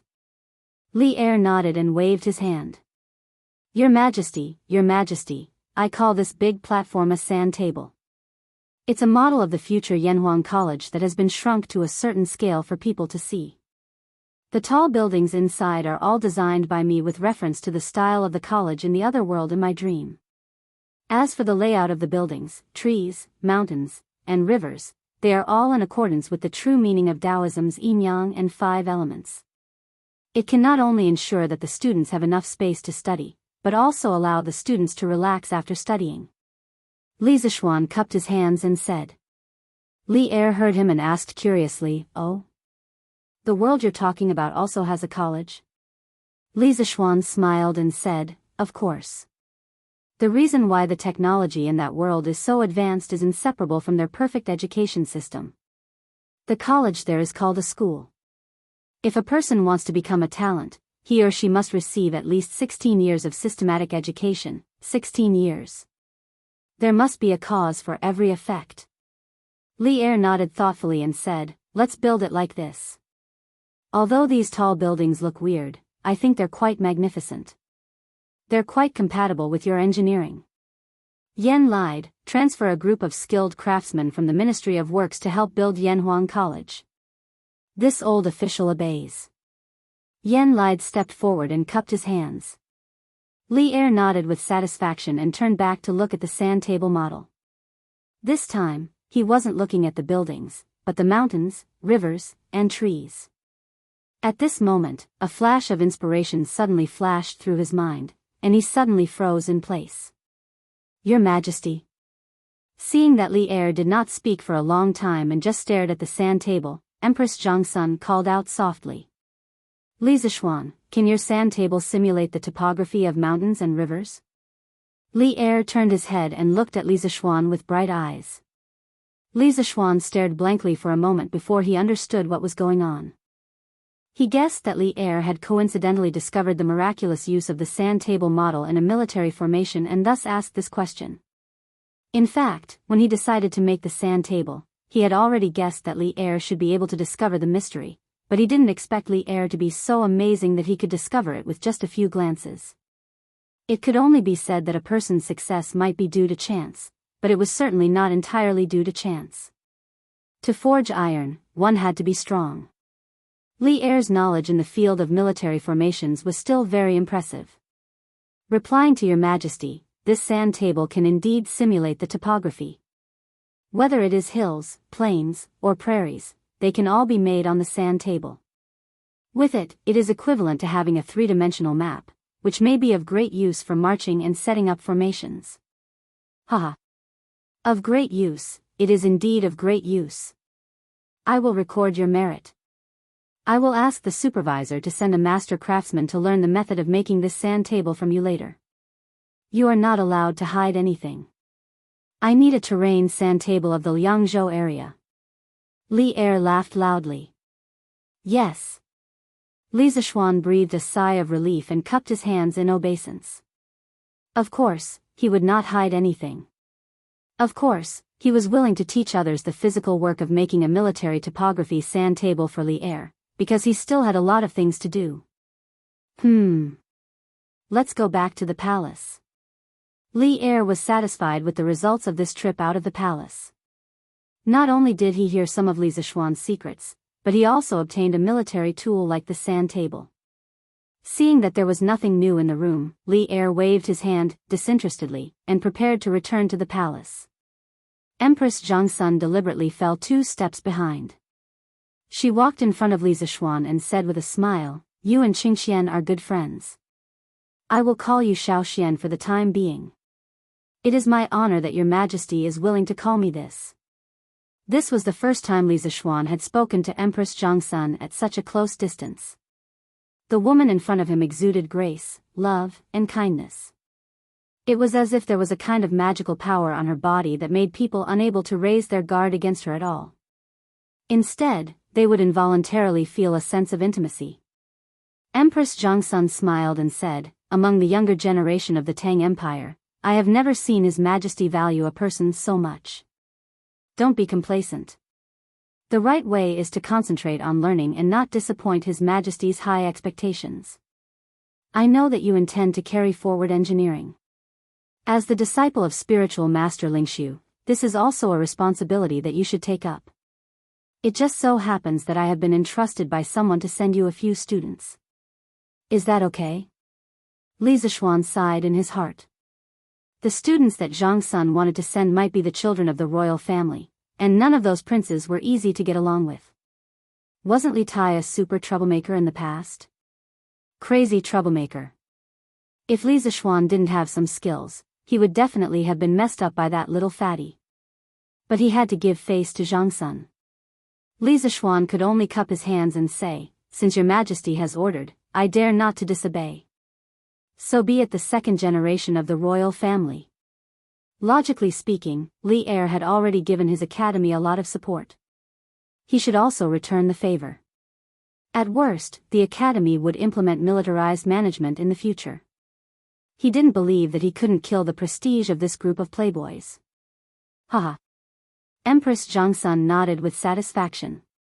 Then she glanced at Yan Xiaoning, who was quietly acting like an obedient child, and said, "Yan Xiaoning, I heard that you haven't paid attention to worldly affairs recently and have been indulging in the way of machinery. Although your spirit is good, you have to understand the painstaking efforts of your father, Minister Yan. You are 3 years older than little Xian, but you haven't settled down yet. How about I see which minister's daughter is suitable in the future and arrange a marriage for you? How about it?" What the hell? Zhang Sun didn't like Yan Xiaoning, this technical geek, and wanted to introduce him to a wife. Yan Xiaoning hadn't expected that Empress Jiangsun would make such a move at the last moment. He had been silent all this time in order to reduce his presence. Flabbergasted, he said, "Your Majesty, isn't this? Thank you for your kindness, Your Majesty. I will remember it in my heart." Unfilial son, quickly thank her. Just when Yan Xiaoning was about to refuse, Yan Lide hurriedly interrupted him and thanked Empress Jiangsun with cupped hands. Chapter 450. Empress Jiangsun finally left, but she left with a mysterious smile. She left quietly, but she left behind a bomb that could explode at any time for Yan Xiaoning. "Dad, why did you agree to it? I'm only 18 this year, why are you in such a hurry?" Yan Xiaoning only mustered up his courage and said pitifully after Zhang Sun left. "Bastard. Her Majesty Hong En, are you going to reject her? Besides, what the Empress said is exactly what I'm thinking. Look, Xiao Xian is 3 years younger than you, but he's already married. What about you?" Yan Lide glared at him and said angrily. Yan Xiaoning shrunk his neck, wiped the spittle on his face, and looked at Li Zishuan bitterly. His eyes were clearly saying, "Damn it, it's all your fault. Sometimes, it's a pain to have a friend who's too outstanding." Li Zishuan rolled his eyes helplessly, which meant, "Brother, I'm just that outstanding, there's nothing I can do about it." Yan Xiaoning almost vomited blood. If it weren't for the wrong occasion, he would have fought Li Zishuan to the death. Ahem. Uncle Yan, I'll leave the construction of Yanhuang College to you. After exchanging glances with Yan Xiaoning, Li Zishuan felt a little uncomfortable because he felt that this kind of exchange was a little gay, so he looked at Yan Lide and said seriously. No problem. His Majesty has personally instructed that the Ministry of Works will fully cooperate with you. Fortunately, the higher-ups haven't given the Ministry of Works any urgent construction tasks recently, so according to my initial estimation, the Ministry of Works should be able to allocate 220 skilled craftsmen for you. A few of them have participated in the construction of Tsuiwei and Yuhua Palace with me, so they're very experienced in building buildings. As for the ordinary workers, you'll have to hire them yourself. The imperial court won't conscript them for free. Yen Lide raised his head and thought for a while, then said while stroking his beard. 220. That should be enough. As for the workers, I will definitely hire them myself. Uncle Yen, you don't have to worry about this. What I want to ask is, with the construction skills of the Ministry of Works, is it possible to build such a tall building? Li Zishuan nodded and asked. He knew in his heart that in the entire imperial court, except for Li Er and a few generals who were close to him who supported Yanhuan College, the rest of the ministers were either watching or objecting in their hearts. After all, this involved the competition between schools of thought. Under such circumstances, it was already very generous of Yen Lide to be willing to transfer so many craftsmen to him. As for the ordinary workers, he had never expected the imperial court to use corvée labor to help him conscript them for free. Since he had made up his mind to build Yanhuan College, he had never thought of saving money. The crux of the problem was whether the Great Tang could build a 10-story building with its current construction techniques. Yen Lide took another careful look at the sand table, then pointed to the future teaching building of Yanhuan College, Guanghua Building, and smiled confidently. Little Xian, you're worried that the building is too tall and the craftsmen can't build it, right? Haha. Actually, you don't have to worry at all. This building only has 10 stories, and the total height is estimated to be no more than 120 feet. It won't be a problem to build it. Little Xian, you've seen the Big Goose Tower in Jinchang Square, right? That tower has a total of 20 stories. Compared to the Big Goose Tower, your building may occupy a larger area, but as long as you put in more effort into the supporting pillars between the floors, it won't be a problem to build it to 10 stories. The Big Goose Tower was located in Jinchang Square in the South Jin dynasty of Chang'an City. It was also known as the Buddha of Mercy Temple. After several renovations, it was 64.7 meters, about 190 feet, tall, which was equivalent to the height of a 20-story building. 1,000 years ago, it could be called a skyscraper in the Tang dynasty. However, the awkward thing was that Li Zishuan rarely went to the south of the city, let alone to the Big Goose Tower. This was worthy of his reputation as a homebody. That's good, that's good. Li Zishuan was a little embarrassed, but at the same time, he was relieved. However, he was still a little curious. Such a tall building would definitely not be built with only wood, because wood couldn't bear such a large weight. But if it was brick, the problem would arise. There was no cement in the Tang dynasty, so how would the wall be built? Uncle Yen, what kind of materials do you plan to use to build this building? Such a stupid question made Yen Lide speechless. He said, bricks, of course. Such a tall building can't only be built with wood. Li Zishuan's old face did not look too good after being treated as a stupid C*NT. He directly asked the main question, then what kind of material should be used to glue the bricks? Yen Lide's expression became even more strange. He paused for a while before saying, of course it's glutinous rice mortar. Little Xian, you don't even know this? Then why did you design such a tall building? I really don't know. This kid wants to design it first and see if it can be built. If it can't be built, this kid will think of other ways. Uncle Yen, are the walls made with glutinous rice mortar reliable? Yen Lide was speechless. He was still praising Li Zishuan for his proficiency in architectural design. Now it seemed that this guy was a complete novice in some aspects. He shook his head and said, of course it's reliable. The walls of Chang'an City are made with glutinous rice mortar. Don't you think it's reliable? In fact, the ancient construction technology was far from as low as Li Zishuan imagined. Although there was no cement at that time, there were many substitutes. The West initially used clay as a cementing material. The ancient Egyptians used the mud of the Nile River to build uncalcined clay bricks. Around 3000 BC to 2000 BC, the ancient Egyptians began to use calcined gypsum as a building cementing material. In 146 BC, the Roman Empire annexed Greece and inherited the Greek tradition of producing and using lime. The way the Romans used lime was to first dissolve the lime saliva and mix it with sand to form mortar. Then, they used this mortar to build buildings. Some of the ancient Roman buildings that used lime mortar were very strong and had even been preserved until now. Later, the ancient Romans improved the use of lime. Not only did they add sand to the lime, but they also added ground volcanic ash. In areas without volcanic ash, they added ground bricks that had the same effect as volcanic ash. Some people called the lime volcanic ash sand, three-component mortar, Roman mortar. In the history of European architecture, the Roman mortar had been used for a long time. Its performance was basically close to modern cement. However, in the 9th, 10th, and 11th centuries AD, the mortar technology was almost lost.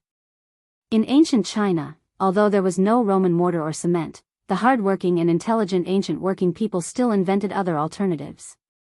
The most widely used and the longest circulated was glutinous rice mortar. According to records, at least not later than the Northern and Southern dynasties, 386 to 589 AD, glutinous rice mortar had become a relatively mature technology.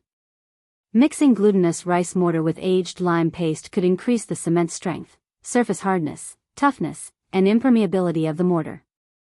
It significantly improved the firmness and durability of the masonry.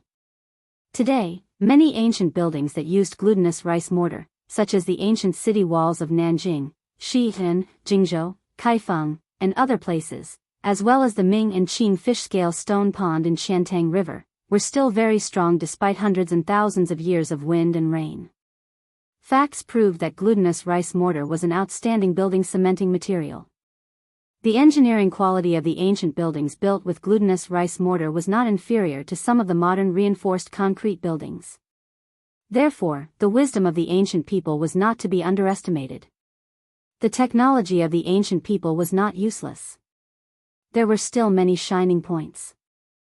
Chapter 451. In the afternoon. Li Zishuan thought for a while, then took the carriage to the workshop. He wanted to ask Faubert to help and see if he could make cement. In the morning, Yen Lide said that glutinous rice mortar could be used as a binder between bricks and stones, but the cost was very expensive. In this era, although prices were low, glutinous rice was a grain that was 3 to 4 times more expensive than rice. It would be a very extravagant thing to use it to build a wall. Therefore, the houses of the Tang dynasty were basically made of wood. Only the imperial palace, Zhaoling Mausoleum, and the city walls could afford to use bricks and glutinous rice mortar. How could ordinary people afford to use such things? Yen Lide and his son also gave Li Zishuan a rough cost estimate in the morning. If Yanhuang College followed Li Zishuan's original intention and used bricks and stones, the cost of building materials alone would be more than 400,000 strings of coins, not including labor and decoration costs. This number had far exceeded Li Zishuan's budget. The reason was that Li Zishuan did not have a fresh understanding of the current construction technology and construction costs. Now, with such a huge capital hole, it would be harder to fill it in a short period of time than to reach the sky. However, Li Zishuan would definitely not give up on Yanhuang College. After thinking about it, Li Zishuan decided to gather everyone's wisdom and see if they could make cement with better effect and lower cost. There were so many protagonists in time travel novels. Didn't they like to make cement, perfume, and mirrors when they time traveled to ancient times? If they could make it, why couldn't he? Ahem, although he was not a professional, he knew the general formula. He could tell Faubert and let the professional craftsmen study it. The glutinous rice mortar of this era was actually very close to modern cement. Some modern scholars often called the glutinous rice mortar of ancient times organic cement. He believed that if he could give them some inspiration, it would not be a big problem if he was lucky. Faubert, I thought of something. I need you to take some people to study it. However, I only know the general composition. As for the ratio of each component, you will have to test it yourself. After arriving at the workshop, Li Zixuan went straight to Falbert's private office and got straight to the point. "Young master, what is it?" Falbert asked curiously. Li Zixuan said with a solemn expression, "I call it cement. It's a building adhesive that can be used to replace glutinous rice mortar. It's very important, and I hope that Falbert can bring a group of skilled craftsmen to research it." "Cement? Replace glutinous rice mortar? Young master, are you going to build an academy?" Falbert came to his senses and asked. I have already designed the building and layout of the academy. The main material is bricks, so we must use glutinous rice mortar. This morning, Minister Yan helped us estimate the cost. It will cost at least 400,000 strings of cash, so I plan to make a cheap substitute similar to glutinous rice mortar. 400,000 strings of cash. Falbert almost jumped up. Just from this budget, he could imagine how huge the Yanhuang College Li Zixuan wanted to build would be. He thought for a while, then clasped his fist and said, "Since young master is so confident in this so-called cement, you can tell me the composition. The workshop is full of talents now.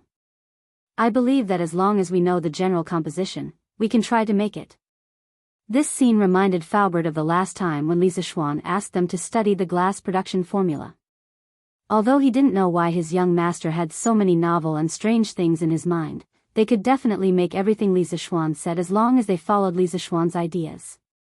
Cement is a mixture of limestone, clay, and iron or in proportion. I call this mixture raw material. Then put it in the furnace for calcination. Generally, its calcination temperature is slightly lower than the temperature of smelting iron, but a little higher than the temperature of the glass you burned last time. It should be fine to use the kiln used to burn glass. The calcined product is called clinker. Finally, the clinker and gypsum are ground together and mixed according to the proportion. This is cement. After adding an appropriate amount of water into the fired cement, it will become a paste that can harden in the air and water. After hardening, it can be comparable to a hard stone. It can be used to firmly bond sand, stone, and other materials together to form a solid stone body of a hydraulic cementing material. In order to let Falbert and the others develop cement as soon as possible, Li Zixuan was also giving it his all. On the way here, he kept using his abnormal spiritual power to recall the firing temperature of cement that he read in the books in his previous life. It was about 1,450 degrees, the melting point of iron was 1,538 degrees, and the firing temperature of glass was 1,300 degrees. With this important information, he believed that the development of cement would be much smoother. As for why Li Zixuan didn't simply recall the proportion of the cement's composition and tell Falbert, you think he didn't want to. The key point was that the books he read weren't books that specialized in making cement. Why would they be bored enough to write the proportion of each composition in the book? So even if he wanted to recall it, he couldn't recall it. This old man will remember it. Young master, don't worry. In a while, this old man will organize the workshop's most elite craftsmen to start developing this cement. I think there should be news in the next few days. Falbert nodded, stood up and said confidently. He was somewhat glad in his heart. Compared to the last time when they were developing glass, Li Zixuan gave them more detailed information this time. It would be much easier for them to really research it. Then I'll leave it to Falbert. Remember, the people who enter the mud kiln must wear a mask. Li Zixuan reminded him worriedly. He didn't want those craftsmen to get lung disease after a few years of work. Yes. Young master, don't worry, this old man will arrange it.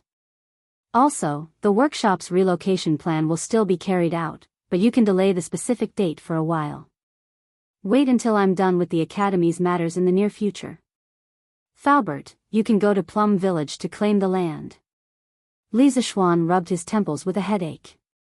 If he said too much, he would cry. He didn't have enough money. At this time, if he wanted to move to the new factory area, he really didn't have the strength to do so.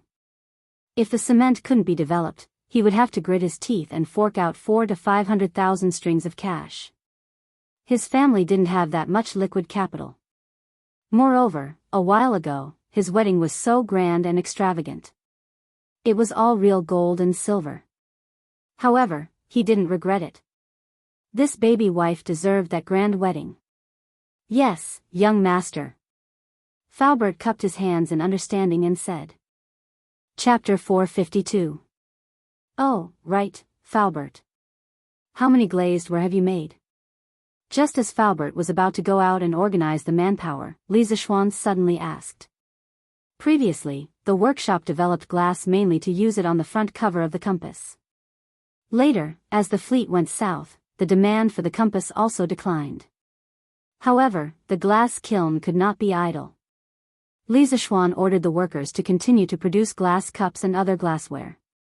Although the output was not very high, it must have accumulated a lot after so long. This thing can make a huge profit.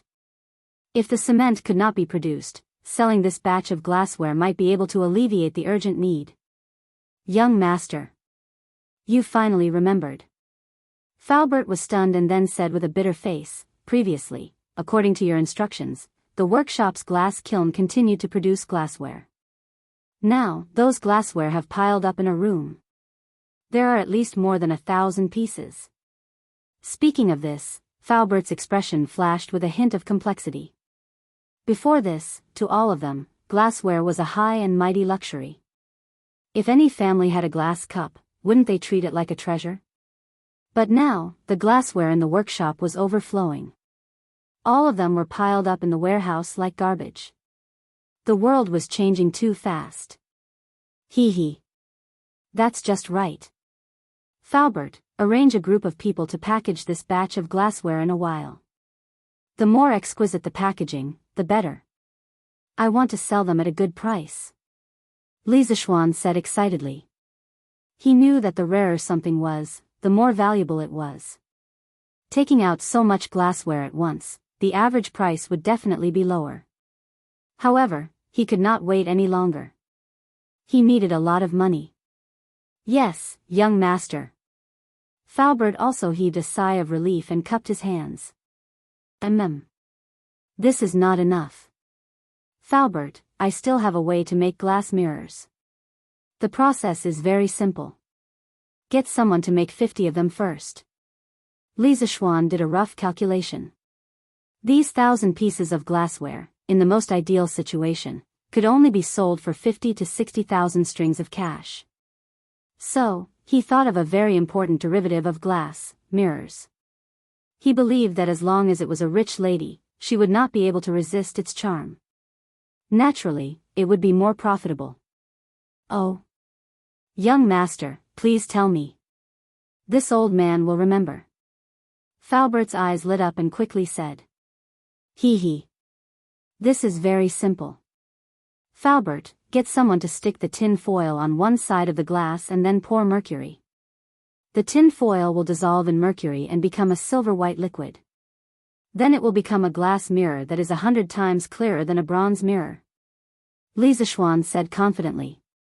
Speaking of mirrors, it has a history of more than 3,000 years.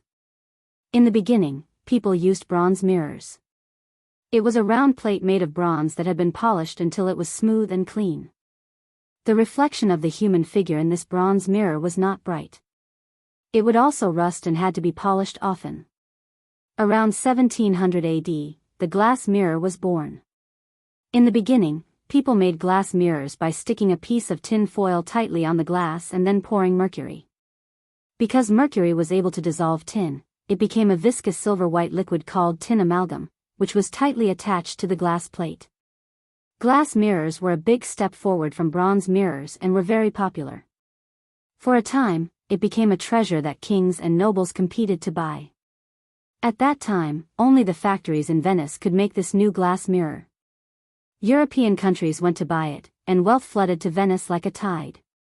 The mirror factories were concentrated on Murano Island, surrounded by sentries and tightly sealed off. Later, the French government used a lot of money to bribe 4 Venetian mirror craftsmen and secretly smuggled them out of the country. Since then, the secret of the mercury glass mirror was made public, and its value was not so noble. However, the reflection ability of the mercury-coated mirror was not very strong. It was time-consuming to make, and mercury was poisonous, so it was later eliminated. Modern mirrors had a thin layer of silver on the back. This layer of silver was not painted on, nor did it need to be electroplated. It was painted on by a chemical, silver mirror reaction. Glucose water was added to the ammonia solution of silver nitrate. The glucose reduced the silver ions into silver particles and deposited them on the glass to make a silver mirror. Finally, a layer of paint was applied. Li Zishuan also wanted to make this kind of silver mirror, but it would take a lot of effort to make nitric acid.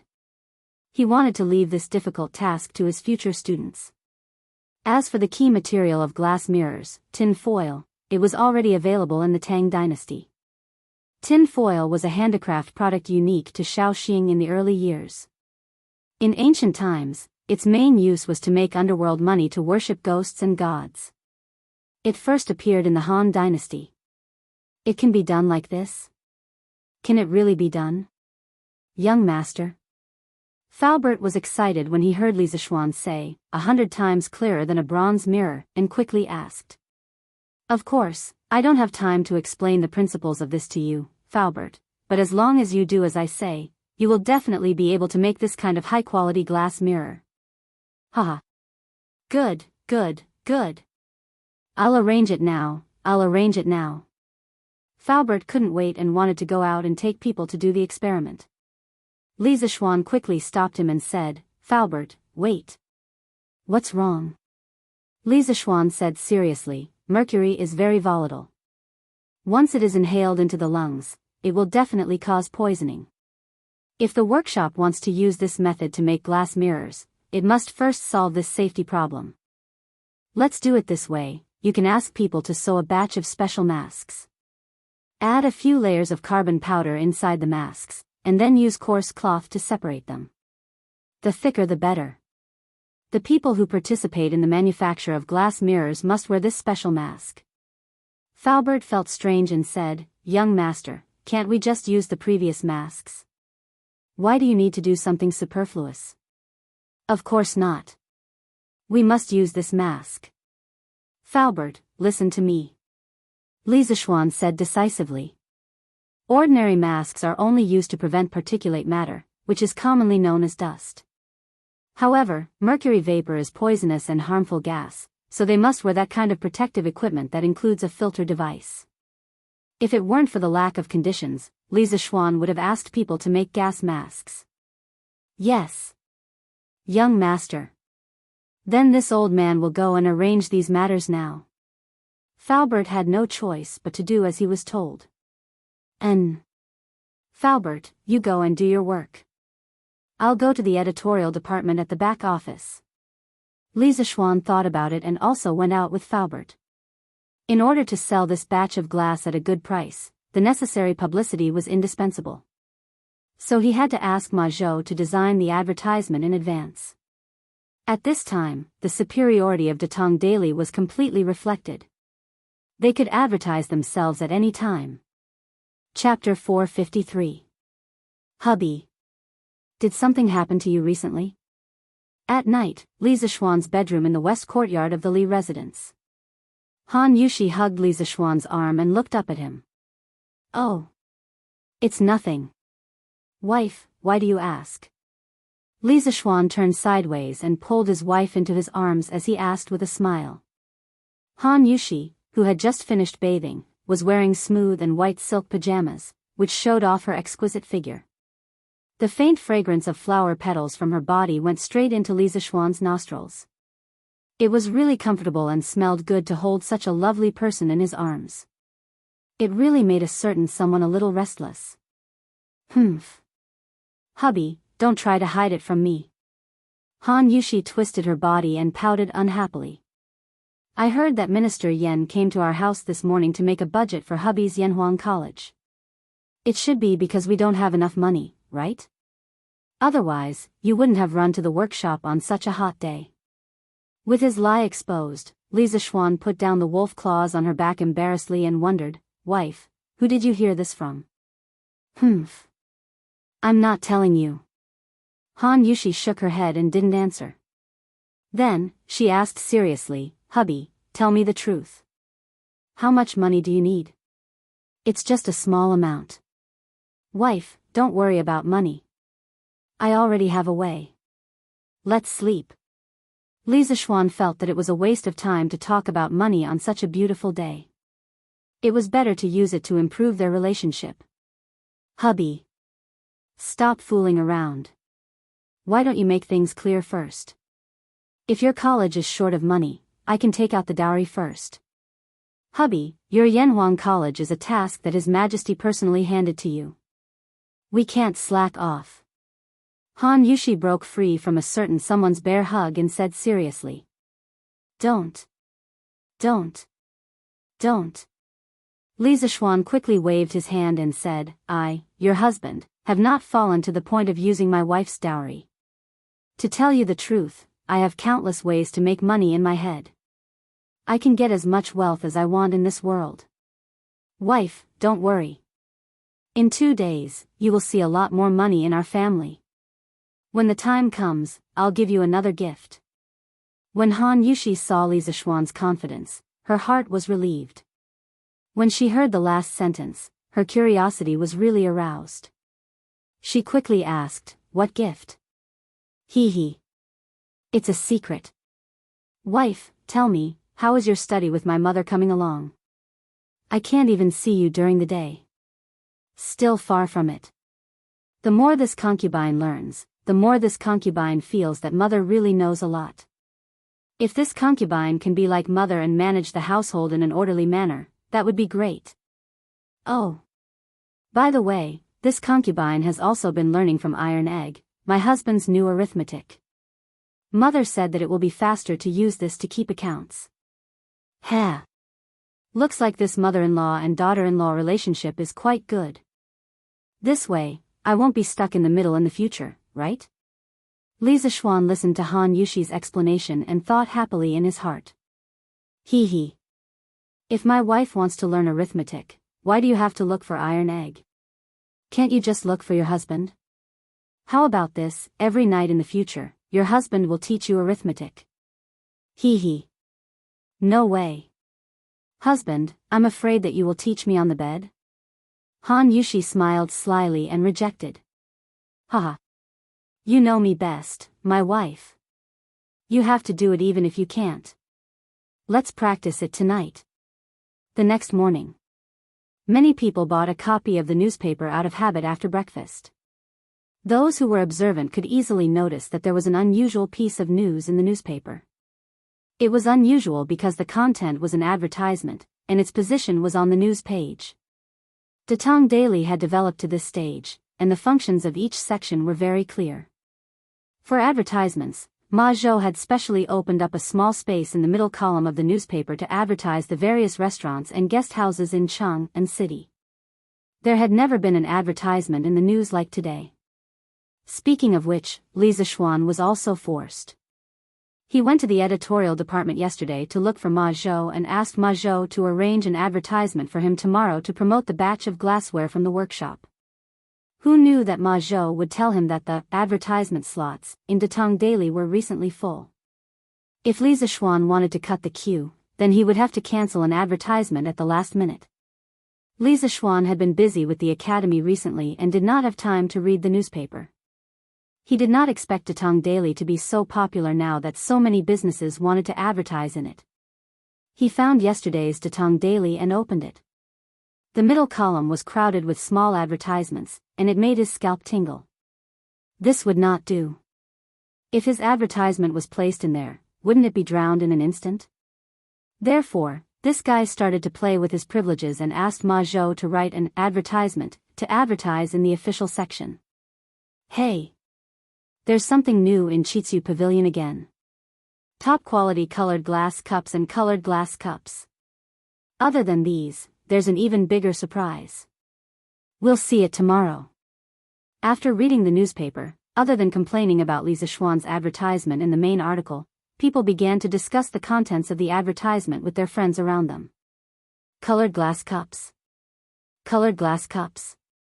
Chitsu Pavilion actually has something like this? Didn't they say that only barbarians have these things? Someone questioned. Hey! What's this? Li Xiannan was able to create so many strange things before. It's not strange that he can create colored glass now. Hiss. You're saying that this batch of colored glass is produced by Chitsu Pavilion's own workshop. Someone thought of the high price of colored glass and could not help but gasp. Haha. Then what else? Didn't you see what the newspaper said? This batch of colored glass cups and cups is of a higher quality than the ones sold by barbarians. Doesn't this mean that it was made by Li Xiannan's own workshop? Ha! Li Xiannan is really capable. I'll go and see for myself tomorrow. I wonder how much it will cost. After all, the newspaper said that this batch of colored glass is of better quality. I wonder how much more expensive it will be compared to the ones sold by barbarians. Someone frowned and said worriedly. Hey! I believe that it won't be too expensive. Weren't Tang Dynasty's books very expensive in the past? Ever since Lord Li's Chitsu culture came out, ordinary people could afford to buy books. That's hard to say. Books are books. Lord Li sold them at such a low price because he wanted to benefit the poor scholars. Why is he selling the colored glass at such a low price now? Besides, who knows if the cost of the colored glass in Chitsu Pavilion is high or not? They won't sell it at a loss, right? Haha. I'm curious about what the bigger surprise is. Li Xiannan's Chitsu Pavilion has never disappointed me. Chapter 454. Bastard. I was actually tricked by this brat. He even dares to take my money. How preposterous. After the morning court, Li Er came to the Li Zheng Hall and saw a Datong daily on the table. He casually flipped through it, but something happened. What's wrong, Your Majesty? Who made you angry?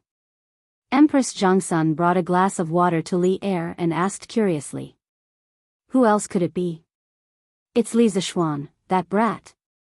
Li Er rolled his eyes angrily, then pointed at the advertisement in the newspaper and said, Look, Guanyin maid, this brat can already make his own glaze.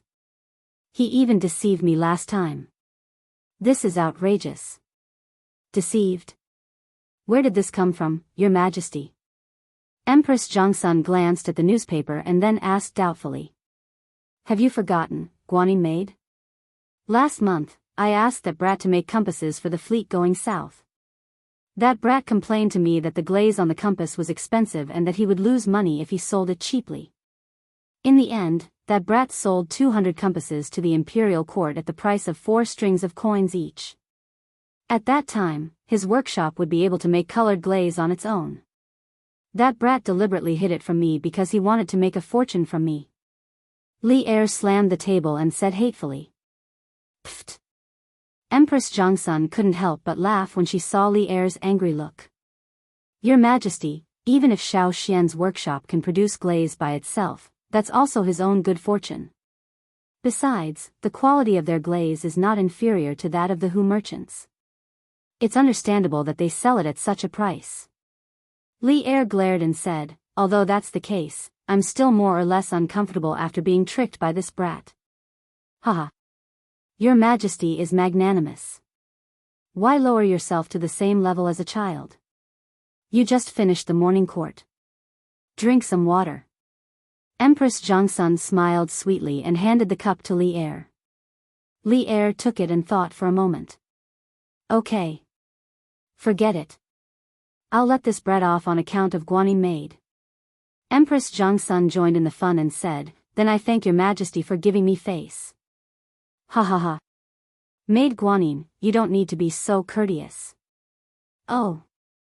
Oh right, Your Majesty. Xiao Xian suddenly took out so much glass to sell. Was he short of money? But this concubine doesn't think that child is short of money. Empress Jianghu had clearly seen the contents of the newspaper before. Now that Li Er had specially brought it up, she had some doubts. Oh. He must be short of money. Didn't Maid Guanyin follow me there yesterday? The Yanwang College designed by that brat is almost as big as my palace. Although there are not as many buildings as the palace, I'm afraid that it will cost a lot to build it. I don't know where that brat got the confidence to build such a big college. Li Er took 2 sips of water and muttered to himself. Ah. So that's how it is. I only saw the magnificent design of the academy yesterday, but I really didn't think about money. Your Majesty, how much do you think it will cost to build this academy? Empress Jianghu said in surprise. According to my estimation, if it is built according to the scale on the blueprint, this brat will have to fork out at least 500,000 strings of cash. Otherwise, he won't be able to build the same effect as the sand table model. Li Er's knowledge was quite broad. After some calculations, he was actually pretty close to the mark. The budget of 400,000 strings of cash that Yen Lide made before didn't include labor and decoration costs. It seemed that Li Er's budget of 500,000 strings of cash was reasonable. 500,000 strings of cash. Such a huge number made Empress Jianghu, the mother of the country, couldn't help but cover her mouth in shock. Then she said worriedly, although the Li family is rich, I'm afraid they can't fork out so much money. And now that the treasury is empty, the imperial court can't support him with money. Sigh, this child. In my opinion, it would be better for him to build a smaller academy. It's all about teaching and educating people. What's the difference if the environment is better? Even if the treasury of Chang'an City is full, the officials in the imperial court won't let me spend the money on Yanhuang College. Li Er sighed, patted Empress Jianghu's back, and said, Guanyin maid, you're still thinking too simply. Although this brat has just entered the imperial court not long ago, I have a clear understanding of his nature. No matter what he does, this brat is never someone who is content with his lot. Everything he does, he wants to be different from the rest and do it the best. Let him do as he pleases. Your Majesty, that's 500,000 strings of cash. Where can this child get so much money? Empress Jianghu was still a little worried. Guanyin maid, your worries are groundless. In terms of the ability to make money, no one in the entire Tang Empire can make more money than that brat. He must have a way to solve it. Li Er pulled Jianghu into his embrace and laughed loudly. While advertising Chitsu Pavilion's Lioli, Li Zishuan also asked Faubert and Wang Zhong to start recruiting workers and craftsmen. Now that the Imperial College's field vacation had begun, there were only 2 months left for the construction of Yanhuang College. It would take more than 2 months to build at least 3 buildings, the teaching building, the dormitory building, and the cafeteria. As for the bathhouse, although it had to be built first, in terms of scale, it shouldn't be considered a building. Logically speaking, it was very difficult to complete. In modern times, it was simply a fantasy. However, Li Zishuan didn't believe it, because he had a lot of manpower and money. Yen Lide transferred 220 craftsmen who were proficient in construction from the Ministry of Works. In the workshop, there were also more than 100 craftsmen who knew how to build. In total, there were more than 300 construction elites, and each of them could command at least 30 to 40 workers to participate in the construction.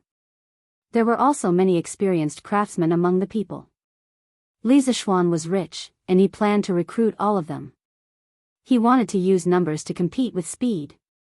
His plan was to recruit more than 400 experienced craftsmen and no less than 15,000 common laborers. With such a large construction team, he didn't believe that he couldn't complete the construction on time.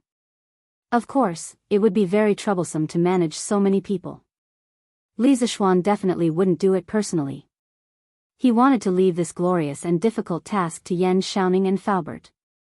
Even so, time was tight and the task was important. The earlier the construction started, the faster the progress. Thus, Li Zishuan was fighting on 3 fronts at the moment. On one hand, he let the elites in the workshop study the cement. On the other hand, he used the batch of glass to raise money. On the other hand, he was still recruiting craftsmen and workers. For the sake of Yanhuang College, he was really worried sick. Chapter 455. Hey! We're hiring. We're hiring. Chitsu Pavilion Workshop is hiring. As long as you have the strength and can work, we're hiring all of you. 30 copper coins per person per day. If you do well, you'll be rewarded. If you have experience in building houses, 80 copper coins per person per day. If you want to sign up to earn some money, come and take a look. In the streets and alleys of Chang and City, as well as the villages outside of Chang and City, one could see 2 or 3 servants in green clothes and hats shouting at the top of their lungs. 30 copper coins per day? That high? You're not lying, are you? In the first year of Zhenguan, prices were very low. Correspondingly, wages were not very high either. Ordinary people would only earn 10 copper coins per day if they worked tirelessly at the docks to carry sacks. Those who helped people build houses also earned about the same price per day. If you met a boss with a conscience, they would give you a raise. However, 20 copper coins per day was already the limit. Now, Li Zishuan was offering 30 copper coins per day, which was very attractive. The onlookers were all eager to make a move. The only thing they were worried about was the authenticity of this recruitment advertisement. Oh, brother, isn't it wrong for you to say that? Do you see the clothes I'm wearing? This is something only the people from Chitsu Pavilion can wear. Do you know Chitsu Pavilion? That's our young master's business. Do you know our young master? He's a baron personally conferred by the emperor, the recently promoted Crown Prince John Shi. Let me tell you, if the workshop manager didn't say that I didn't have enough strength, I would have done it myself. Otherwise, I wouldn't have come all the way to Lu village to recruit people. When the servant heard that someone doubted him, he was immediately unhappy. This fellow was also a chatterbox. He put his hands on his hips and talked endlessly. He looked like a shrew scolding the streets. Oh. You're really from Chitsu Pavilion. I've seen you in the city before. I say, Lu Buju, you didn't look carefully before you spoke. The men from Li County are extremely wealthy. Why would they care about your little wage? Hey, brother, don't you think I'm right? A tall and thin young man first reprimanded the villager who questioned him. Then, he turned around and said to the servant from Chitsu Pavilion. Yes. Yes, yes, yes. Why would my Lord Ju care about such a small amount of money? Those who have come into contact with my Lord Ju know that he is kind-hearted and can't bear to see others suffer. Why would he do such a deceitful thing? The servant of the Strange Interest Pavilion nodded in satisfaction, then proudly raised his head and said, Yeah. Lu Buju, you really are an ungrateful brat. Previously, when Li Xiannan made the curved plow, he helped everyone in the manor. How can you say that? Lu Buju, you heartless rascal. You dare to doubt such a good person like Lord Li? I hope you don't get it up for the rest of your life. Brother, Lu Biji, sign up. Don't even mention 30 copper coins a day. If Li Xianxia needs my help, I'm willing to do it for 10 copper coins a day. Damn. Since when did I suspect Li Xiannan? I didn't know that he was sent by Li Xiannan. Brother, I didn't recognize Mount Tai just now. Please be magnanimous. My name is Lu Fuji, not Lu Buju. I also want to sign up. The man in gray didn't expect that a casual question would put him in a situation where he was surrounded by enemies. He quickly went forward to explain. Seeing that everyone's attitude had changed and they were all polite, the servant of the Strange Interest Pavilion suddenly felt a sense of superiority. Working in the Strange Interest Pavilion was still the best. That's not right. If I can be transferred to work for Lord Ju, I'll have a better future. The servant of the Strange Interest Pavilion said happily. Haha. Don't fight or fight. As long as you have enough strength, you can be chosen. Yes. Do you see this rock in front of me? If you can lift it above your head, our workshop wants it. Everyone, line up and take your time. The servant pointed at the 1-foot-wide rock in front of him and said loudly. Although Li Zishuan was short of people, he didn't hire just anyone. Those who didn't have enough strength would only cause trouble. The rock used to test people's physical strength was only 40 to 50 pounds. It shouldn't be difficult for most hard-working farmers. Hey! Such a big rock? Easy. I'll go first. The one who spoke earlier was called Lu Biji.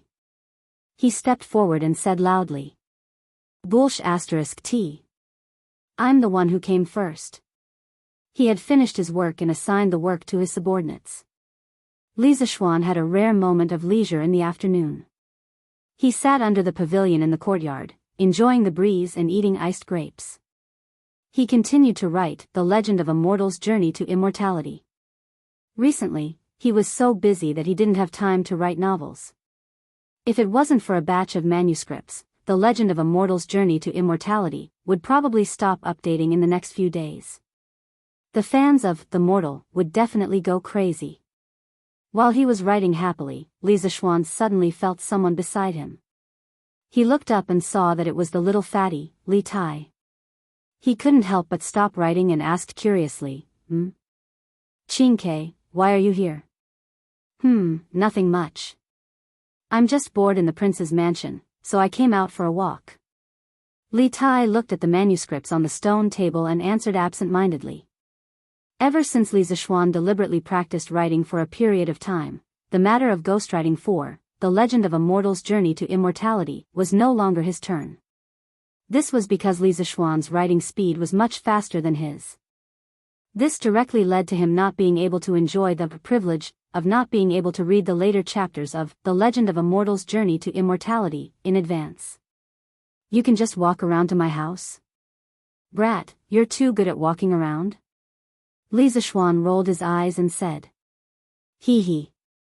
Didn't I hear from Imperial Father that Xiao Xian, you've already finished designing our Yanhuang College? This prince specially came to take a look. Li Tai laughed dryly and said the truth. Hey. Wait.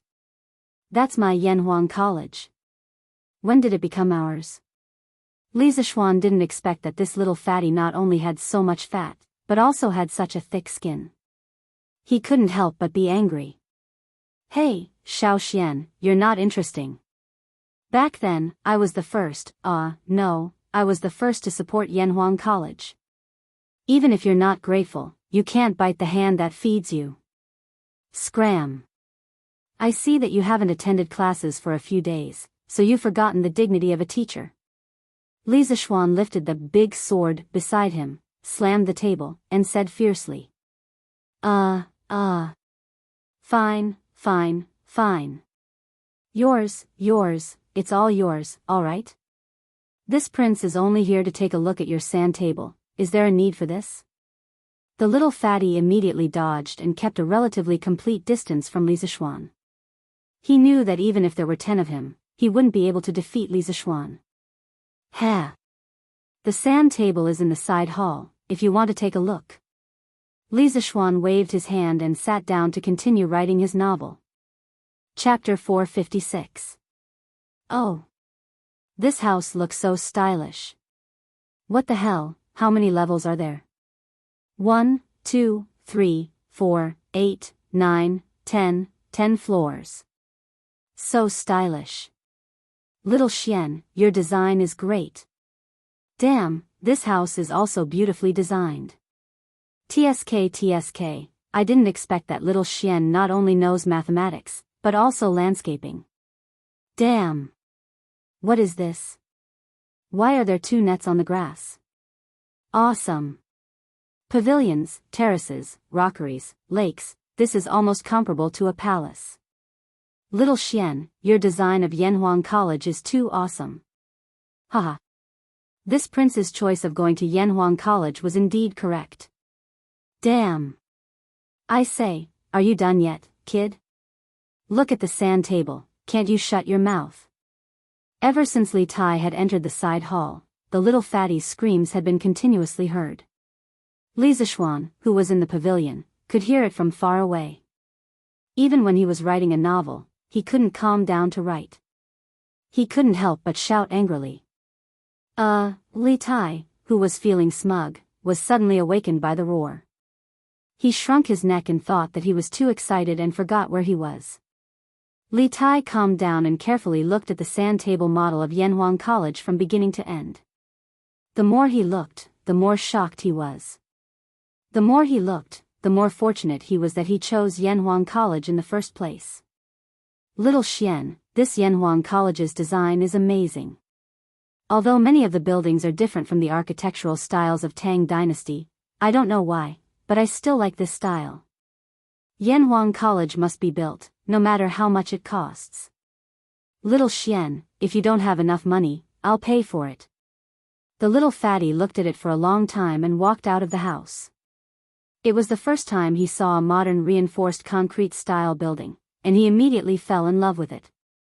This guy's crazy look was very similar to a modern fanatic, but he was bragging a little too much. Oh, just right. I'm short of money recently. Li Zishuan put down his pen and glanced at the spendthrift in front of him. He smiled and said, if you want to build the academy according to the sand table, you still need 350,000 strings of cash. Since you are so generous, you can pay for the rest of the money.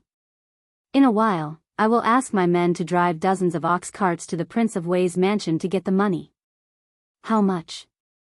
Li Tai widened his eyes as his voice rose an octave. He said in disbelief, 350,000 strings of cash. How could there be so many?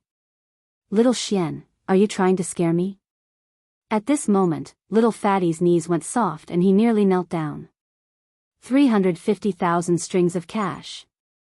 Although he was a prince, it was impossible for him to take out so much money.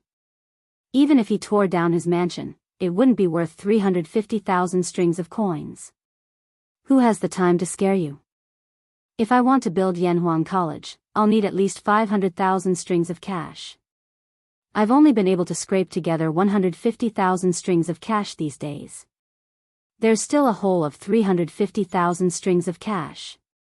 Qingke, you were shouting so loudly just now, I heard it all. A real man must keep his word. Li Zishuan said to the righteous Li Tai with a smile. Li Tai was immediately dumbfounded. He really wanted to slap himself. How could he be so smug and blabber without thinking? Now he was done for, wasn't he? Cough, cough. This. 350,000 strings of cash is something that I don't have. If it's 20,000 strings of cash, I can still take it out. Little Xian, do you think that's enough? Li Tai immediately lost his arrogance and complacency as he weakly said. Hee. Why don't you take out the books in your mansion and sell them, Qingke? You can probably get a few tens of thousands of strings of cash. Li Zishuan said maliciously. No. Absolutely not. Li Tai jumped up as if his tail had been stepped on. He shouted, I'm taking care of those books on behalf of my father. If I sell them, my father will skin me alive. Hee. Forget it then. You brat, you can't help here, and you can't help there either. Go away. Li Zishuan waved his hand as if he was shooing away a fly and said disdainfully. After that, he ignored the little fatty, lowered his head, picked up his pen, and continued to write his novel.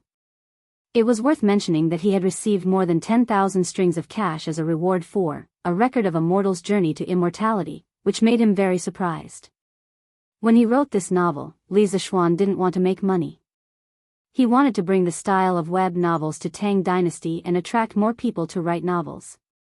That way, when he was bored, he could write novels to relieve his boredom. But who knew that this playful act would bring him such a huge income of more than 10,000 strings of cash? Although the Li family was rich, they wouldn't ignore 10,000 strings of cash. Ah! That's not right. Li Tai suddenly thought of something and shouted, if Yanhuang College is really that short of money, why aren't you worried, Xiao Xian? Why are you still in the mood to write novels? There are only two possibilities. Either you have a lot of money in secret, or you have thought of other ways to raise money. Humph. How is it? Am I right? Ha. Looks like this little fatty's brain is pretty good. But, hee. What's wrong with writing novels? I write novels to raise money too. Don't underestimate novel writers, Qingke. So far, I've only finished 1/8 of The Legend of a Mortal's Journey to Immortality, but according to the statistics of the editorial department of Tang Daily, This book has earned me more than 10,000 strings of cash. Think about it, if I finish it all, it might earn me 100,000 strings of cash. 100,000 strings of cash? Li Tai was stunned. He never thought that writing novels could earn so much money. After being stunned for a while, he shook his head and said, "Hee, it's no wonder. In the whole of Chang, and from 6-year-old children to middle-aged uncles, how many people don't know about A Record of a Mortal's Journey to Immortality? I even heard that this novel has become popular in other states and counties. It seems like it's understandable that it can earn you so much money." Hee. Back then, someone even wanted to use a salary of 20 strings of cash to hire me to write novels for him. TSK, it seems like that person really knows how to do business. Amazing. Amazing. Li Zishuan recalled the situation when he first met the little fatty and couldn't help but make fun of him.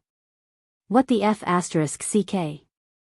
Don't expose people's shortcomings when you're scolding them. How long ago was that? Why are you still bringing it up, Xiaoxian? Li Tai's face turned red as he said angrily. Haha. Fine. I won't talk about it anymore. It's time to get down to business. You little brat, go play by yourself. Chapter 457. Oh, right, Xiaoxian. I heard that Curious Pavilion is going to sell a batch of glassware tomorrow. Li Residence West Courtyard. Li Tai, the little fatty, didn't know what politeness was. He sat on the other side of the stone table with his legs crossed leisurely. He was eating iced grapes and watching Li Zishuan write his novel. After a while, he suddenly remembered the news in today's newspaper. It should be an advertisement, so he asked. Yes. That's right. Didn't you already know about the matter of the workshop manufacturing colored glaze? What's so strange about it? Li Zishuan said without looking up. Last month, he gave Li Tai, Meng Wenhao, Li Yu, and Iron Egg a lesson in the workshop. Not only did he talk about the principle of geomagnetism, but he also touched on the knowledge of glassware manufacturing. Hee. I don't find this strange. When you used the glassware on the compass, I knew that you would use it to make money one day.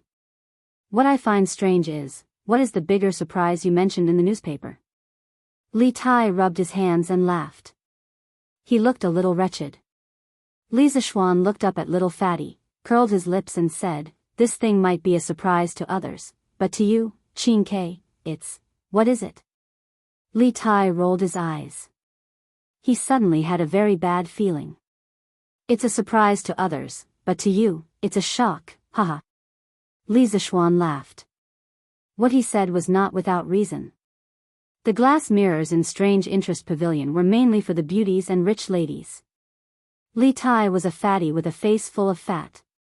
Even if he bought a mirror back, he would not be willing to look at himself. F***ck, get lost.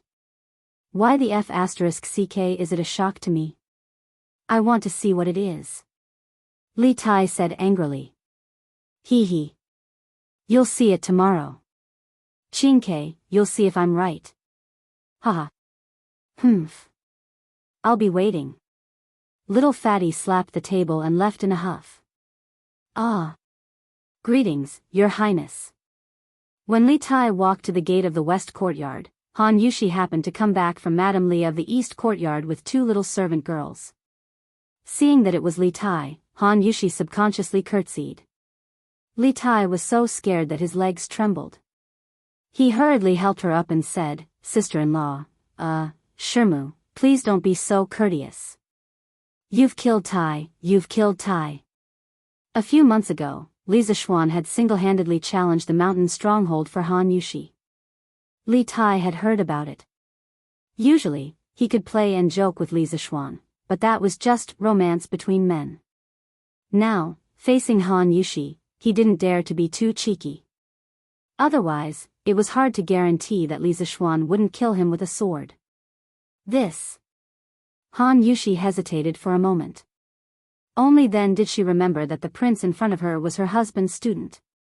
With such a complicated relationship, She didn't know how to address him anymore. Haha. Shirmu, just call me Qingke.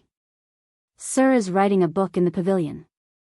He has something to do at the Thai residence, so he'll take his leave first. Shirmu, please help yourself. I won't send you off. Li Tai waved his hand and fled. He didn't dare to hear Han Yushi call him His Highness anymore. If Li Zishuan heard it, he might make things difficult for him in the future. Are you still busy, husband? I just saw Prince Wei. Why are you so flustered? Han Yushi came to Li Zishuan's side and couldn't help but ask. Haha. Why? You met that guy just now? Yes, I happened to meet him at the door. Did that guy use his identity to show off in front of you? Haha. No, he didn't. Instead, I felt that he was a little afraid of me.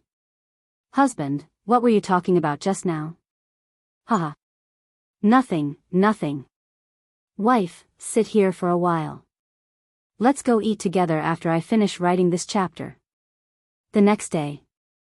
When the East Market opened in the morning, a small group of people headed straight to Curious Pavilion with a clear goal in mind. Previously, the new carriage, Don't Touch Me, had brought many purple and even red members to Curious Pavilion. These people enjoyed huge discounts and priority in queuing. Whenever Curious Pavilion released a new product, they would be the first to arrive. To them, it was a profit if they could buy it. One had to admit that although Curious Pavilion's products were expensive, Curious Pavilion had already proven that everything here was worth the price with their high-quality products.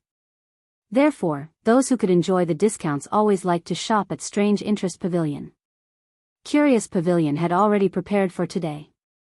When the first batch of customers arrived at Curious Pavilion, they saw dozens of shelves in the open space. There were even red cloths on the shelves. Clearly, the shelves were filled with glass cups and glasses that were going to be sold today. Other than that, there were two huge signboards that were as tall as a person at the entrance of Curious Pavilion. They were still covered with red cloths, so no one could see what was inside. There was a lot of discussion below. Oh. Brother Chow, you're also here. Huh, I had nothing to do, so I came here to take a look. Chow Wendong chuckled as he fanned himself. Hee hee. Brother Chow probably isn't just here to take a look, right? In a little while, I hope that Brother Chow can leave some soup for us to drink. Those who had come to line up so early were not idiots. Many of them were merchants with a keen sense of smell. In this era, the glass of the Central Plains was completely supplied by Hu merchants. It could be said that the Hu merchants had a monopoly in this area, and the merchants of the Central Plains had no right to a share of the profits. They could only follow behind and eat the leftover rice and soup, earning a fee for running errands. The fact that the Odd Interest Pavilion was able to provide such a large amount of glassware made the peddlers move immediately. Most of them had membership cards for the Odd Interest Pavilion. In their opinion, being a peddler for the Odd Interest Pavilion would definitely earn them more than buying from the Hu merchants. These people had never considered the problem of not being able to sell their goods. Although Hu merchants came to the Great Tang to sell glass, they usually sold in very small quantities. Glass was a rare commodity in the Great Tang, so there was naturally no need to worry about not being able to sell it. Haha. What are you saying, Brother Mangyang? This Chow comes from a small family, so I don't have such a big appetite. Let's make money together, let's make money together. Ha ha ha. Brother Chow is indeed a straightforward person, haha. Brother Chow, what do you think those two things at the entrance are? This must be the surprise that the newspapers were talking about, right? As for what it is, this Chow doesn't know. Ha! Brother Chow, you're really modest. There are only a few merchants in Chang'an who can talk to Li Xiannan. A few days ago, Li Xiannan just got married. This one remembers that you went to Li Xiannan's residence for a visit. Chapter 458. Sigh. Why isn't shopkeeper Sun here yet? Did he oversleep? How is that possible? You're in too much of a hurry. According to the usual practice, he should be here soon. Sigh. I wonder how the glazed cups they make compare to those sold by the barbarian merchants. Speaking of which, I still want to buy their horse carriage. I've been queuing for days, and I still haven't bought it. The new horse carriage, Don't Touch Me, was still in short supply. The workshop's production capacity had reached its limit, and it was impossible to produce more than 100 horse carriages in one go. Yo! Brother Zhang, where did you strike it rich? You can even afford a horse carriage from Curious Pavilion? Sigh. Strike it rich? I can't not buy this horse carriage. My son has fallen in love with the youngest daughter of County Deputy Wu of Bailing County. County Deputy Wu didn't object to the marriage, but his daughter said that she doesn't want the wedding to be as grand as Lord Li's wedding, but when we pick her up, there must be a Don't Touch Me carriage from Strange Interest Pavilion. Otherwise, she will lose face, and she won't get on the bridal sedan chair. It was obvious that she was a love-struck girl who had been poisoned by Li Zishuan. In the future, all the weddings in the Great Tang would probably use Li Zishuan's grand wedding as a reference before holding it. Pfft. Haha. Brother Zhang, you didn't lose out at all. You can marry County Deputy Wu's daughter with a horse carriage. Your Lin Lin is really lucky. The person beside him wiped the cold sweat off his forehead and said resentfully. He's here, he's here.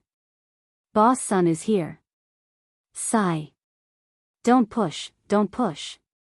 I'm the one who came first. Bullsh *T. I've been here for a long time. I just went to the outhouse. At 8:45 in the morning, the door of the Strange Interest Pavilion opened. Sun Huayuan walked out of the room with a flushed face. Everyone, please be quiet. Listen to this old man. Sun Huayuan smiled and cupped his hands towards the crowd, shouting loudly. The crowd gave him face and instantly quieted down. I know that all of you are here today to see the glazed cups and glazed lamps produced by my Strange Taste Pavilion. I won't keep you in suspense. Let's cut to the chase and show you the newest products of our workshop. Sun Huayuan said a few simple words and walked directly to one of the shelves. He reached out and lifted the red cloth. A row of glasses of different sizes and colors suddenly appeared in front of everyone. Hiss. This is a glass cup. Oh my God. Why is the color of this glass so clear? This is the real azure glass cup. The color is clear and bright, and it's as pure as ice. It's many times better than the glass cups sold by the Hu merchants. Because of the craftsmanship, the glass of this era was never clear and transparent. Basically, all the glass was turbid, with some having a greenish hue and some having a yellow hue. In short, the high-quality glass cups that the Oddity Pavilion was producing were unique in all of the Great Tang. Sigh. Do you see the style? The style of this glass cup is also different from the ones sold by the Hu merchants. Look, the patterns on it are really beautiful, and the shape of the cup is also very unique. In the Tang dynasty, the glass cups that the wealthy families bought from the Hu merchants were mostly bowl-shaped cups with a small foot at the bottom. They looked a little short and poor. The cups in the Strange Taste Pavilion were all carefully designed by Li Zishuan. The modern thick whiskey glasses, the tall slender champagne glasses, the round and elegant red wine glasses, and the stylish cocktail glasses were all borrowed by him. Thus, many people were almost instantly attracted by the elegant appearance of these wine cups. Perfect. Perfect. This is simply the work of nature. Shopkeeper son, how much are these glass cups? Hurry and name a price. Qiao Wendong had traveled extensively for many years and had seen all kinds of rare treasures, but he had never seen such perfect glass cups before.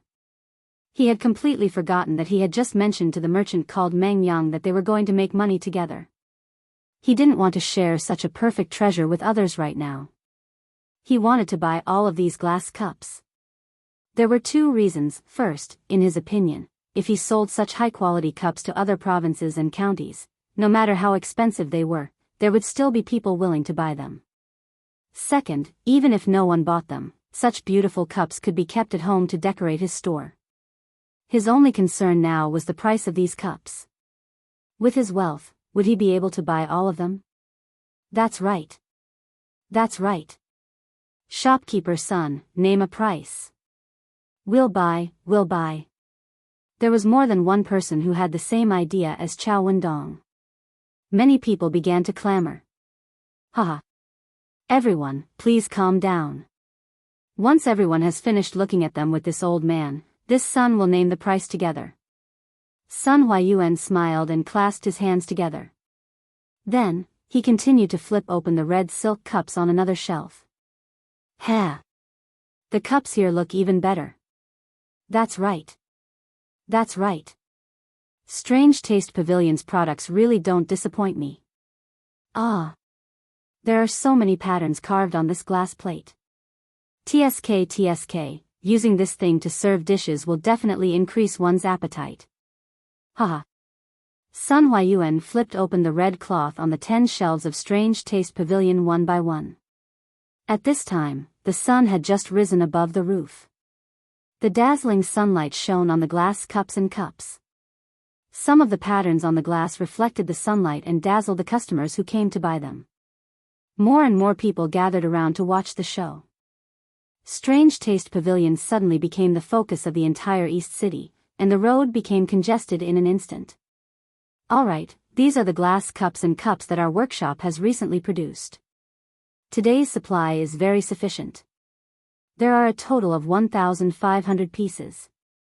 As for the price, at this point, Sun Huayuan paused for a moment. He looked around and said, "This son has been doing business for many years, but I've never seen such high-quality glazed cups. If those barbarian merchants had such perfect glazed cups, this son believes that there would be people willing to buy them even if they sold them for 100 strings of coins or 1,000 strings of coins. However, my Lord Zhu is not an insatiable person. Today, we are only selling these glazed cups and cups for 80 strings of coins each. If you want to buy them, please line up later. 80 strings of coins? So expensive? Those glass cups that the barbarian merchants sell are mostly only 60 or 70 strings of coins. Idiot, how can those glass cups that the barbarian merchants sell compare to these from Strange Taste Pavilion? If you don't want to buy them, I'll buy them. 80 strings of coins is already too cheap. That's right. That's right. The 60 or 70 strings of coins you mentioned are just some of the inferior goods sold by the Hu merchants. The high-quality glazed cups they have can sell for 400 to 500 strings of coins each. But even their best glazed cups can't compare to the ones from Strange Taste Pavilion. Hey! Shopkeeper son, there are still 2 more cups that haven't been flipped open. Chapter 459. Yes. Yes. Mr. Sun. There are still 2 things that haven't been revealed yet. The attentive crowd noticed that the red cloth covering the 2 big guys at the entrance of the curious pavilion had not been removed yet. Thus, they began to make a ruckus. Haha. Don't be impatient. Now, I will reveal today's grand finale, the immortal mirror. Sida, take off the red cloth. Sun Huayuan's spirit shook as he said in a clear voice. Yes, Mr. Sun. The servant of the curious pavilion cupped his hands and walked towards the door. The crowd below heard Sun Huayuan's words, and all sorts of questions arose in their minds. What is this immortal mirror? Immortal mirror? Is the curious pavilion making mirrors now? No way. They have carriages and colored glass. How can they have the energy to make mirrors? How many people do they have in the workshop? Haha. Who knows? Hey, hey, hey. Look, look. Oh my God. What is this? Is this a mirror? Holy sh**t. At this moment, the red cloth covering the 2 huge signboards at the entrance of the curious pavilion slowly fell down. 2 5-foot-tall colored glass mirrors made of red sandalwood were suddenly exposed to everyone's eyes. Everyone and everything in the open space in front of the curious pavilion could be seen clearly in the mirrors. Clear and bright, these were the most prominent characteristics of the colored glass mirrors compared to the traditional bronze mirrors. The images it produced were more realistic than the bronze mirrors. Shocking. The Tang Empire citizens who had never seen a colored glass mirror before were only shocked. Perhaps only the gods were worthy of such a clear and realistic mirror, right?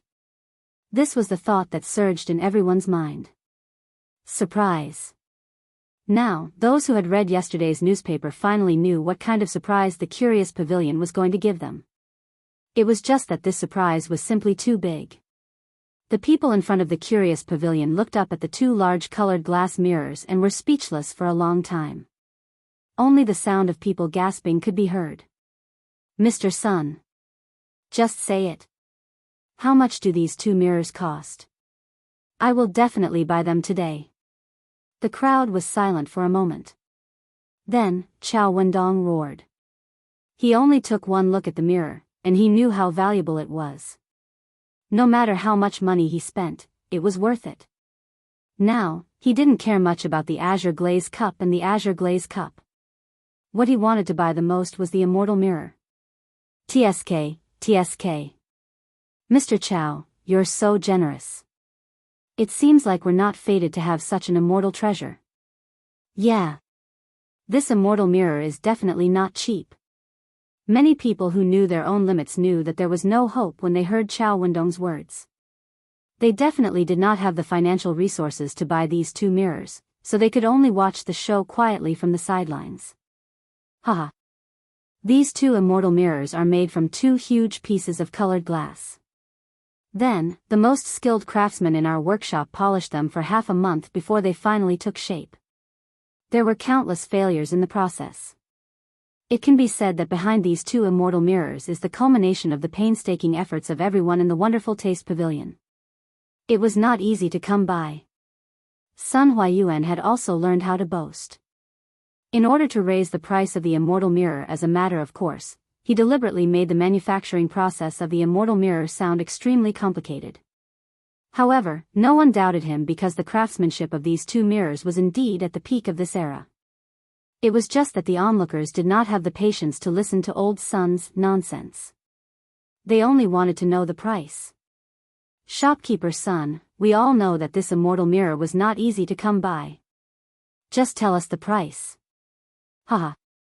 That's right. That's right. Shopkeeper Sun. Just tell us how much it is. Ha ha ha. Sun Huayuan did not feel embarrassed. After all, business was business. He smiled and cupped his hands, then said, the price of this immortal mirror is 8,888 strings of coins. Due to the difficulty in manufacturing, the price is higher. Please understand. Buzz, 8,888 strings of coins. Hiss. As expected, this is not something we can afford. Gulp. Holy sh*t, this mirror is worth all of this old man's assets. The price of 8,888 strings of coins shocked everyone. That was more than 8,000 strings of coins, not 800 strings of coins. An ordinary person would probably not be able to accumulate so much wealth in their lifetime. Although the immortal mirror was good, not everyone could enjoy it. I'll buy it. I'll buy it. I'll take both of these immortal mirrors. Although 99% of the onlookers flinched when they heard the high price, there was still no shortage of rich people. An old man in a gray robe laughed loudly. Wait a minute. Shopkeeper Sun, I'm the first one here today. Besides, I also have the supreme member card of your pavilion. No matter what, you should follow the order of first come, first served, right? I'll take both of these immortal mirrors. Qiao Wendong quickly jumped out and said anxiously. Although 10,000 strings of coins was a lot, the Qiao family could still afford it with their financial resources. Haha. You're right, Mr. Qiao. The Curious Pavilion is also a place with rules. I'm sorry, brother. Then these two immortal mirrors will belong to Mr. Qiao. I'll ask the staff to send it to your house. Sun Huayuan laughed. At this moment, he couldn't help but sigh. This money came too easily. Haha. Thank you for letting me win, everyone. I won't fight with you today. I'll go first, I'll go first. Now that Qiao Wendong had the immortal mirror, he didn't care about anything else. Therefore, He cupped his hands and planned to follow the staff of the curious pavilion to move the immortal mirror into his house. As for the 10,000 strings of coins, he definitely didn't have it on him. They were all familiar with each other, so he would ask someone to send the money over later. Mr. Chow, please wait. Mr. Chow, please wait. The old man in a gray robe who was the first to bid walked over and stopped Chow Wendong. I'm Zheng Yinhong, and I really like this immortal mirror. I'm willing to pay 20,000 strings of coins. I wonder if Mr. Chow is willing to part with it? Hiss. 20,000 strings of coins? Mr. Chow can earn more than 2,000 strings of coins just by selling it. Who is this person? Why is he so rich? As soon as the old man in a gray robe finished speaking, there was an uproar. Chow Wendong's eyes flashed, and he hesitated. Zheng Yinhong? Are you Zheng Yinhong from Jiangnan Road's Misty Rain Villa? Zheng Yinhong stroked his beard and laughed. Haha. I didn't expect Mr. Chow to have heard of this old man's name. I'm honored. Haha. Brother Zheng, you must be joking. You must be joking. An unnatural look flashed across Chow Wendong's face. He hesitated for a moment, and then said, if Brother Zheng really wants this immortal mirror, I'll give it to you. The price will be the same as the original price. You can give the money directly to Manager Sun. Haha. Brother Chow, you're so generous. I'll remember this favor. Chapter 460. Ladies and gentlemen. Ladies and gentlemen. Due to the size of the celestial mirror, the price will be more expensive. Our Strange Taste Pavilion has also considered the needs of many people, so we made some small celestial mirrors, just like the one in my hand. Sun Huayuan waved his hand, and a servant immediately brought over a small and exquisite mirror. The mirror was only the size of a palm, and its outer shell was made of peach wood. It looked quite delicate, but in Sun Huayuan's hands, there was an indescribable sense of strangeness. This celestial mirror is just smaller, but the effect is exactly the same as the celestial mirror, and the price is much cheaper. It only costs 100 strings of coins, and you can enjoy the effect of the celestial mirror with 8,888 strings of coins. Ladies and gentlemen, you can take turns to come up and take a look, and then decide if you want to buy it or not. Sun Huayuan pointed at the small mirror in his hand and introduced it to everyone. He was trying to compare the price of this small mirror with the celestial mirror because he wanted to show that the celestial mirror was cheaper. 100 strings of coins? That's quite a good deal. And after the discount with the membership card, it's only a few dozen strings of coins. Husband. I really want that celestial mirror. Can you buy it for me? Ha ha ha. Good, good, good. Since my wife likes it, I must buy it. Hee hee. Luckily, I came early today, or I would have to wait at the back of the line. My wife, you must reward your husband tonight. Yes, yes. I will listen to you, husband. The glazed mirror's main target audience was women. A young couple was flaunting their love for each other at the side, showing off a wave of public display of affection. There are 50 celestial mirrors available today. Ladies and gentlemen, please hurry up if you want to buy them. Alright, I have finished introducing the new products of Strange Taste Pavilion today. Thank you for listening to this old man's nagging for so long.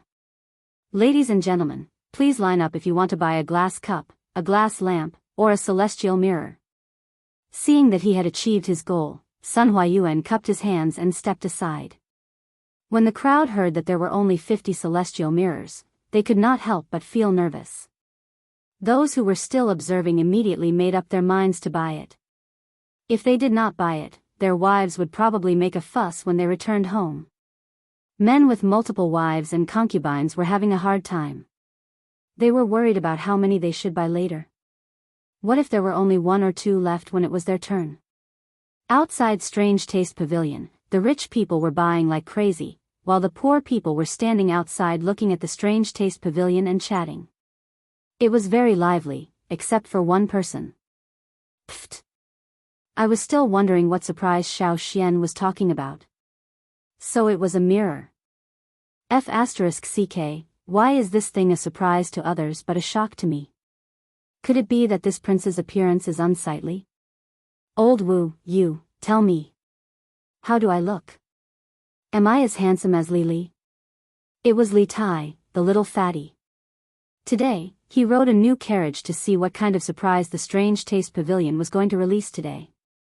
After seeing that it was the immortal mirror, he immediately thought of the hidden meaning behind Li Zishuan's words yesterday. He angrily grabbed his personal guard Wu Chun Dao and said angrily, "Ugh! Your Highness is very talented, very knowledgeable, handsome, elegant, and elegant. In terms of talent and appearance, none of the men in Li County can compare to your Highness." Ugh! Wu Chun Dao wiped the cold sweat off his forehead and hurriedly went against his will to flatter Li Tai. Li Tai was very pleased with himself as he listened, his little tail almost sticking up to the sky. Just as he was about to praise Wu Chun Dao's foresight, he suddenly heard the untimely sound of retching. The situation instantly became very stiff, and Li Tai's face also became as black as the bottom of a pot. What the hell is the meaning of this, Wu Chun Dao? Do you think that this prince's appearance disgusts you? Li Tai's cold voice pierced Wu Chun Dao's ears. The other guards could feel the cold killing intent in his words, and they were so scared that they didn't even dare to breathe loudly. Wu Chun Dao was the closest, so he was the first to bear the brunt. He felt like he was cold from head to toe.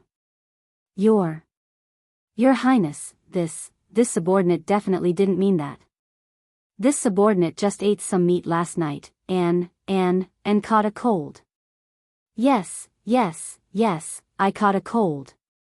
Wu Chun Dao was quick-witted, and in the moment of life and death, he finally came up with an excuse. Caught a cold? Li Tai stared at Wu Chun Dao as if he was looking at an idiot. He grinned coldly and said, "Since you've caught a cold, why don't you run 30 laps around the mansion? You'll get better faster if you sweat.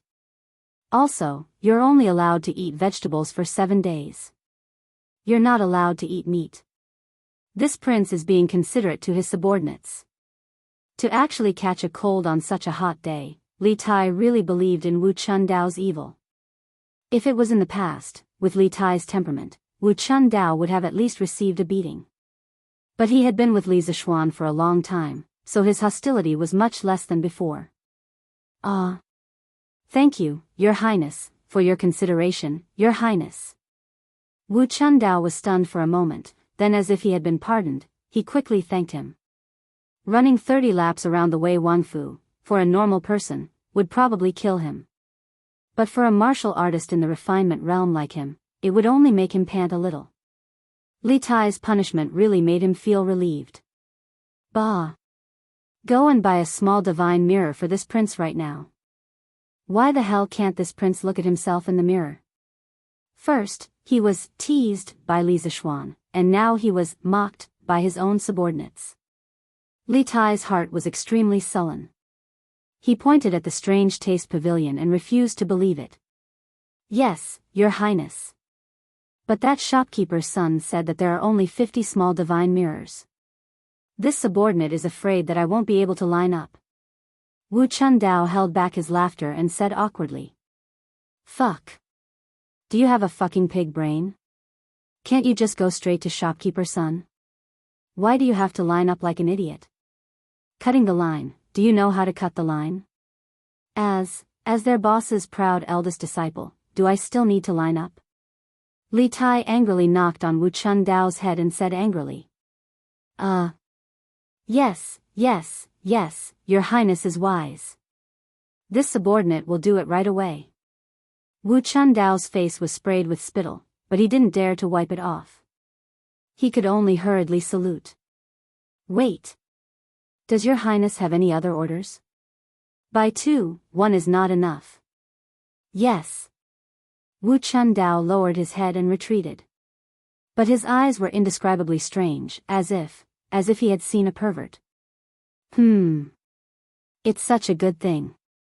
I should also buy 1 for Changle, lest that girls say that I'm biased. As for my mother, it's not appropriate to give this small immortal mirror. I'll ask Xiaoxian to send a big one to her. Hee hee. Who told you to call this prince ugly? I'm going to cheat you of a divine mirror. Haha. In the carriage, the little fatty was alone there and proudly fantasizing.